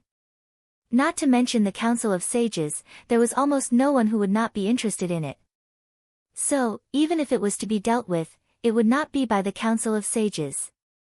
As Noah's followers, Erica and Liliana felt that the Holy Grail should be dealt with by the Copper Black Cross and the Bronze Black Cross. However, Noah had no intention of letting anyone deal with it. I'll keep the Holy Grail for myself first. Noah declared to Alice, Erica, and Liliana in an unquestionable tone. I'll be leaving for a while, and I'll take the Holy Grail with me. Before I come back, you can act on your own. These words not only stunned Alice, but also shocked Erica and Liliana. Okay, don't say anything, Noah said before Erica and Liliana could say anything. I know what you're worried about, and I know that you're staying with me so that I won't wander around, so don't worry, I'll only be away for about a month, and I'll be back in a month. As long as he left this world, no matter how long Noah spent in other worlds, a month would have passed in this world when he returned again. Therefore, Noah's words were not considered a lie. At least tell us where you plan to go. Erica frowned. You're the most special 7th king. If we don't know your whereabouts, many people will feel uneasy. Can't you bring us along? Liliana was more or less unwilling to give up. I think we should be by the king's side. As the king, I do need your help by my side, so I won't play the role of king during the month I'm away from you. Noah smiled meaningfully. Don't worry. Don't worry. How could they not worry? No one would be at ease if a king of destruction was allowed to run around, right? With such thoughts in mind, Alice, Erica, and Liliana received a piece of news not long after. The harbor and beach of Napoli had inexplicably disappeared, leaving only a wasteland and a huge pit.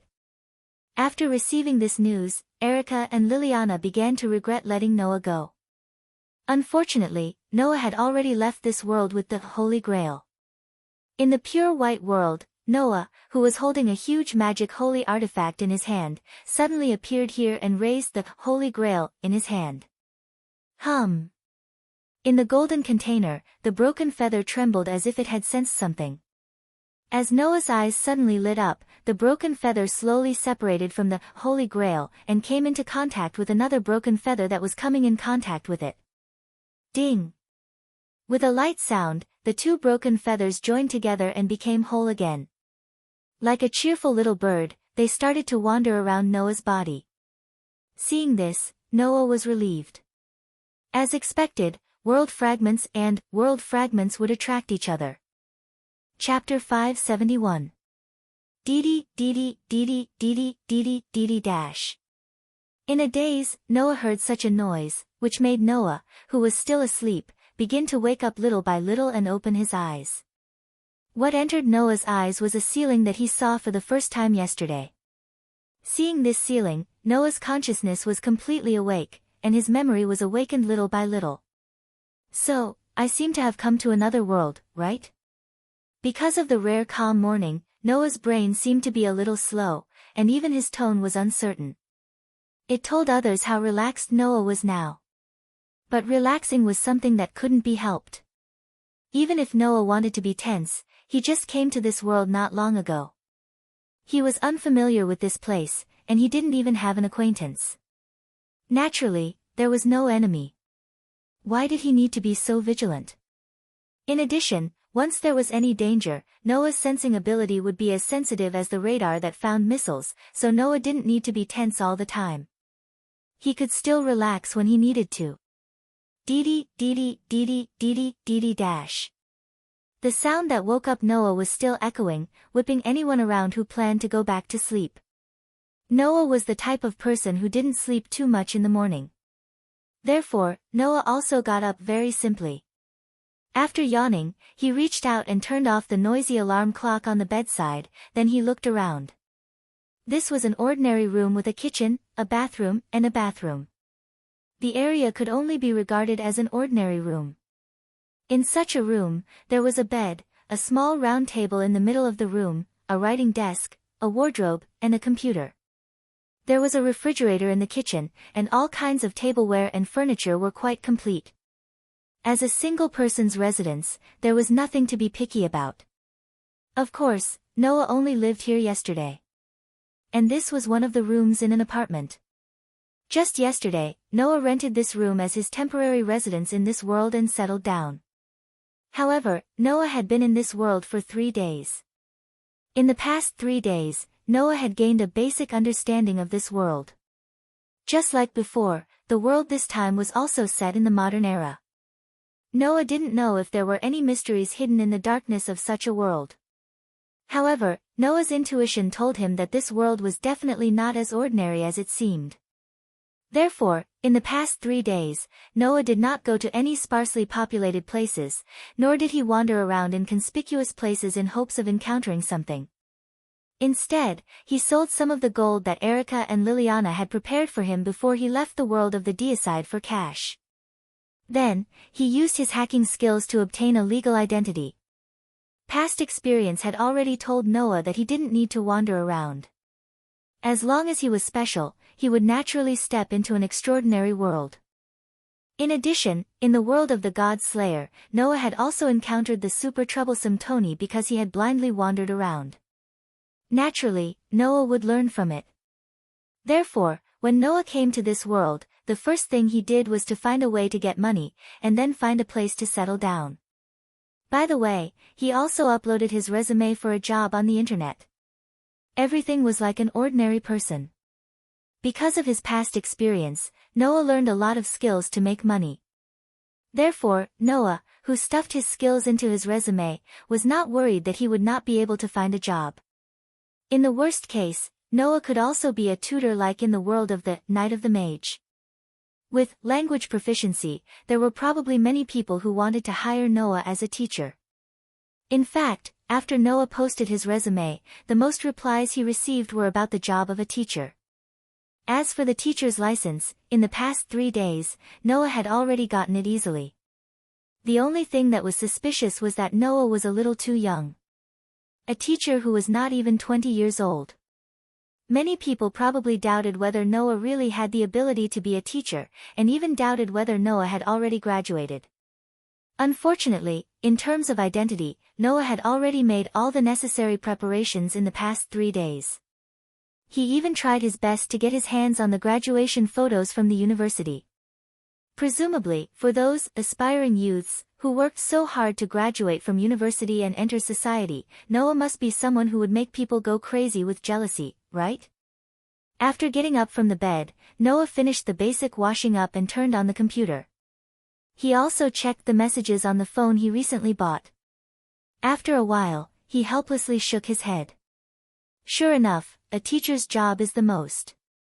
Noah's advantage was that his memory and comprehension were good. In the past, he had also read a lot of books, so his brain was filled with a lot of things. Plus, he was proficient in all the languages of the world, so naturally, Noah was the most hired teacher.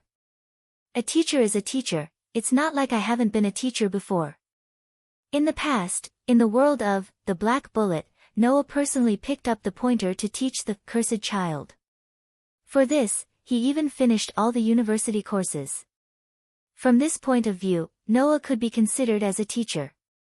Although he was a teacher to a group of elementary school students, let's see what schools replied. At that moment, Noah casually swiped the mouse and looked at the names of the schools that had replied to him, intending to hire him as a teacher.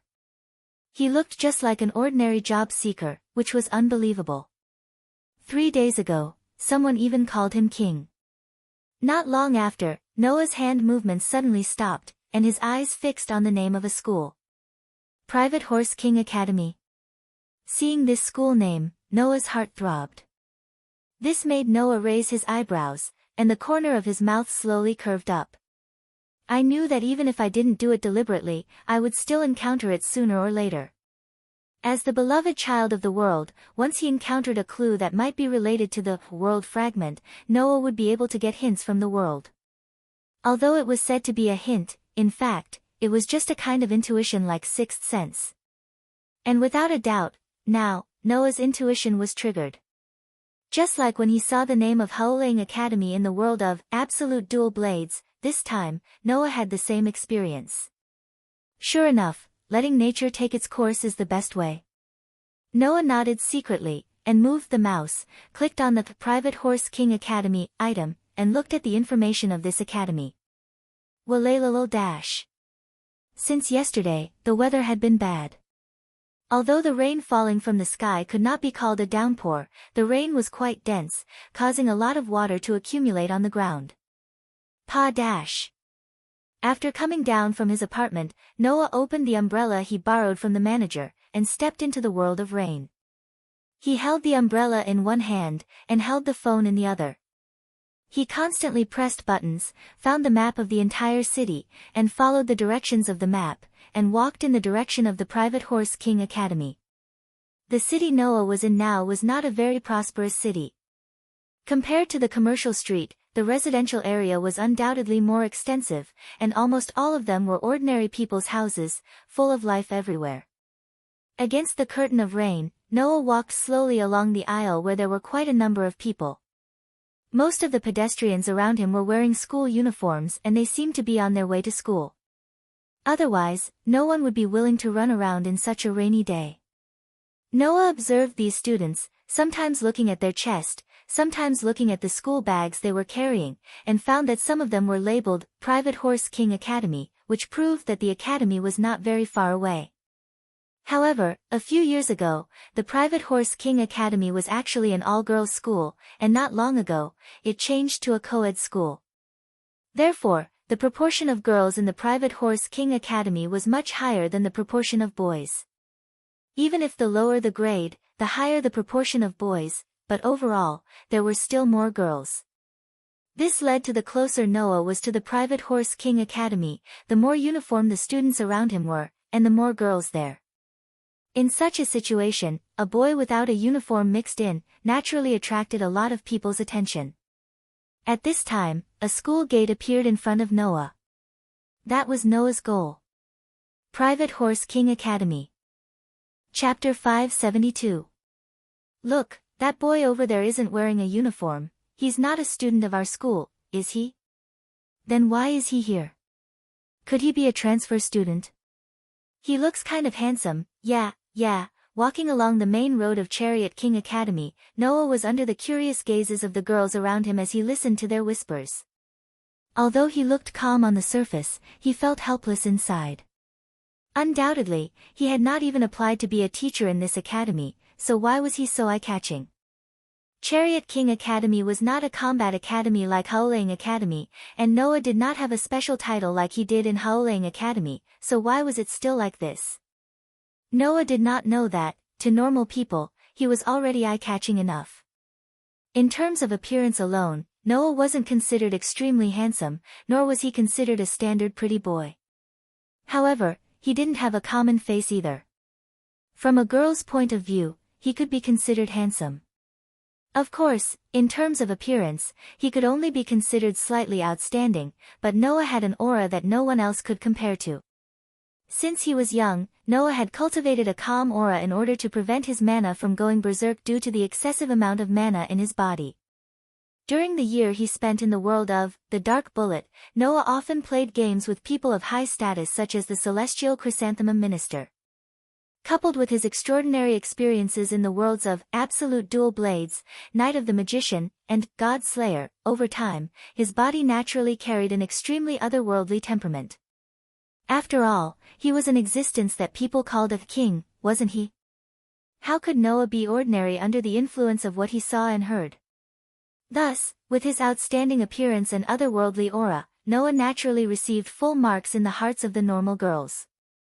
Thus, as soon as he entered Chariot King Academy, the girls around him kept pointing at Noah and discussing him animatedly. A girl who accidentally met Noah's gaze even blushed, her eyes twinkling like little girls in love.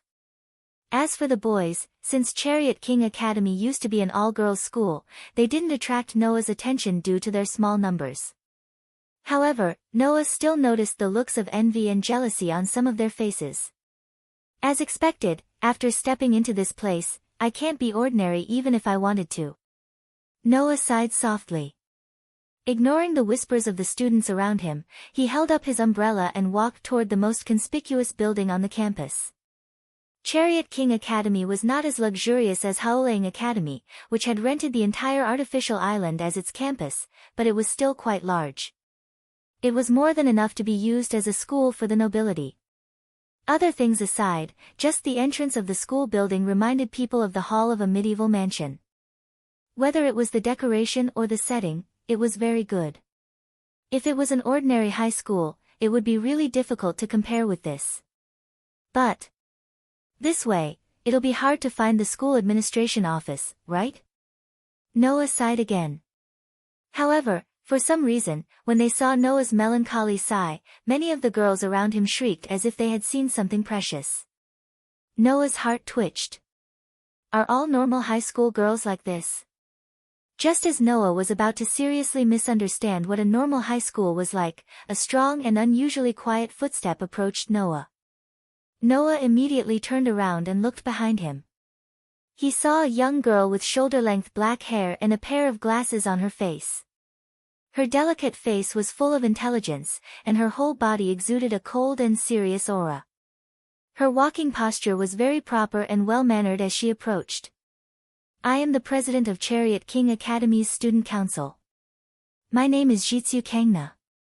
The girl who called herself Jiqiao Kangna lowered her head at Noah and asked in a tone that was so calm that it was reminiscent of coldness.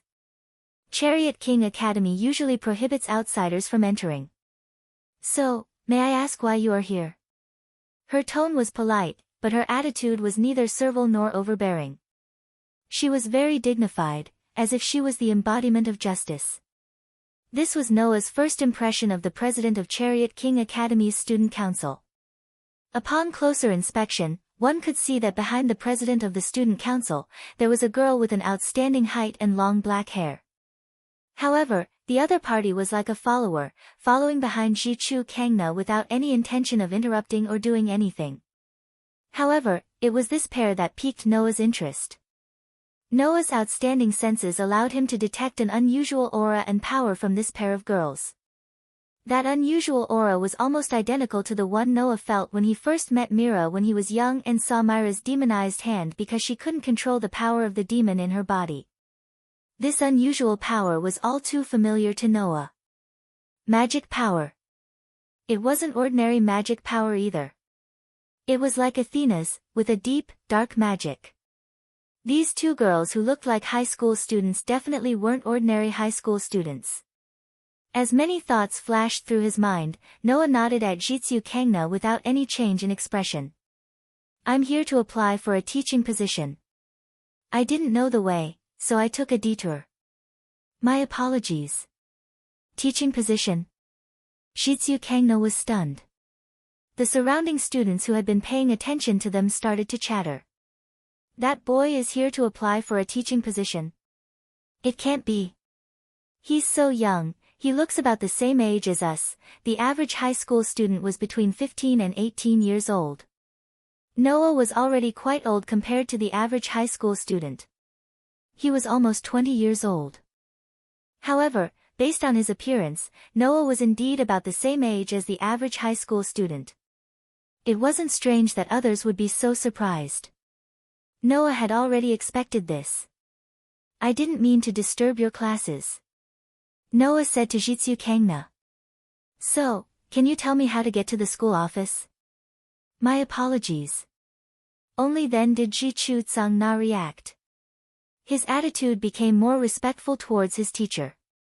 If that's the case, I'll lead the way for you. Hearing this, Noah smiled. Thank you very much. Everything that happened next started to make sense. Because Noah had already uploaded his resume and received a reply, when he came to the school affairs office, he just showed his teaching license and communicated with the dean of the academic affairs office. After confirming that he was a real teacher, he was successfully admitted. The only surprise was that Noah originally thought that Horse King Academy wanted him to be a foreign language teacher because he was proficient in languages all over the world. In the end, the dean asked Noah to be a healthcare teacher. Indeed, because Noah often had to take care of the cursed child, and because he wanted to use his own blood to create an antidote for the invasion of the protozoan virus, he had some medical knowledge. Therefore, he filled in this column on his resume. But he didn't expect to be accepted by Horse King Academy because of this. After all, Noah's medical knowledge was only a little bit. He couldn't be considered a doctor. Of course, it was still barely enough to be an ordinary healthcare teacher. Under these circumstances, Noah had no reason to reject. After agreeing, he started work that day. Up ahead is the field of Horse King Academy. After passing through the field, you can reach the school building where the students are having their classes. Because Jitsu Kangna helped to lead the way, after Noah was accepted, the dean asked the student council president to introduce the school to Noah. I'm in charge of healthcare, so the healthcare room is also my job. Accompanied by the silent girl with long black hair, Cho Kang led Noah to the infirmary while introducing Colt King Academy to Noah. The healthcare room is on the 3rd grade floor. I'll take you there. The healthcare room? Noah rubbed his nose. I'll have to trouble you then. You're welcome. Jitsu Kangna shook his head. I'm the student council president of this school. It's my duty to help you. Before he finished speaking, Jitsu Kangna was suddenly speechless and looked in front of him. Noah followed Jitsu Kangna's gaze and looked in front of him. In the next second, Noah was stunned.